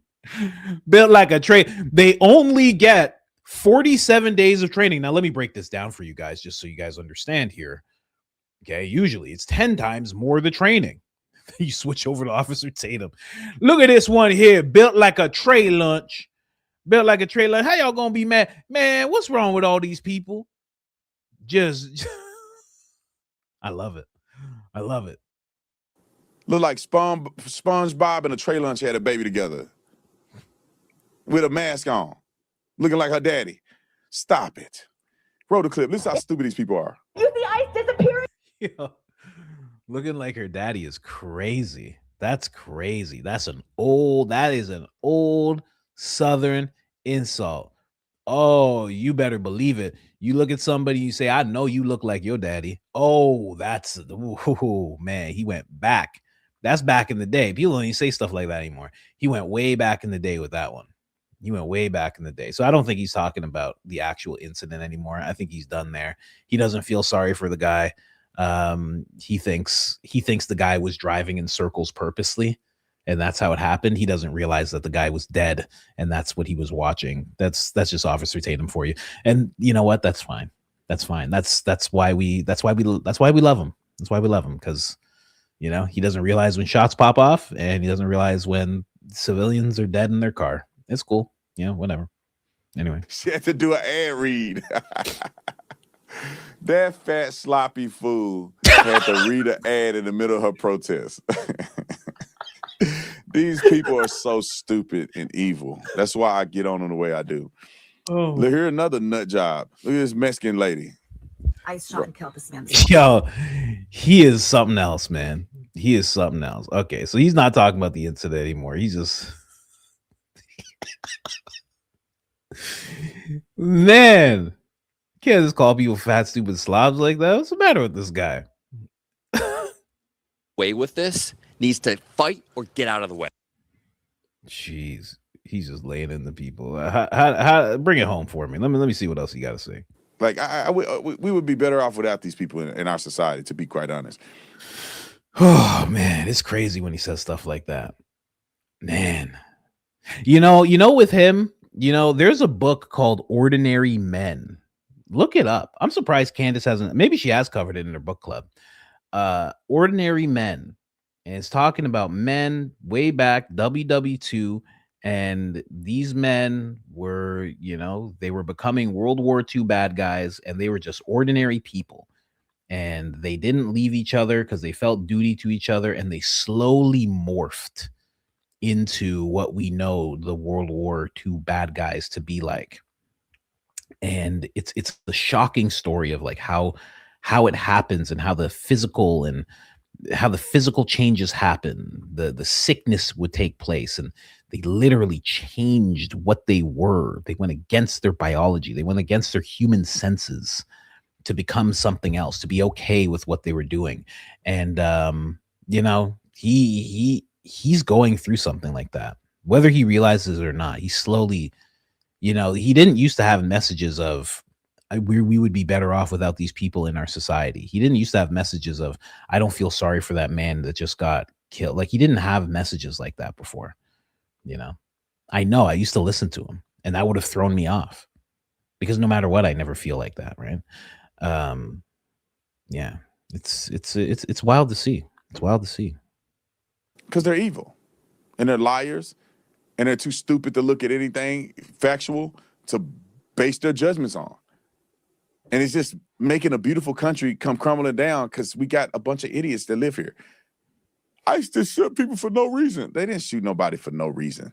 You don't even know what happened. You just automatically saying they shot. These people got families. They're normal people. A bunch of them are Hispanics that work for ICE and Border Patrol. And y'all just projecting that. Don't even. It's so weird. It's so weird. But yeah, he just didn't realize. He didn't realize what he was watching when he watched this. He didn't realize the shots went off right as the guy felt threatened, and that was it. Oh, well. Anyway, weird stuff. Weird stuff. Yeah, I'll let Nate get the last word on this. Yeah. That again, left, right, and center are furious with this type of stuff. And the Trump administration knows how unpopular it is, because this is what they just announced. Yes, Donald Trump has told his administration that ICE needs to suspend traffic stops after the most recent one we just watched. Now, Donald Trump, however, will lie to his base, because he just put this out today. He says, the men and women of ICE are doing a great job, one that has to be done. Crime is way down in America, in many cases, with numbers that haven't been seen in decades. And then says, we cannot give up one of ICE's most important and effective crime-fighting tools, the traffic stop. So this is a little odd, isn't it? Where he is telling his base on Truth Social that we're not going to stop the traffic stops. ICE is doing amazing. And then behind the scenes, he's doing the complete opposite of that. He's changing his policy to the opposite of what he's telling his base. Now, why might he be doing that? Well, he is, again, keeping his insane base satiated with what they want here, while at the same time showing to the general public, we're going to stop doing this really unpopular stuff. All right, and here you go. Here's the story as of last night. ICE suspends traffic stops after fatal shooting in Maine. In Bedford, Maine, U.S. Immigration and Customs Enforcement on Tuesday suspended vehicle stops related to immigration enforcement. Two sources briefed on the matter said after agents fatally shot two men 6 days apart in Texas and Maine. The policy shift came one day. And there you go. And that's just a simple pause. That's all. We already heard Tom Homan talk about that whole thing. And somebody asked why Tom Homan was slurring his words. Because he's a patriot. How about that? How about that? Because he's a patriot. That's why he's slurring his words. Right? Oh, you thought he was drunk? No. It's because he's a patriot. How about that? Huh? Take that. Don't worry, Officer Tatum. I got your back. Officer Tatum would definitely say something like that. Cause he a patriot, and when you got nothing but truth coming out your mouth,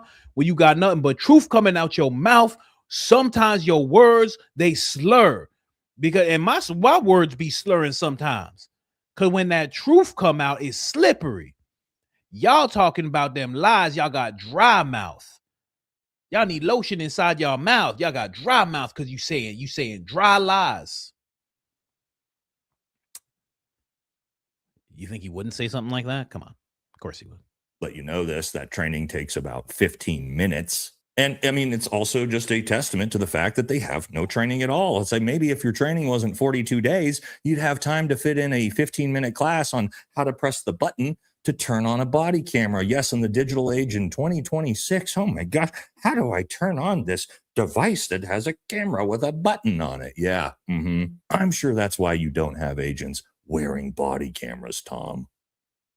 Good one.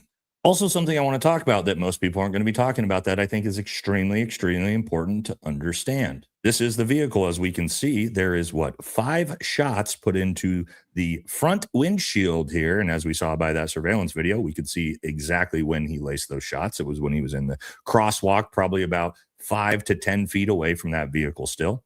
But I think this is important to understand and really drive home the lack of training that these officers have. Now, as we saw, that officer took these shots at about 5 feet away. And if you train with a pistol, you know that's not a difficult shot. But what we can see here is, oh my God. And it's actually 4 rounds, it looks like. You've got 1 round down here in the steering wheel. You've got 2 rounds up here, about 10 inches to the up and right. And then you have a 4th round over here, about 15 inches off.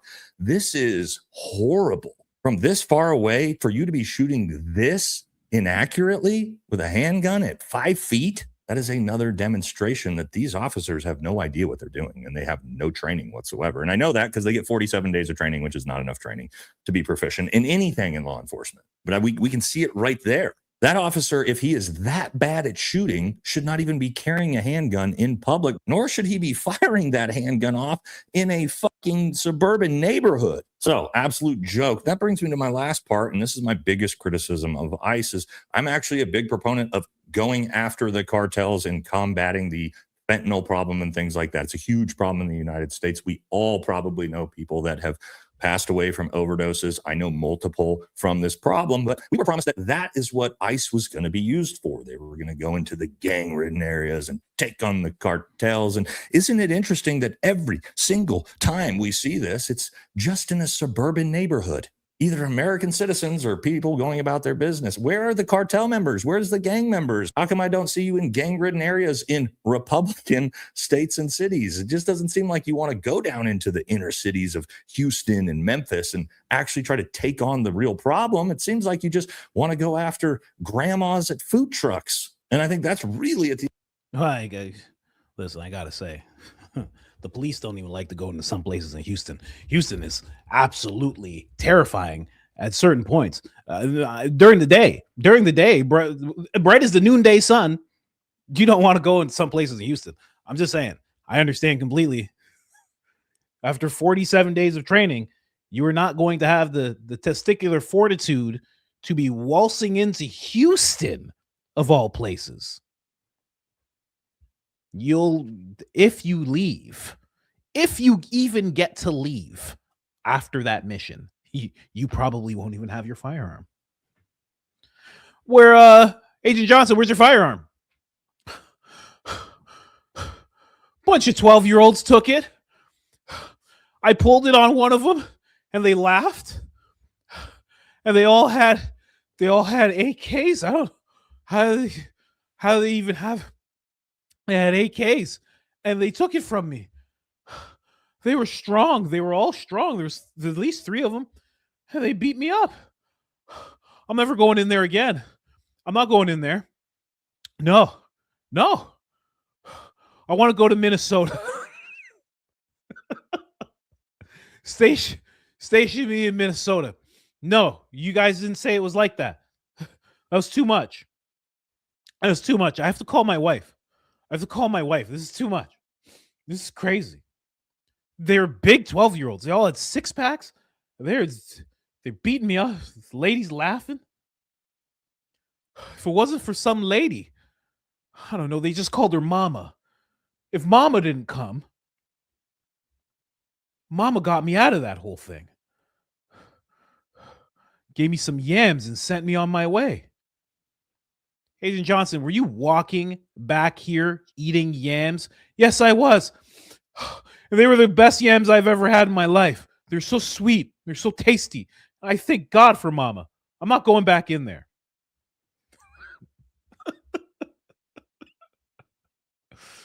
Oh, man. I'm just saying. If you know about Houston, Houston's not a place you just waltz into. You can't walk into Houston and be like, I'm the new sheriff in town. They're going to be like, okay. Okay. Hey, Tyrone. Tyrone, what's going on, Jorge?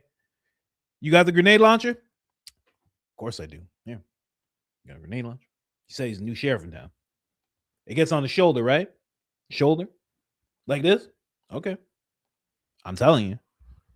Go look up the raids. They find wild things. Houston, Chicago, they find wild things. Anyway, just saying.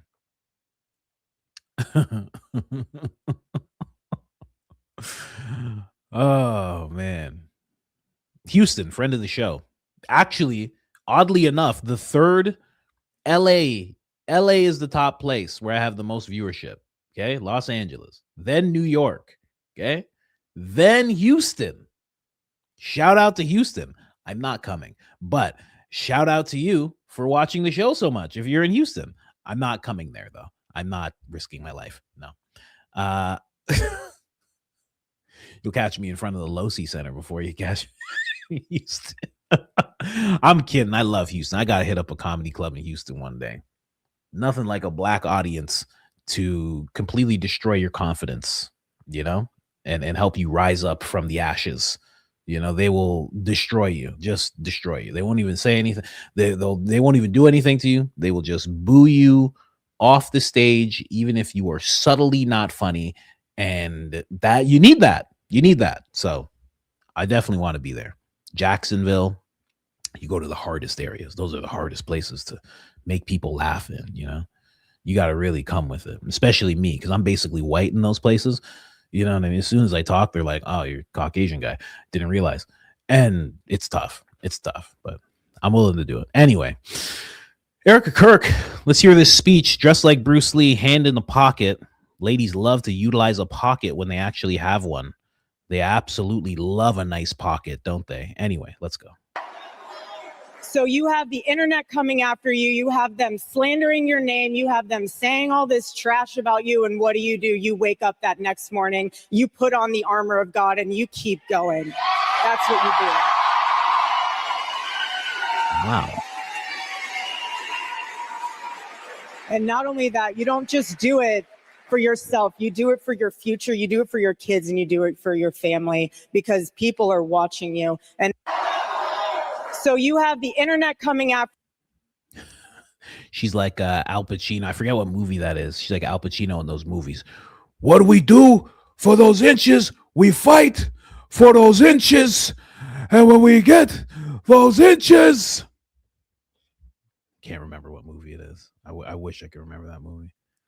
Let's keep going. So I guess, this is what somebody said, because I said this is a solid Yelp review, right? Someone said Erica Kirk is the strongest woman in American political history. And somebody jumped out and they were like, they're priming her for her VP run in 2028. It does seem like that, you know? They're even like putting her in front of these crowds to like make her believe that she can do it. Yeah, I think I think it's partly that for sure. Let's see here. Let's hear the next thing. So this is like a rah speech. You know, she's coming. She put aside the up talk. Maybe the up talk wasn't even real. She put aside the up talk. She's in a deeper voice, masculine stance. Once again, hand in the pocket. Right. She'd probably be like Will Ferrell. Otherwise, you know Will Ferrell in what was it? Talladega Nights. Like, I don't know what to do with my hands. Am I supposed to? That's what she would do if she didn't have the hand in the pocket. So I respect it. This past week,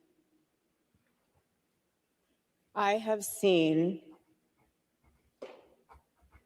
something I'm still trying to unpack and put into words. And someone asked me, do you still want to go to the chapter leadership summit? And I sat there and I thought, I already knew my answer, but I just thought about it. I like to internalize things, sometimes too much. She's like, I knew my answer, and it was no, but I already said no to the vice president, and they were all very mad that I did that, and I just kind of jumped on a jet and didn't tell anybody. Whew, so I realized what my answer had to be. And I thought to myself, She's just wiping everything now. She's wiping her lips. She's wiping her lips. She's wiping her eyes. She's just myself, you know, if you don't fight for what's right, I would much rather our country look like this room than the inside of that courtroom.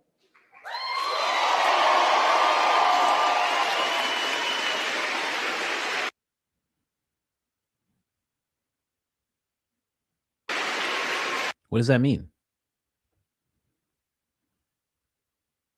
Does anybody know what that means? I would rather this country, maybe I have to say it out loud and then I'll understand. You guys should do the same. I would rather the country look like the inside of this room rather than that courtroom. I don't understand. What does she mean by that? Hold on. Yeah, it's us. It's us. We're slow. Okay. We're slow. It's not her. Okay. I would much rather our country look like this room than the inside of that courtroom.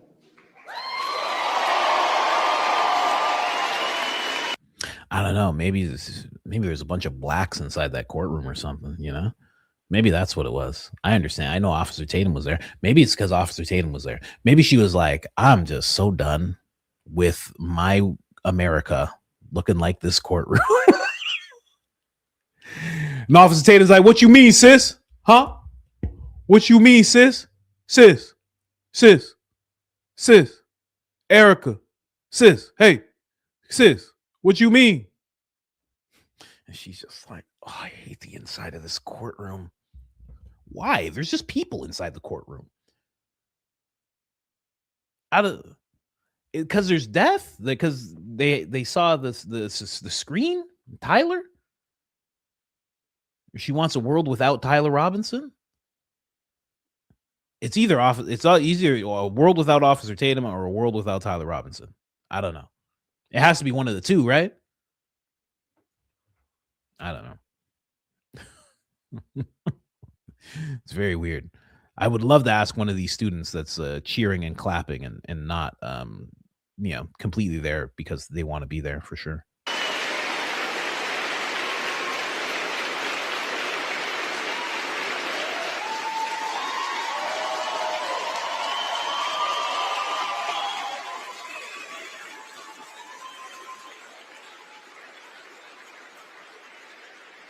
So that means having hard conversations. That means when you're tabling, if your table keeps getting destroyed, become a roving table yourself and go talk to people. Go sit with people at lunch you don't normally sit with. Be creative with the ways. Hold on a second. Let me go back really quick. What'd you say? Let me hear that again.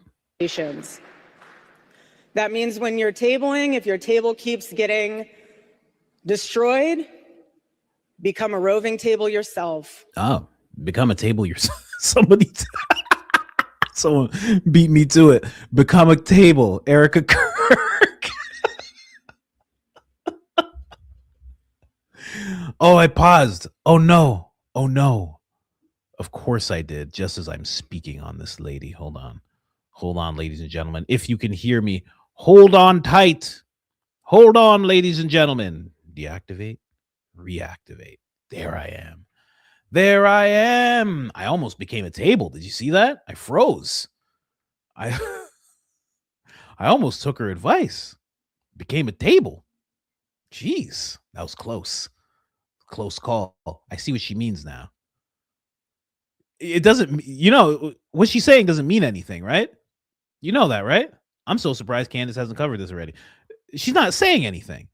She's saying, I'd rather, hold on. I'm so confused. Let me just go through this one more time. Okay? Don't fight for what's right. Right.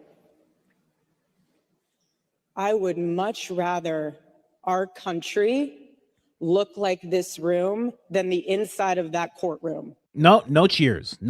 We just go to the next words. Okay. Look like the inside of that courtroom. Okay. Next words. No cheers. No. No cheers. No cheers. No. So that means having hard conversations. That means when you're tabling, if your table keeps getting destroyed, become a roving table yourself and go talk to people. Go sit with people at lunch you don't normally sit with. Be creative with the ways that you are a chapter leader, because you are a leader. You are not a follower. This is why all those kids always leave the chapter the next day after she speaks, because they hear some stuff like this and they're just like, man, I'm out of here, man. I don't know. Hey, Kyle, where are you going? I'm going back to being communist, man. Come on, Kyle. Come on back, man. Nah, I'm not doing this anymore. I'm going to be a socialist. I'm done. This is crazy. Kyle, come on, man. Don't do this. Nah, I'm done. I'm out of here, man. She told me to go. Nah, man. She told me to go be a table. I'm out of here. Nah, I'm not doing this anymore. She didn't mean it like that, man. She just meant if the table's destroyed, that you take the stuff and you walk around. No, man, I don't think I have what it takes to be a table. I gotta go.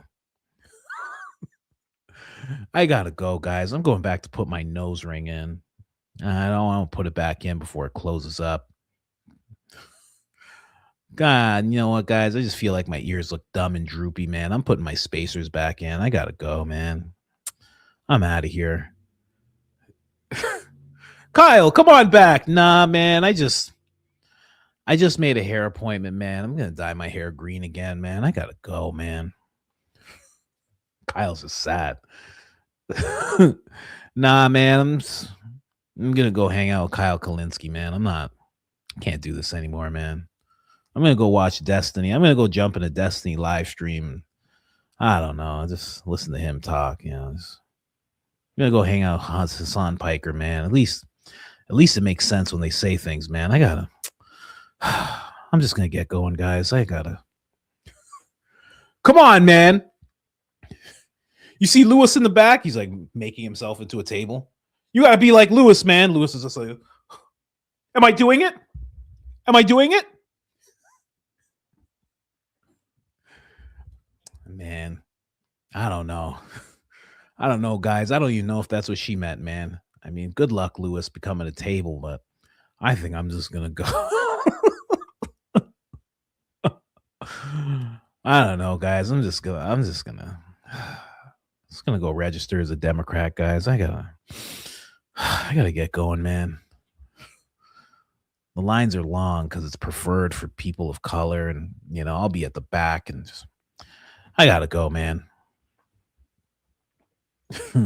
Kyle's life is ruined because she told him to go be a table. What's this clip? Here, let's check this one out. You go be your own table. What are you talking about? That's why she can't run for VP. If she runs for VP, it has to just be she just gets elected and that's it. And and there's no people that vote.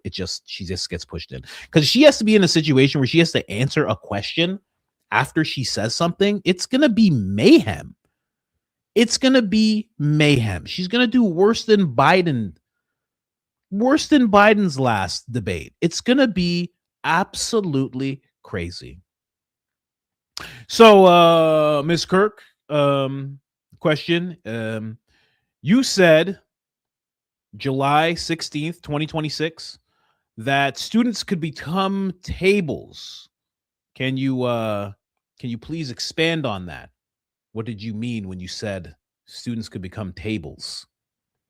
What it means is you sit with other people. I explained this already. It means you just sit with other people and you fight for what's right. It's going to be absolute mayhem. It's going to be the worst thing you've ever seen. It's going to be crazy. No one's going to be laughing. Listen, you guys are laughing now. When it actually happens, it's going to be horrifying. It's going to be horrifying. secondhand embarrassment. It's going to be crazy. It's going to feel like firsthand embarrassment. That's how bad it's going to be. You're watching this whole thing. Blake's going to be completely upset. Blake's going to be crying on an X Spaces, just screaming, leave her alone, leave her alone. I don't work for Turning Point, leave her alone. Oh, and Candace, good God, Candace is going to be laughing hysterically. Oh, she's going to be too gleeful. And if she's on the debate stage, could you? This is crazy. This is a crazy conversation. Can you imagine Candace is on the debate stage? Why don't you tell them about people being tables, Erica? Why don't you tell them? Time, Miss Owens, time. Tell them about people being tables. Say it. Oh my gosh. Crazy, terrible debate, man. I'm telling you. Anyway, let's keep going here. We're almost at 5 hours. We got to speed it up. So everybody went crazy for her when she came out. They were like, this is incredible. Let me tell you something, buddy. I know how to spot AstroTurf, okay? I lived through Kamala Harris running for president. I know how to spot fake things happening. You're not going to fool me. Oh, hold on. There. You're in Paris. And you have that covenant. You have to think of it, thinking of like a worldly way to explain it. Let's say you're in Paris and you see the most beautiful cathedral with these stained glass windows. Okay. The cathedral is your husband. Okay. Strong on the outside, looking at it. It's beautiful. It's strong. Holds the weight of the entire cathedral. But those stained glass windows are the wife. And if you remove the frame of the cathedral. Hold on. I got to reset it. Whoever put those animations, who did this? Honest Ash? I just want to find the exact culprit. She put these animations in because this is very petty. How dare you? How dare you do this, Honest Ash? Okay. Let's say you're in Paris and you see the most beautiful cathedral with these stained glass windows. The cathedral is your husband, strong on the outside, looking at it. It's beautiful. It's strong. Holds the weight of the entire cathedral. But those stained glass windows are the wife. And if you remove the frame of the cathedral, those stained glass windows shatter. They're useless. And if you have the cathedral without the stained glass windows, what is it? Just an empty thing of concrete. Sure, it still serves its purpose, but it's not complete. So it goes hand in hand. One is not a weaker vessel than the other, and you build together. And so again, I have seen my husband build this, and he has entrusted it to all of us. Jeez. I understand the metaphor. I do understand the metaphor. I get it, because if you have a structure and it doesn't have windows, it's breezy. It's breezy, and it's too much. Catch a draft, or it's hot, and you can't turn the air on because there's windows everywhere, and it's just, I understand what she's saying. It's rough. Your husband, he's the cathedral and the foundation. You are the windows. You are the drapes, and you're the carpeting, and some places you're the hardwood flooring, and you're the cute little nook in the upstairs. When you go upstairs, but then there's like a little area, and it could be a play area, it could be an office. You just kind of let your imagination run wide. Like, that's you. You're that place.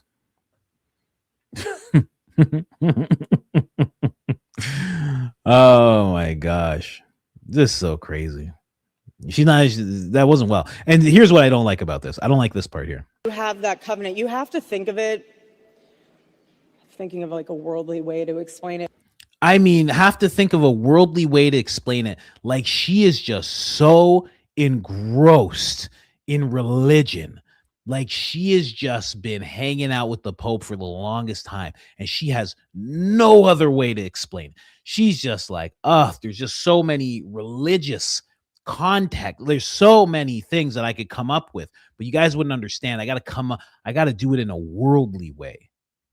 I'm going to try and explain it to you guys like in a worldly way of some kind. I don't know. I just haven't been out in the world that much, you know? Oh gosh, just incredible. Just incredible. You know, the covenant, my wife, the covenant between building and window. There you go. There you go. You are the windows to my building, honey. Love you. You are my stained glass windows. Thank you very much. Oh my gosh. Honor the window. The window. Oh my God. We are ridiculous. We are ridiculous. Anyway, she tried. Is there more? Nah, hopefully there's not. Hopefully this is overlap. What's this? You have a choice. Just like that man that was in the courtroom who murdered my husband. Oh, wow. Oh, this person's saying she has a gag order. Because, yeah, there's a gag order. And you can't just say that he murdered your husband in front of hundreds of people. Okay. Well, that's true.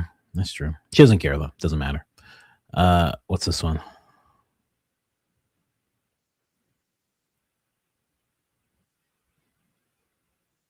I'm still trying to unpack and put into words. I would much rather our country look like this room than the inside of that courtroom. I love how inspired this guy looks. So inspired.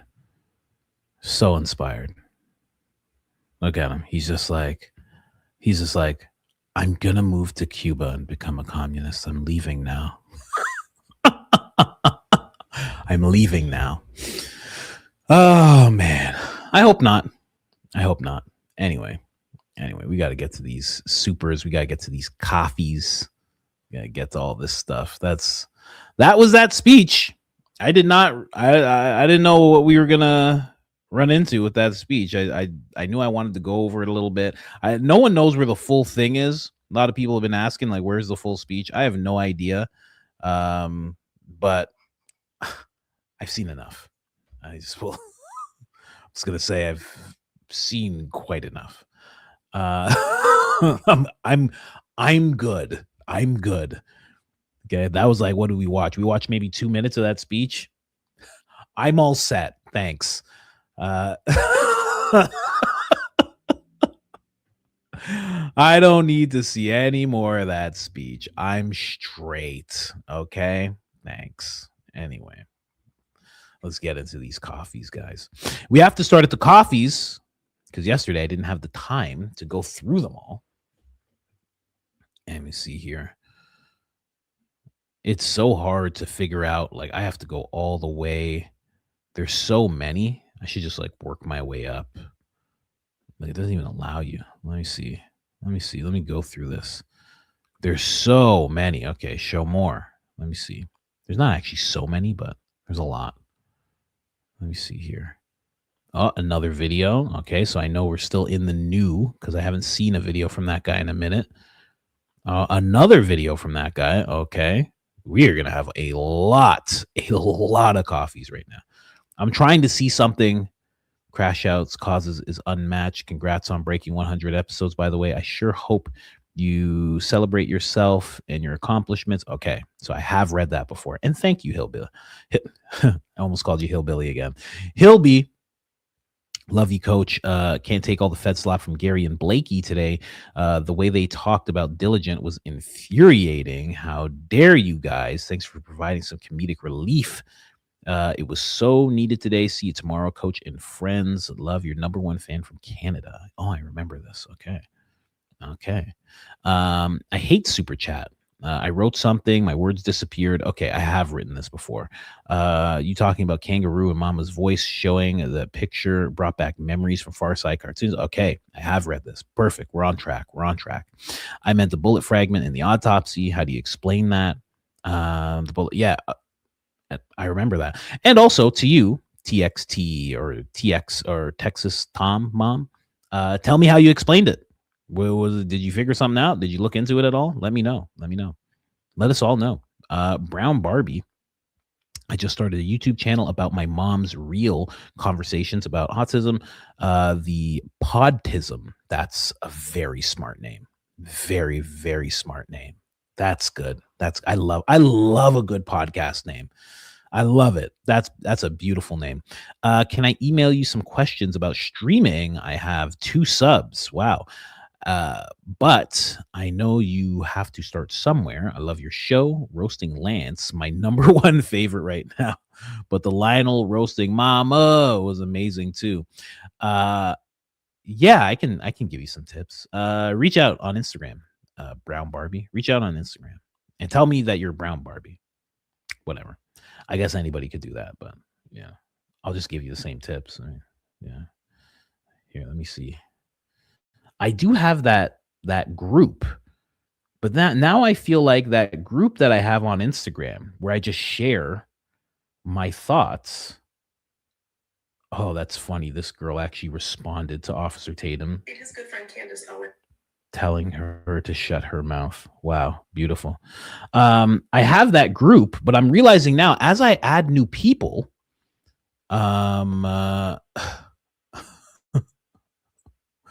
you said, my wife said, I'm Brown Barbie. No, you're not. You're not. You can't say that. You can't say that. But see, she's showing me what the problem is and how that can turn out. But I have this group on Instagram where I add people who want to know about streaming and starting a podcast and stuff. But now I realize all the voice notes that I put in there, they may not be able to see them as soon as they join because they're just joining right at that time. So I have to figure out another way.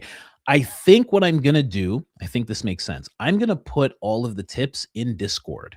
I do not know what my Discord link is. I have no idea how to even find it. I don't even think it's in the descriptions. I will figure that out and I'll start putting that stuff in Discord, and there will be one room in Discord where new creators can just come in and just talk and compare notes and this and that. And I think that's a good idea. And I will do that. I'll change one of the rooms. I haven't been in there in a while. I'm going to change one of the rooms and make sure to start leaving voice notes in there. And yeah, we'll see how that goes. I'll give it a try. But shout out to Brown Barbie. Someone bought a coffee. Thank you very much. Trish, I could literally listen/watch you crack up yourself all day. You keep up the good work of making us laugh at such difficult times. Thank you so much. Thank you so much. See that right there, when people say this, because a lot of people say this, not about me cracking myself up. A lot of people say that too, but making people laugh in difficult times. That's what really makes me want to span out and start talking about like other news things. Because there's a lot of dark stuff, and I would like to be able to bring it to you guys in a lighter way than what you're used to with other people, with other news organizations and creators. So, yeah, I'm working on that. So I think I'm going to have one person help me with the live streams and then get another researcher to help me just pull in stories, just like Tim Pool, Benny Johnson, Officer Tatum, Ben Shapiro, Matt Walsh, like just pull in all the sphere of nonsense. That's what me and Rosie call it right now, everybody researcher. We call it the sphere of nonsense. And I just, Kyle Kalinske, like I just want all of them. I just want to start poking fun and calling out all of them. So we might have to fill another position for that. Love your content, Coach Colin. Thank you so much. Love your show. Keep up the good work.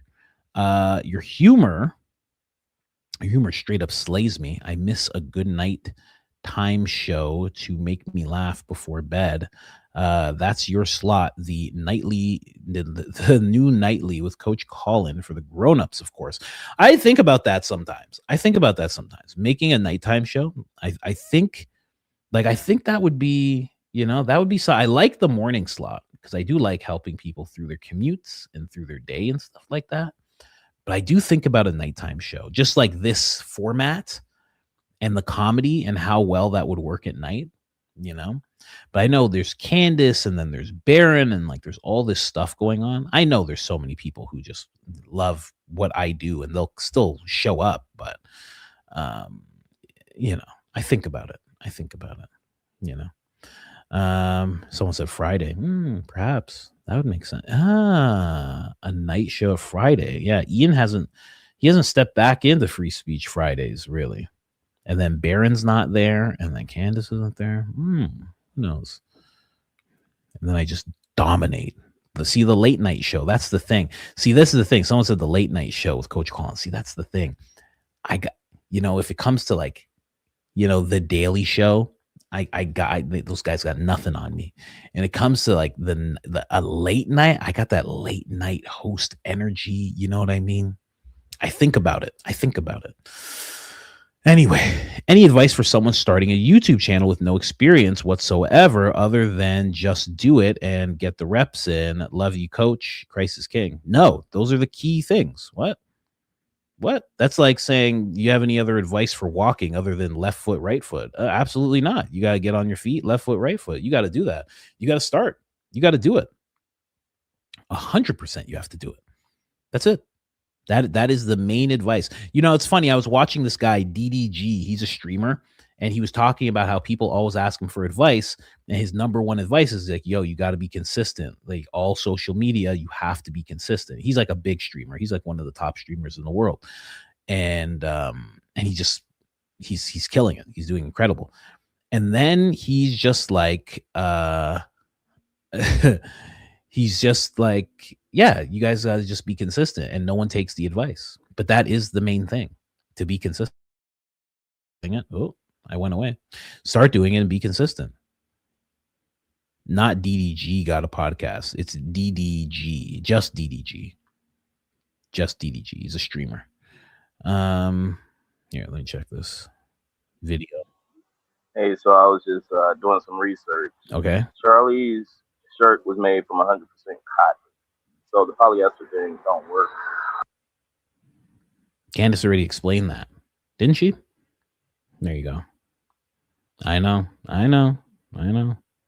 It happens, Check into it. The shirts that they were sold were different than the shirt that Charlie had for some reason. I don't know.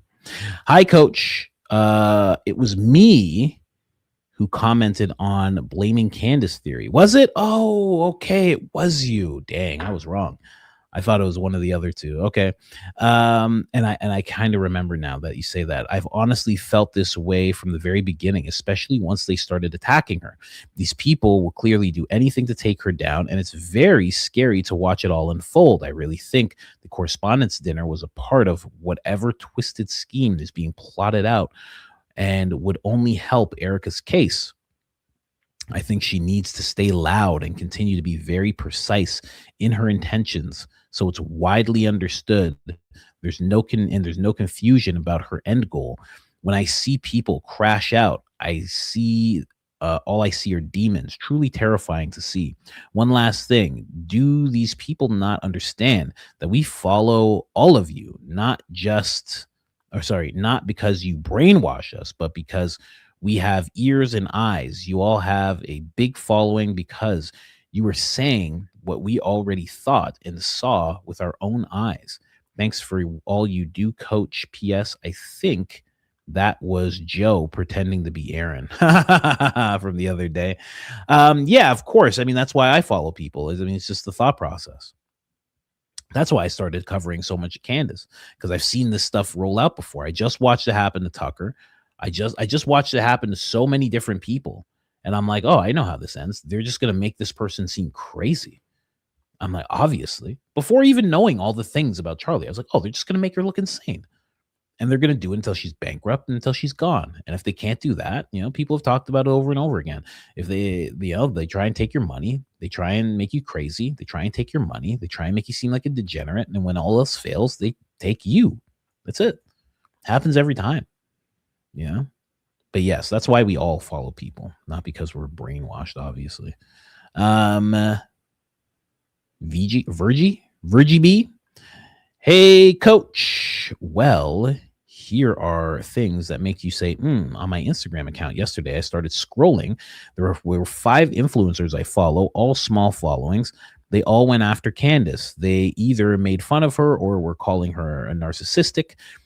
trying to persuade me not to believe her. It was very odd how they all popped up back to back. I unfollowed all of them after leaving a polite post or hearting someone else's post who informed them they were incorrect. This tells me they are throwing everything at Candace right now, even buying the small influencers.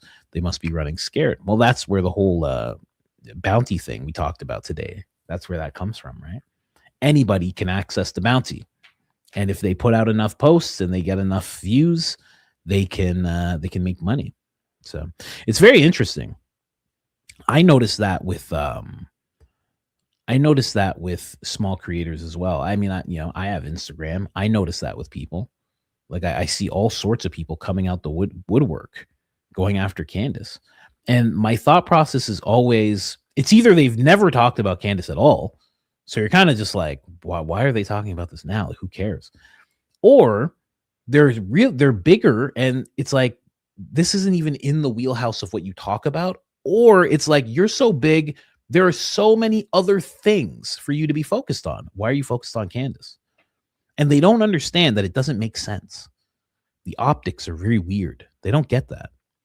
Regarding the shirt, according to John Bray theory, the mic theory, the mic would probably not burn the shirt. Perhaps more likely they cut the shirt off and burned it in the car on the way to the hospital. Why would they burn it?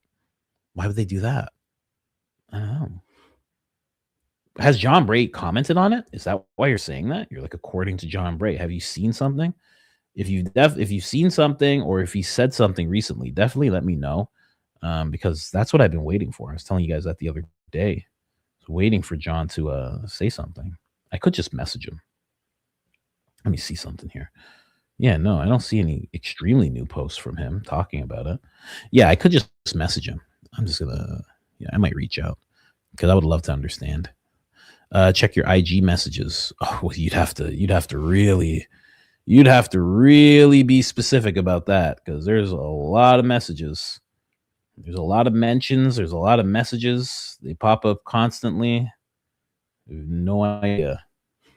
Anyway, but let me know, or message me again and say I'm the person. I know. Have you seen Baby Ben's TikTok about Candace Owens? He posted yesterday. He reminds me of an obsessive stalker that you see on ID. What do you mean you see on ID? What's ID? What is ID?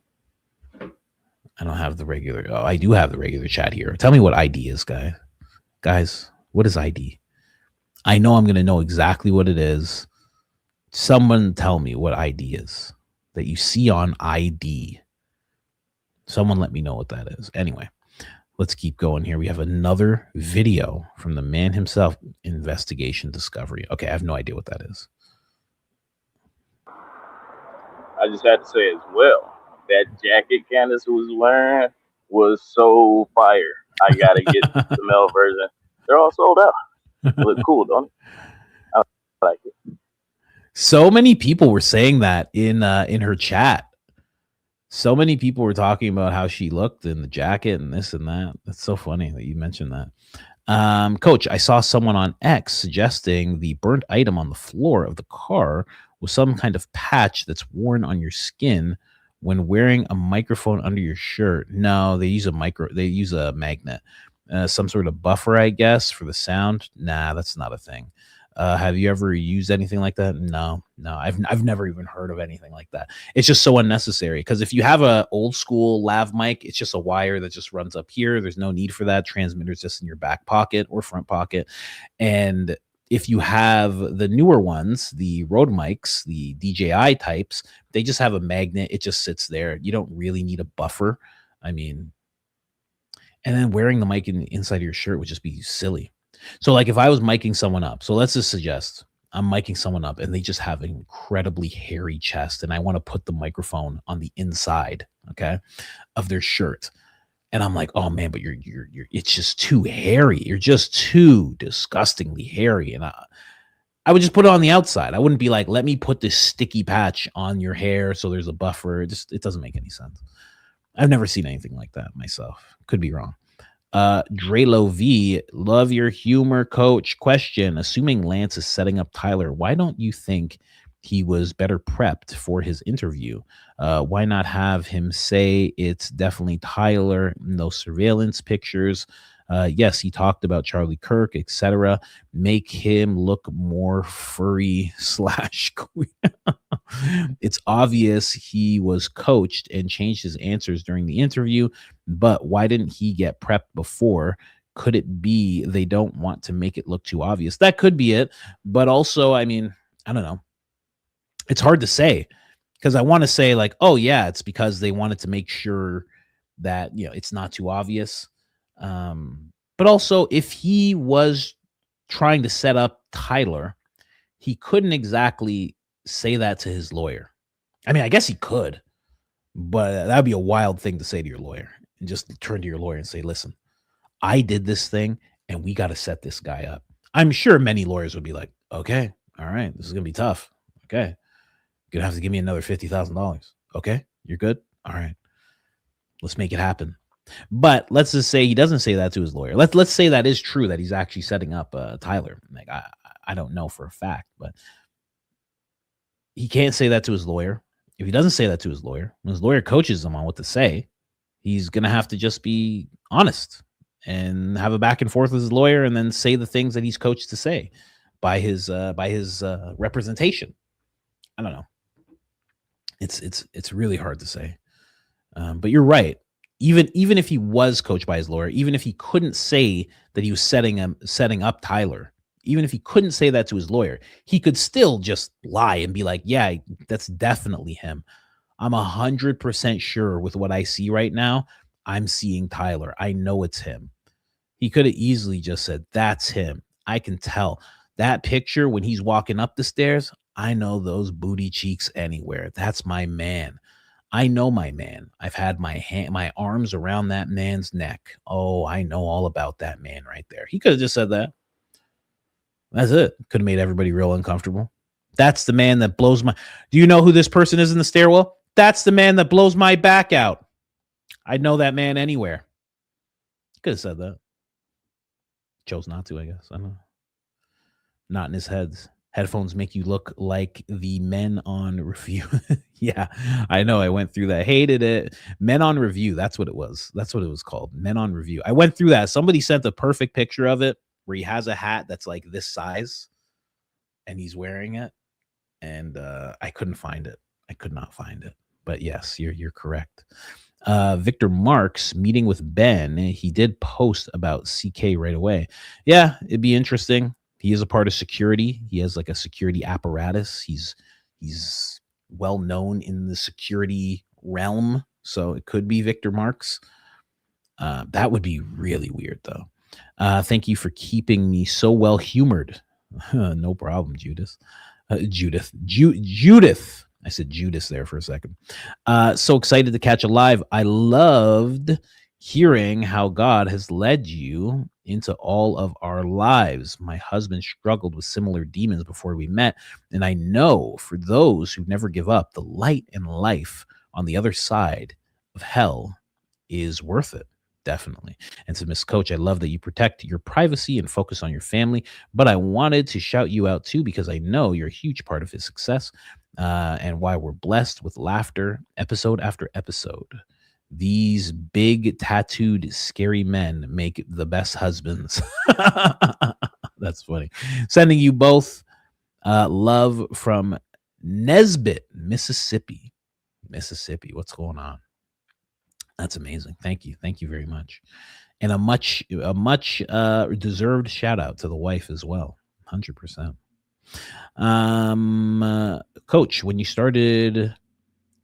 start doing stand-up, come to Salt Lake Wise Guys, please. In Utah? I think not. I don't think so. I don't know about all that. It's so weird that before Charlie Kirk passed away, everyone was cool. I liked Benny and Patrick Bet David, not Adam, but they have changed. Even Vinny. Now they attack Candace Owens, call us all names for asking questions.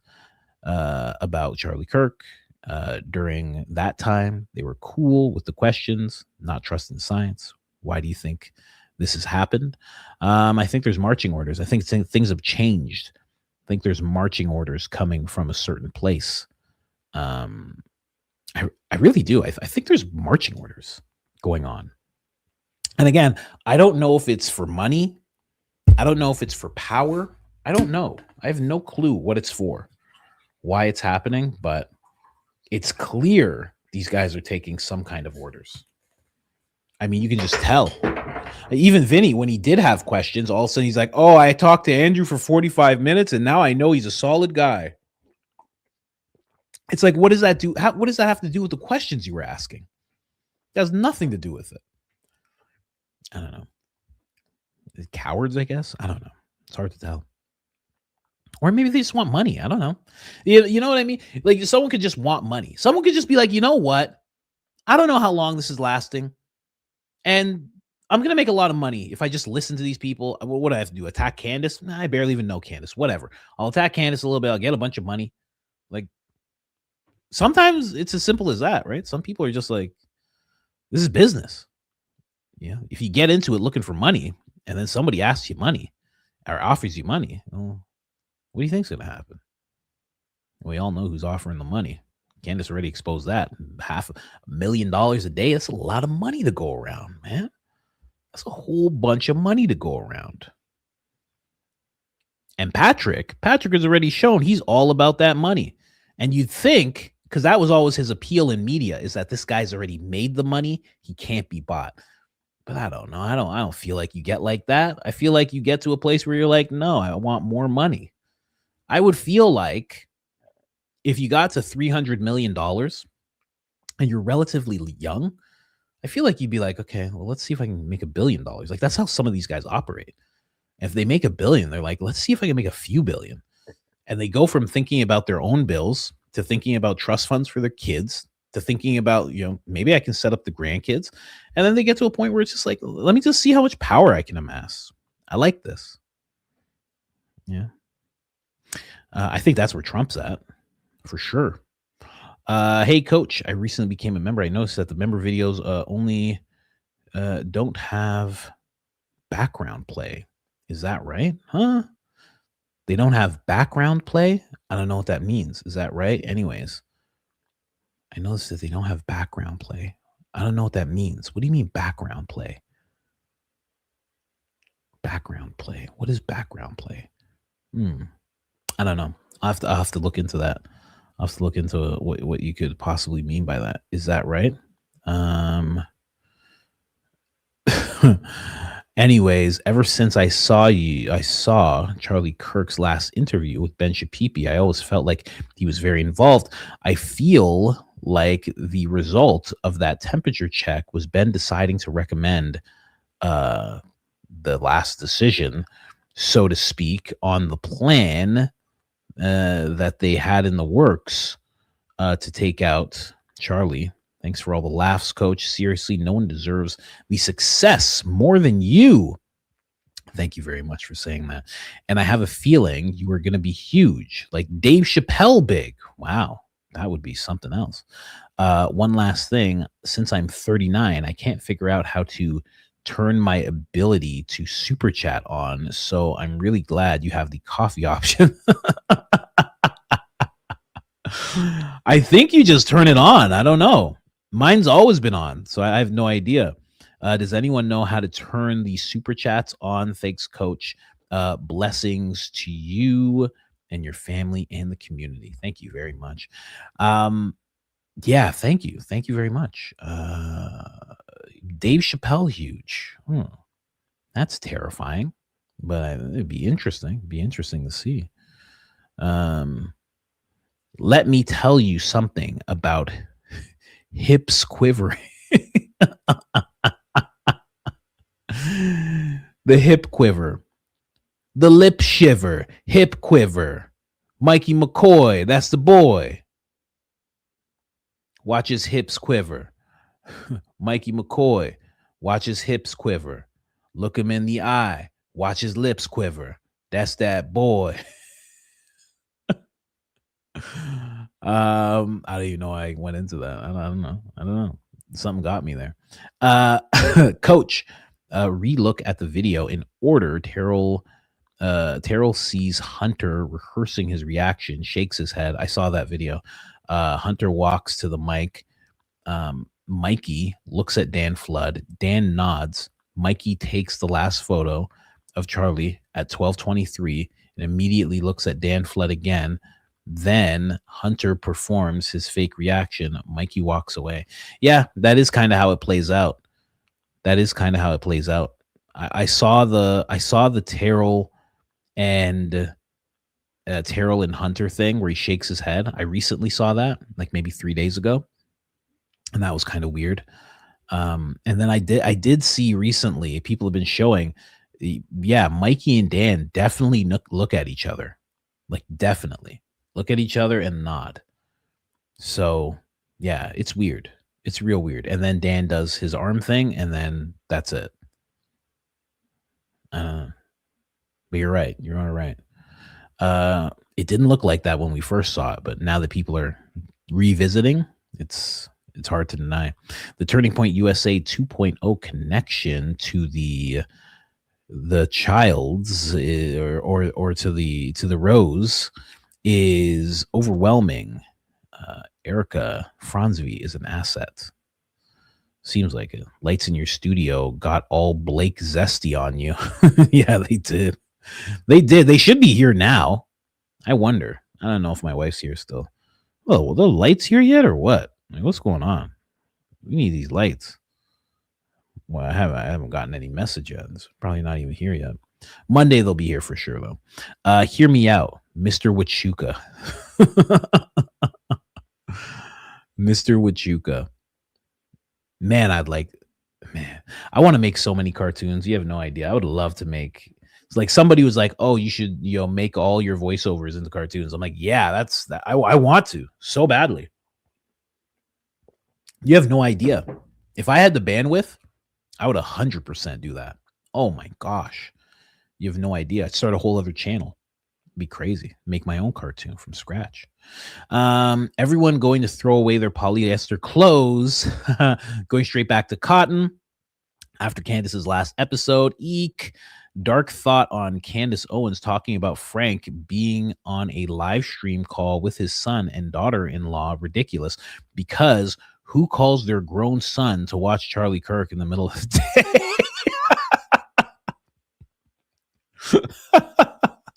That's true. That is 100% true. Who would watch? Listen, rest in peace. My dad's gone, but if he called me, if my mom called me, for my mom, I would, I guess I'd humor them. If my mom was like, check it out, it's Charlie Kirk. My mom does not like, she wouldn't like Charlie Kirk. She's definitely she's very left leaning. So she doesn't even like any of them, but but she likes Candace because Candace is black and Candace, they have some Caribbean roots and stuff. So she likes Candace. She likes Candace a lot, but she definitely doesn't like the rest of them. But I'd be like, Mom, what am I doing here? I'm going to watch this whole thing? Mom, I'm not watching the whole thing. Like, what's going on here? Like, what are we talking about? You want me to watch this whole thing with you? I'd be like, Mom, just film it. Just film it and send me a clip. You're right. Who calls their grown son to watch Charlie Kirk in the middle of the day? What if he was actually streaming the whole thing for some nasally little man to watch from far away?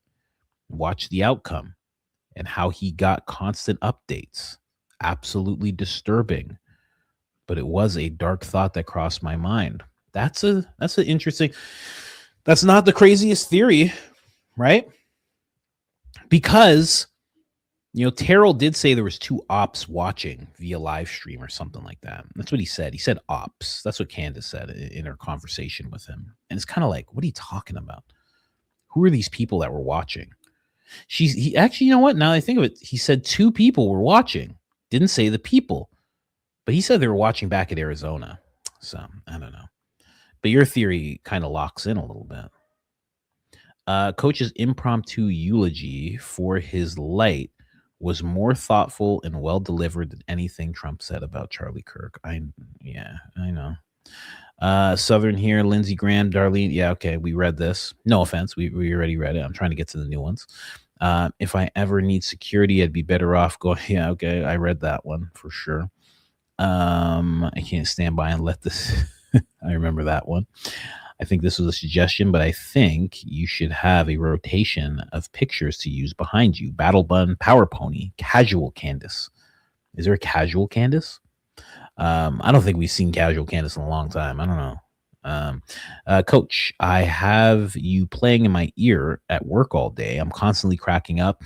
My coworker just asked me who I'm listening to because it sounds like it's good. I just showed him the Hunter and Nick clip. You were making fun of how strong Hunter would be with a bike in a fridge. Laughing so hard. Love watching every day. Keep up the good work. Thank you so much. I appreciate that. Really appreciate that. Just thinking back to that. Nick and see what I mean? Like if I had a cartoon, oh my gosh, right away. Nick and Hunter fighting, of course. That'd be a video right away. Thank you so much, Ellie, appreciate you. Someone, appreciate you. What up? Appreciate you. Coach, you are doing God's work. We need more independent researchers like yourself putting the fire to these billionaire grifters trying to pull the wool over our eyes. Thank you so much. What up? Tanya Pratt. It's 3:20. It's 3:20 in the UK. And since I have the day off, I can finally watch you live. Just want to say, you always brighten my day. And I learn loads from you. Your Officer Tatum and George impressions constantly give me laughing cramps. That's amazing. Thank you so much for telling me that. I appreciate that. Thank you so much, Tanya.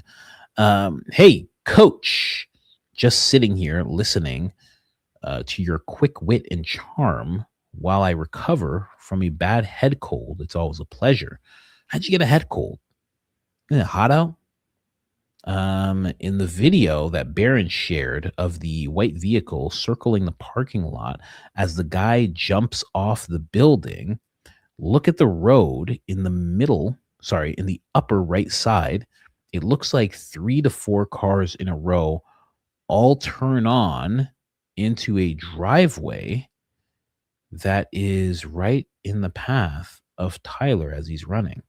3 to 4 cars? Really? Let me know what episode that was. I think did Jesse cover that? I think Jesse might have covered that too. Baron walks into Candace Owens' house. Mama! Oh my God. You know, Candace on the floor rolling, Mountain of Evidence. I know she watches your show. I know it. No. Thanks for all you do, Coach. Thank you so much. I do appreciate it. New comment. Yeah. I know it's a new comment. You're right. And thank you for doing that. That does help. That helps, actually. Thank you. If this Mockingbird group is out of money and it's collected from any interactions on their posts, we thinking we need to just stop commenting and viewing their stuff completely and let them sit on their own BS. Certainly hate their words gaining traction from bots, and then normies see that as fact. That's exactly what happens. Not to mention, it's hilarious to see how idiotic and desperate they are. Did you also see that Ben Shapipi is making a doc on Netflix on how he hired Candace Owens, or is that fake? That's a trend that's happening. So you'll see a lot of different people. Like my wife actually just showed me one. So people are just playing that Netflix documentary music, and they sit down in a chair, and it's just like a thing of how I did this or how I did that, and it's just a trend. He just made a video. That's all it is. That man is a disgusting stalker, truly dangerous level. He needs a restraining order at this point. In other news, I'm considering making my own videos and wanted to know if you still offer info on how to get started. I'm from the 1900s. I'm from the 1900s and feel completely lost on trying to get all of that started. Appreciate any assistance you can provide / advice. Thanks for all you do, Coach, and hope. Yeah, I'm gonna do it on the I'm gonna do it on the Discord. I think that's the smartest thing to do. I'm gonna have to ask Danks how I can do that and just jump into the Discord, and then like there's something called like there's a bunch of rooms here. Like I just want to like there's an Ian room, there's a friend of the show room. I'm just gonna change one of these rooms. I'm just gonna change one of these rooms and just look. There's something called content creators. Is this what it's called? Content creators? What's this? Let me see this. Oh, I actually can put a link to the Discord. I should actually. How do I do that? Here, I'll take this. It says invite a friend. I'm gonna throw it in here really quick. Really quick. Well, it's not loading, so I guess not really quick. Anyway, I'll let it load. But yeah, I'm gonna do it in the Discord. I'm gonna switch one of the rooms. I'm gonna put it in capital letters, and I'm just gonna say, this is how you start. There it is. Someone said, what's the Discord? I got you. Let me know if it works too. Let me know if it works. Here, I'm gonna throw it in the chat right now. I'll make it the pinned. I'll make it the pinned thing. Move aside, buy me a coffee. We'll see if it works. If it works, you're good. Replace pinned. I think that should do it. So there it is. I think it's in there now. And we'll do it there. We'll do it there. I gotta start interacting with that thing a lot more. I have some ideas. I got. But there you go. I will give you advice there. Join Hilby, and I'll make sure to give you advice there. I'm gonna put a bunch of voice notes in there of like what to do, how to get started, help people. That'd be great. Tried to send a super chat, but it wouldn't let me. There was an April Fool's Day post that went viral in the trad cath / ortho circles. I assume that means like Catholic and Orthodox circles. That is remnants of Frank Turek's marital advice video. It's long, but you'll get a kick out of it. Search Man in SSPX group. Facebook asking for marital advice from Jeff Kassman on Twitter. It's posted April Fool's Day. As a side note, I'm 22 weeks pregnant. Wow, congratulations. And an annoying side effect is I've been experiencing lately is sleep talking. Wow, I thought you were going to say sleepwalking. It's crazy dangerous. Apparently, the other night, I mumbled Mountain Ebonance. That's crazy. That's crazy. Good for you, though. Good for you. 22 weeks pregnant.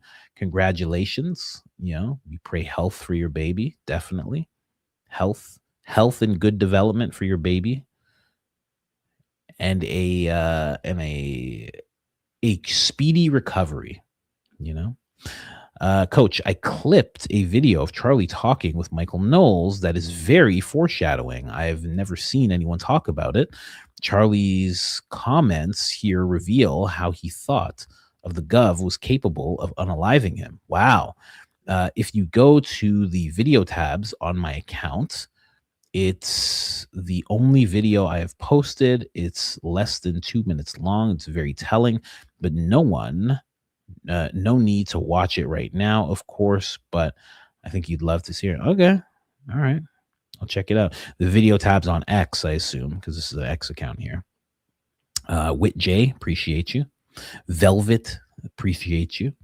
TLW podcast, appreciate you. Baron bringing up Erica flying everywhere but home after the trial is interesting, and going to the bureau headquarters and then to what is that, Quintico, and then possibly Rupert Murdoch's. I thought he was dead. Isn't he dead? It's obvious to anyone with eyes she's an asset and had to check in with her handlers. Yeah, I think it's pretty obvious. What's going on here? Hey, Miguel, are you okay? Are you okay? Are you all right, Miguel? Just relax a little bit, buddy. Okay. Someone's tripping out in the chat here. Rogan proved even more that he's owned and sold out with the latest JD Vance episode. It's too bad because I used to be the biggest fan. Been to the mothership, everything. Shame. I've been to the mothership too. It's a great place. It's great comedy. I think he's created something very special there. I think he's done a lot of good. I think he's done a whole lot of good. But I mean, you have those relationships. Again, I talked about this before. Tim Dillon made sure, he's like, I said no when Peter asked him to go to dinner. He's like, because if I'm too close to these people, I can't make fun of them. And, you know, Joe's just very close to all those people. Like, if they're your friends, how are you gonna all of a sudden talk down on them? That's a hard thing to do. Some people in podcasting, broadcasting, they make a decision to either be friendly with people, have those relationships, and then have to, like, you know, tiptoe around certain things, or they make a decision. Wendy Williams was like this, and same with Charlemagne the God. I met Charlemagne the God one time, and he talks about, he's like, there's no friends in this. He's like, I have no friends. He's like, no friends. This is like early. He's like, and because of that, he can say whatever he wants about whoever he wants. Now, he's owned himself in a way, but, you know, it is good advice. That's advice that he got from Wendy Williams. It's like, don't bother having friends. Like, she's like, screw having friends. Howard Stern was like that for the longest time. He was like, I'm not gonna have any friends. He's like, I got to talk about these people. I got to do things. So you got to make that decision. If you listen to the Lone Witness video carefully, he says at the very beginning, think he would already be in place, as if they are looking for a shooter. The only logical reason I can think of for this is to create adversity or conspiracy for conspiracy theories. More shooters equals less. Yes. More decoys takes us. I said this the other day. Oh, horrible link. It's not working. Okay. I said this the other day. When it comes to that, it's just taking it further and further from the microphone. It's like you see a guy jump up, his pants are down, he's just screaming, and then all of a sudden you see another guy, he's screaming USA, and then it just takes you further. Another guy in a lab coat, another guy with a prosthetic arm, dressed in all black with a firearm, another person finds a holster, another person finds this, finds that. It just takes you further and further away from even thinking that it could possibly be the microphone. Let's keep going here.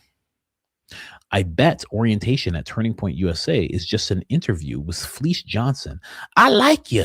I want you.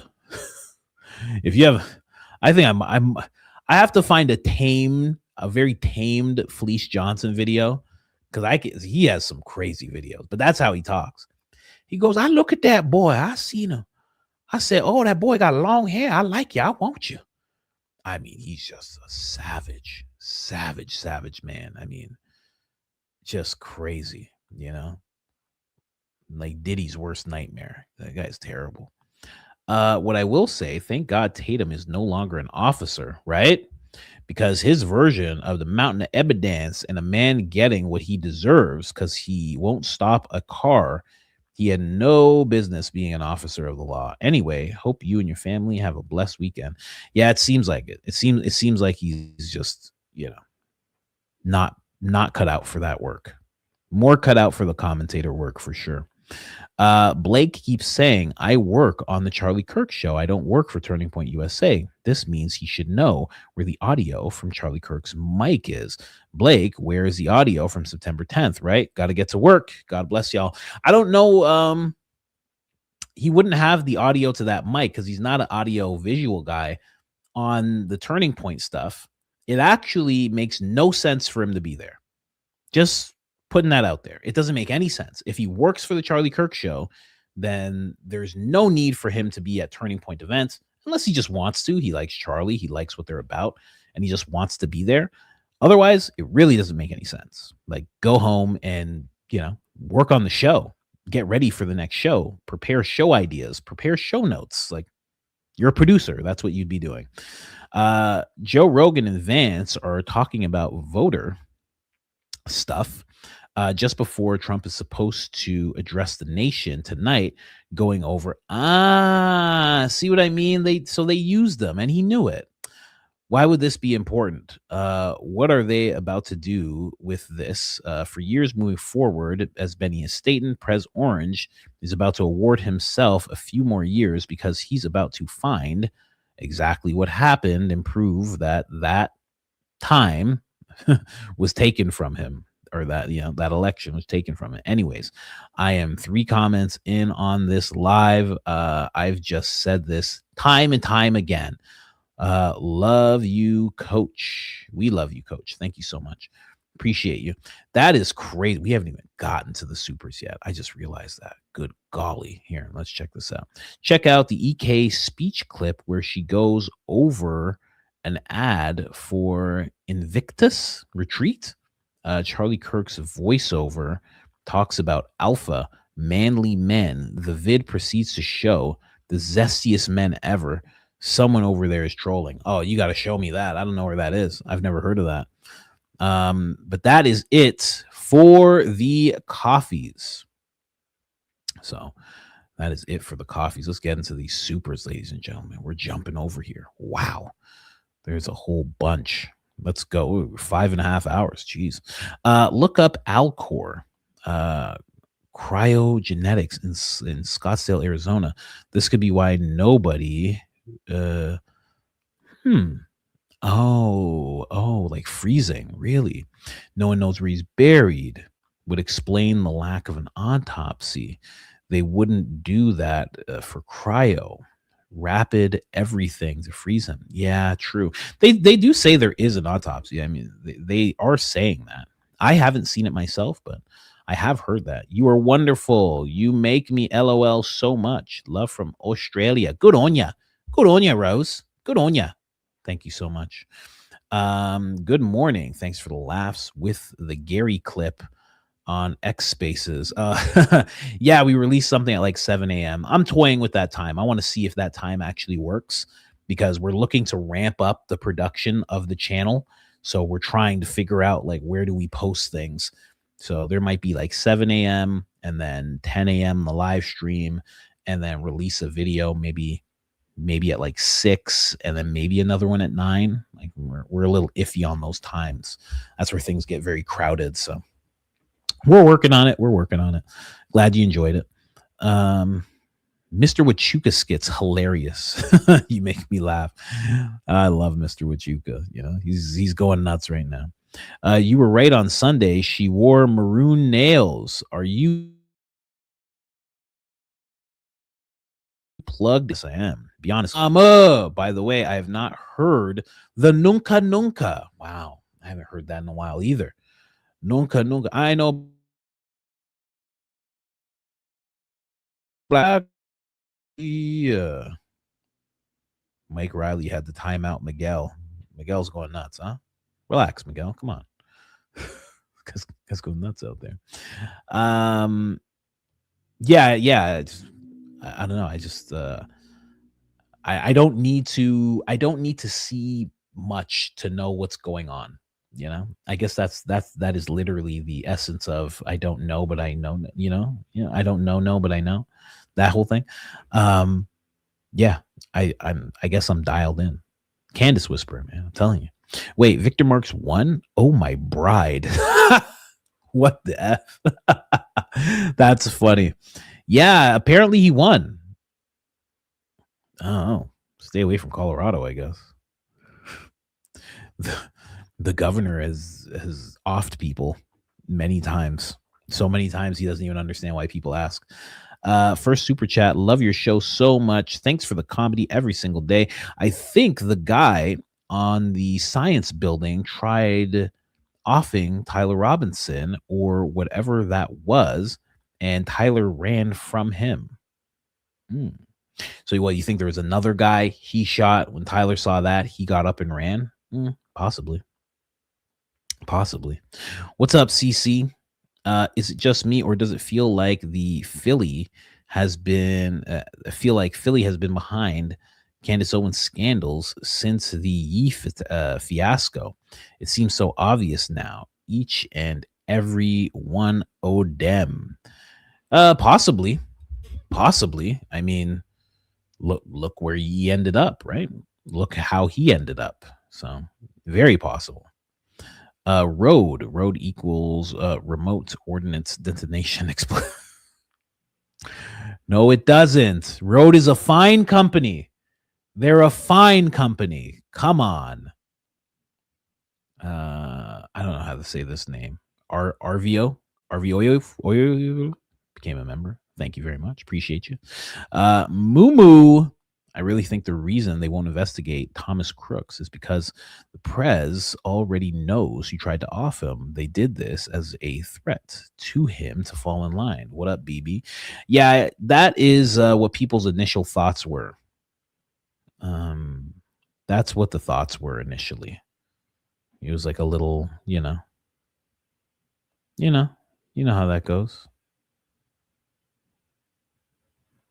Susanna, Rosanna, Diana. What if Corey's wife contacted Candace and was told to go to the News Nation first for her safety so Candace could interview her without the haters attacking?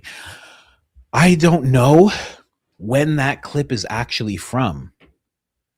Actually, I might actually have it right here. I should actually check that before I say I don't know where that clip's from. I might have that clip. Here it is. This is the original clip. When did that come out? Let's see. Let me see here really quick. So that clip came out 2 days ago. Okay, you might be right. That clip came out 2 days ago. Yeah. Solid suspicion there you have, Susanna, Rosanna, Diana. All right. Mountain evidence. I like evidence, Hi, Coach and Mint family. It's crazy how all the police / people involved have limited knowledge or memory on September 10th. Well, Christ is King indeed. I mean, that happens.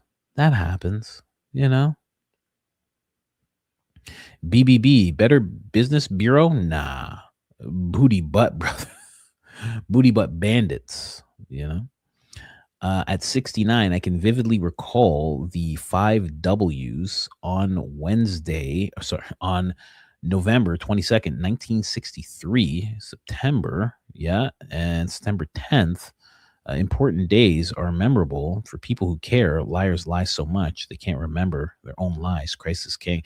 Yeah. That's actually a good point. I mean, even on a day where it is important, like where something important happens and you didn't really care, you still remember, or if you weren't really like tuned in, like I was young back in like that September, that September day, right, with the 2 things and the, you remember, free fall, all that stuff.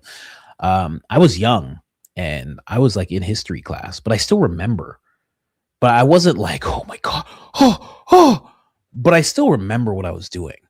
You know what I mean? So it's weird that they don't remember. Really weird. So weird that it doesn't seem true, right? Did you see the Stewie show with Anna was taken down midstream last night while they were talking about that fort? Really? That's interesting. I saw somebody show it go. Well, I saw them together and he was like, I got an email, or he's like, I got something and I have to answer this right away. And then they ended the show. I thought that's how the show ended. I didn't realize it was just like taken down midstream. I have to look into that. I haven't gotten a chance to watch it at all. Shh, I'm watching my program. Yeah, Blake calling it a program. Like, how old are you? Like he's zesty, but he also kind of has the feel of like an older, like curmudgeon type of lady, like a lady that's like 67, but it's like she's just like she doesn't like things, she doesn't like people. She's like her grandkids come, she's like, get off me. He also has that type of feel to him. I love when these high humor outfits make you giggle. PIMP Collins, perfect impressionist master persona. You dig? Your family and howdy chat. Thank you. Dig you, your family and howdy chat. Oh, thank you so much. Appreciate that. Appreciate those acronyms as well. Appreciate that. Let's keep going here. Mama Rep Stacy Plastic with friends with Island Boy is running for U.S. IV governor. Really? She was caught texting. Whoa, really? And she's running for governor. How is she not cooked? Well, that's the exact reason, right? Part of a solid club, right?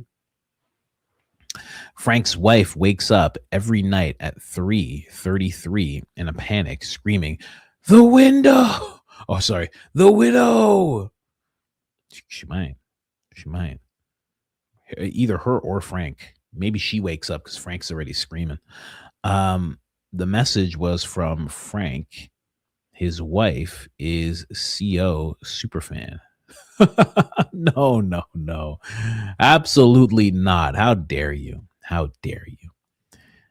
Can you get shooting glasses like Frank? I've thought about that. I thought about that one time. I don't know when it was. I think it was like a week ago, or maybe like last week, where I was gonna talk. It was when he was crashing out, and I was like, oh, like I wanted to go for these glasses, but these glasses don't look like it. I was like, like there's no sense in that. But I wish I had those same type of glasses. I used to have so many of them from working in warehousing and labor and stuff. Now I don't have any. But yeah, man. Yeah, don't worry, you read my mind. I would love to put on those glasses and do an impression of him. Frank wrote that letter himself. Yeah. Without a doubt. Without a doubt, he wrote that himself. How long it was so long, and it was so specific to exactly what he's been saying about Candace for months. It's like, come on, man. Come on. AI wrote the letter about the Christian couple. Frank might not even know how to use it. Maybe he got his son to do it. Can you get AI to write me up a letter just from a Christian couple or something like that? Come on, Dad. More propaganda. Come on, Dad. Come on. It used to be about the Lord. Don't you just have it? You don't do sermons or anything anymore?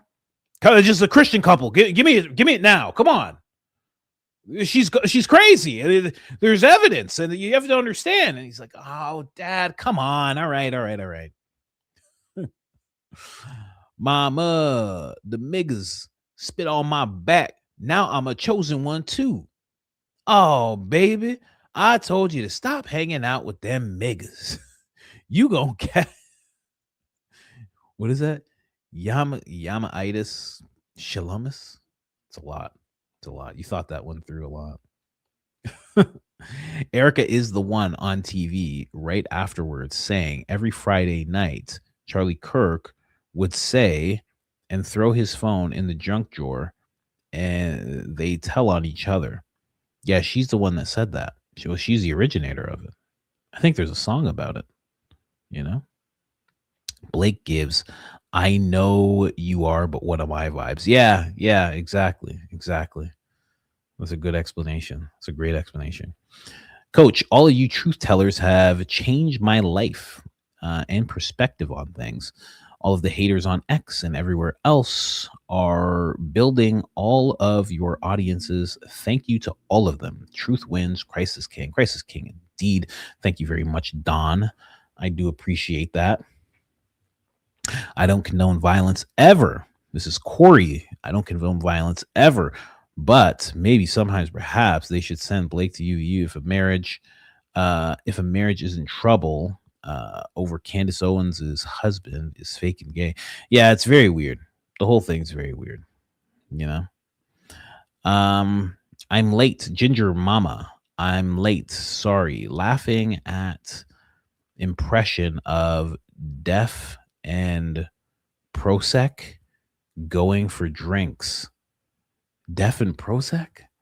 I'm like a stream of consciousness. Who? Def and Prozac going for a drink. Who's that?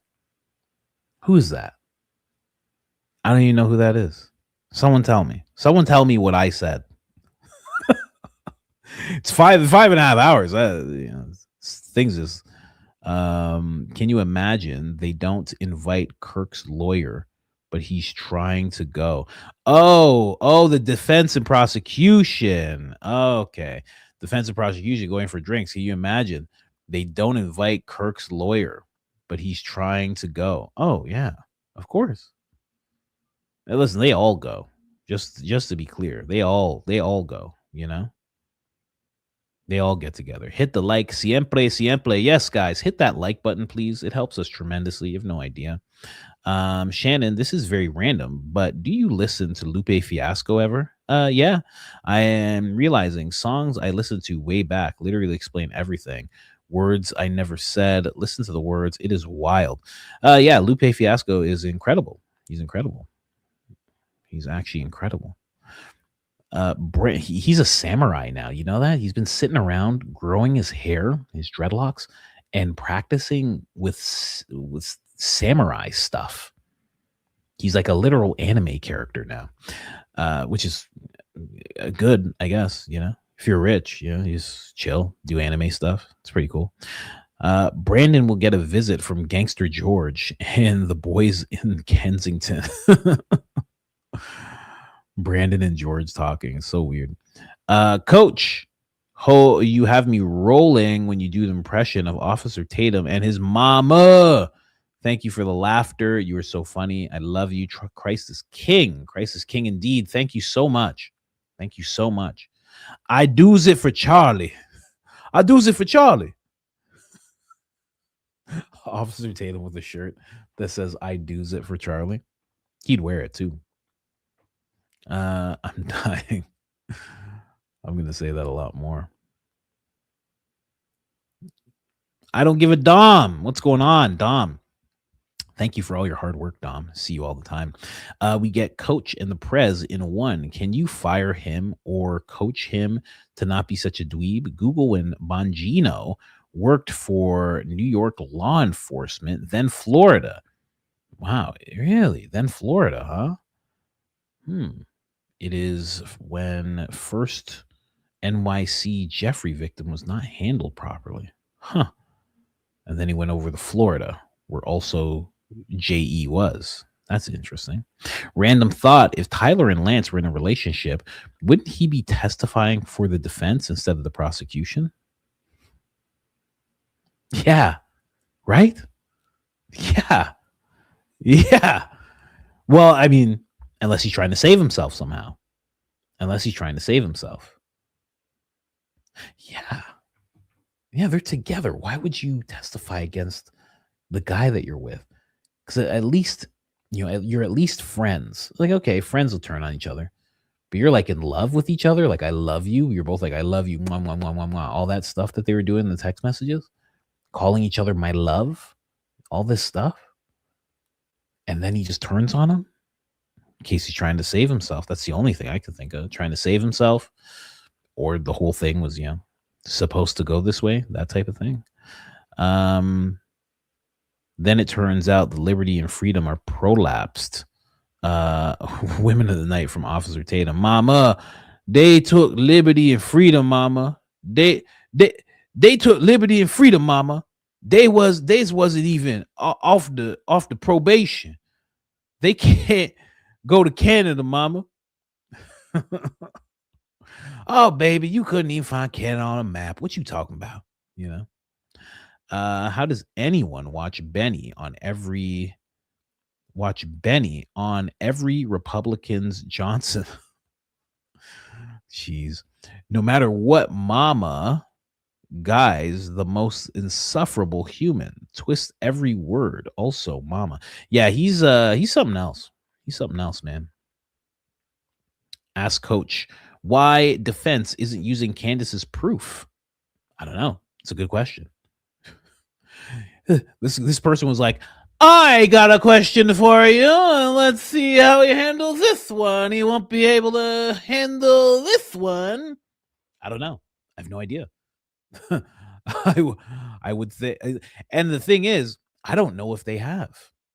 You know? Oh, another one. The same thing. Oh, isn't that interesting? Ooh, you guys are really getting me. I don't know. I don't know why they wouldn't use anything from what she's broken down. Right? Is it because it's not true and it's all just a lie and not real? Could be. I mean, you could say that is their reasoning. You could say like, oh, they just think none of it's real. That could be a thing. But if we're in that world where everything could just be a thing, right? We'll move aside the pink elephant for a second and we'll say maybe they don't want to because maybe this case is all supposed to work out a certain way. I don't know. Same reason, why didn't they decide to talk to the lone witness who saw another person on the roof? I don't know. That's a weird thing. That's a very weird thing. There's a bunch of weird things that the defense are doing. Very, very odd. So who knows? Who knows? Right? It's just it's a weird thing. Coach, isn't defense using Kansas proof? Yeah, I have no idea. You know? But also it's a weird thing to think, right? Because this is what these questions are posing, that if the defense isn't just saying, here's every episode that Candace Owens has made, that all of a sudden it's like they're not using anything that they've seen. And here's another thing, since we're in the realm of pink elephants and pink elephants and mystical happenings, how do we know that Baron and Candace haven't been contacted already? How do you know that?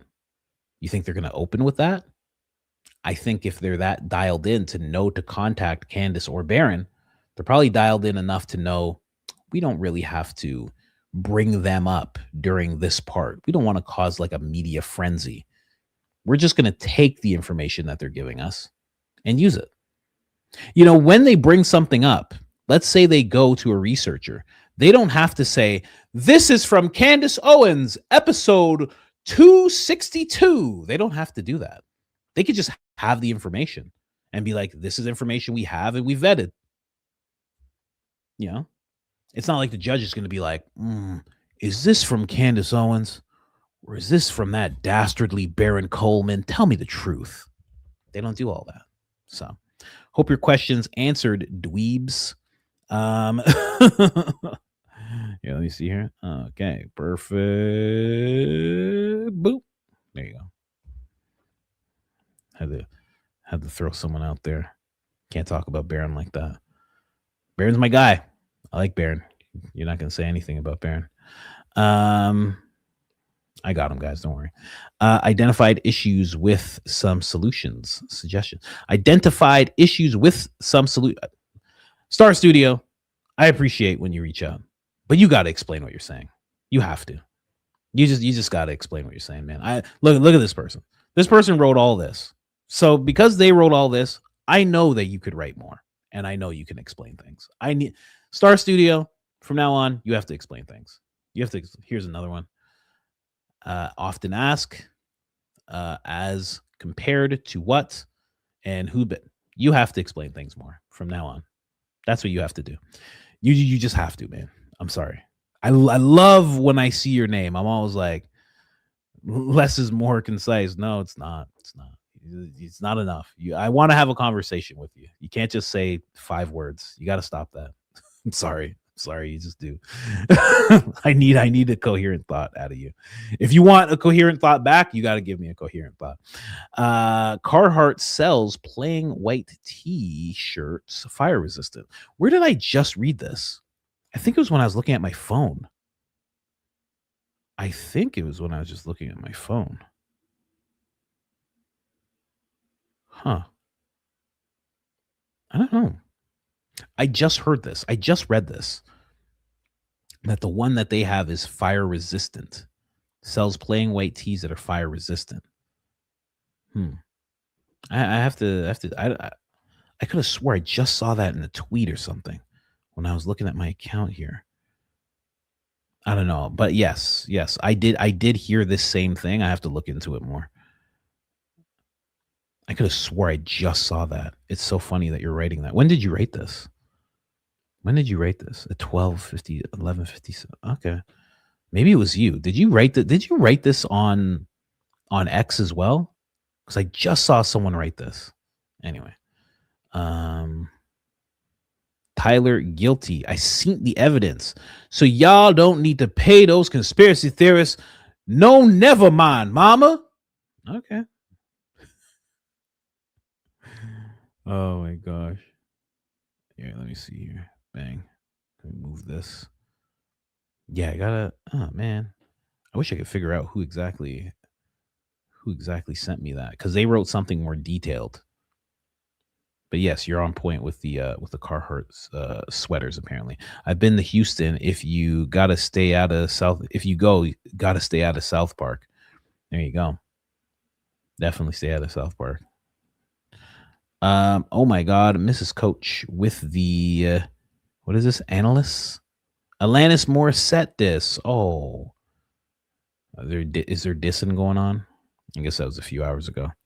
Erica Lee, be a table, my friend. Oh, I like that. I know what that's from. A lot of you guys don't know what that's from. You know, Bruce Lee has this thing where he's like, he's like, be water. If water is in a kettle, it becomes the kettle. If water is in a cup, it becomes the cup. Be water, my friends. Yeah. Erica Lee, be table, my friends. Solid. Can we get, when in doubt, table out merch? You gotta ask Erica. I'm sure Erica's ready to do that. She's down.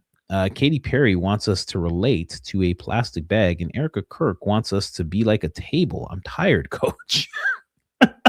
The I'm tired at the end. I'm tired, coach. Oh my gosh. Become a table or a chair. No substitutions. Erica Kirk. That's solid. That should go on a shirt. Watching from, where is this? What does this say? Hernando MS with my mom. Just had knee replacement this morning. Really? Please shout out Nana D and pray for fast recovery. Oh my gosh. Oh, your mom had a knee replacement this morning. I was going to say, you're like watching this live stream laughing with a knee replacement. That's crazy. Yeah, we pray for a speedy recovery. Pray for a speedy recovery and that she can walk and feel good afterwards, you know? Stuff like that always scares me. You know, it's like, you know, because you never know, like, how's it going to turn out? You know? I hope she's okay. Take care of her. Blakey boy, definitely a fan of the show. Yeah, of course. He's definitely a friend of Candace's show. A fake NG like a broke back mountain of evidence. Thank you very much. He was legal resident with a work permit. He was a father, a husband, a brother, a son. It was on his skin. It was on his skin that they chose to target him.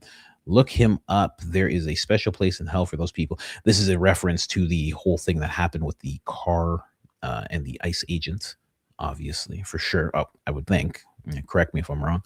Candace Owens snuck in at the end that she knows who Ben was with. Said she needs a whole episode. Also, I just picture Erica planking for the next speech since she's a table now. Could you imagine?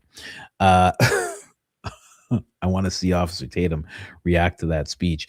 Oh, it would be crazy. It'd be a completely different reaction than what I gave. That's for sure. It'd be completely different. Candace probably turns her head to allow Brandon to make money, but they probably secretly continue their friendship. Well, maybe. I mean, well, you have to understand, every creator, don't let any of them fool you. These are businesses. These are channels. These are shows. These are businesses. And everybody knows businesses have bottom lines, every single one. So for sure, of course, he still makes the money. And of course, you know, like talking about her turning her head, kind of like, I don't know. You know, when you say turn your head, it's like, what is she supposed to do? She's supposed to like really go at him. Like I said before, maybe she understands what's going on. Maybe she understands what game he's in. And she kind of just looks at him like a little brother that's like just too dumb for his own good, like doesn't know any better. I don't know. But yeah, they definitely continue they're not secretly, like, this is the weird thing you're saying. They secretly continue their friendship. I don't think it's secret. I don't think it's a secret because he keeps saying that they're still friends and he loves her, and she keeps saying that they're still friends and she loves him. So it's not really secret, and he's definitely still making money. So I don't know. Hard to tell what's going on there. But I know one thing. She's going to comment on it soon. I can tell you that much. That much I can promise you. That's going to happen very, very soon. And he knows it, and she knows it. Oh, gosh, guys. I got to go. We got to get out of here. Let me check for one more coffee. Let me just for safe check-in. Nope. Nothing. But whoever sent me this, really quick, you said that there's this, check out this speech clip where she goes, please show me what you're talking about there. Please let me know. Tag me on X, something. Tell me about this, because I want to know about this video that proceeds to show the zestiest men ever. Please let me know exactly what you're talking about. It'd be much, much appreciated. Anyways, guys, I gotta get going, man. It has been almost 6 hours. This is way too long, guys. I'm bouncing out. I'll see you guys on Monday. We're doing videos all weekend, 10 a.m. sharp. You can still show up here tomorrow. There will be a video. Friday, Saturday, Sunday, there will be videos. We're putting out like 2 or 3 videos a day on the weekend. The clip channel is still popping. If you want to get on the clip channel there, go ahead and check it out. It is still going, and on Spotify as well.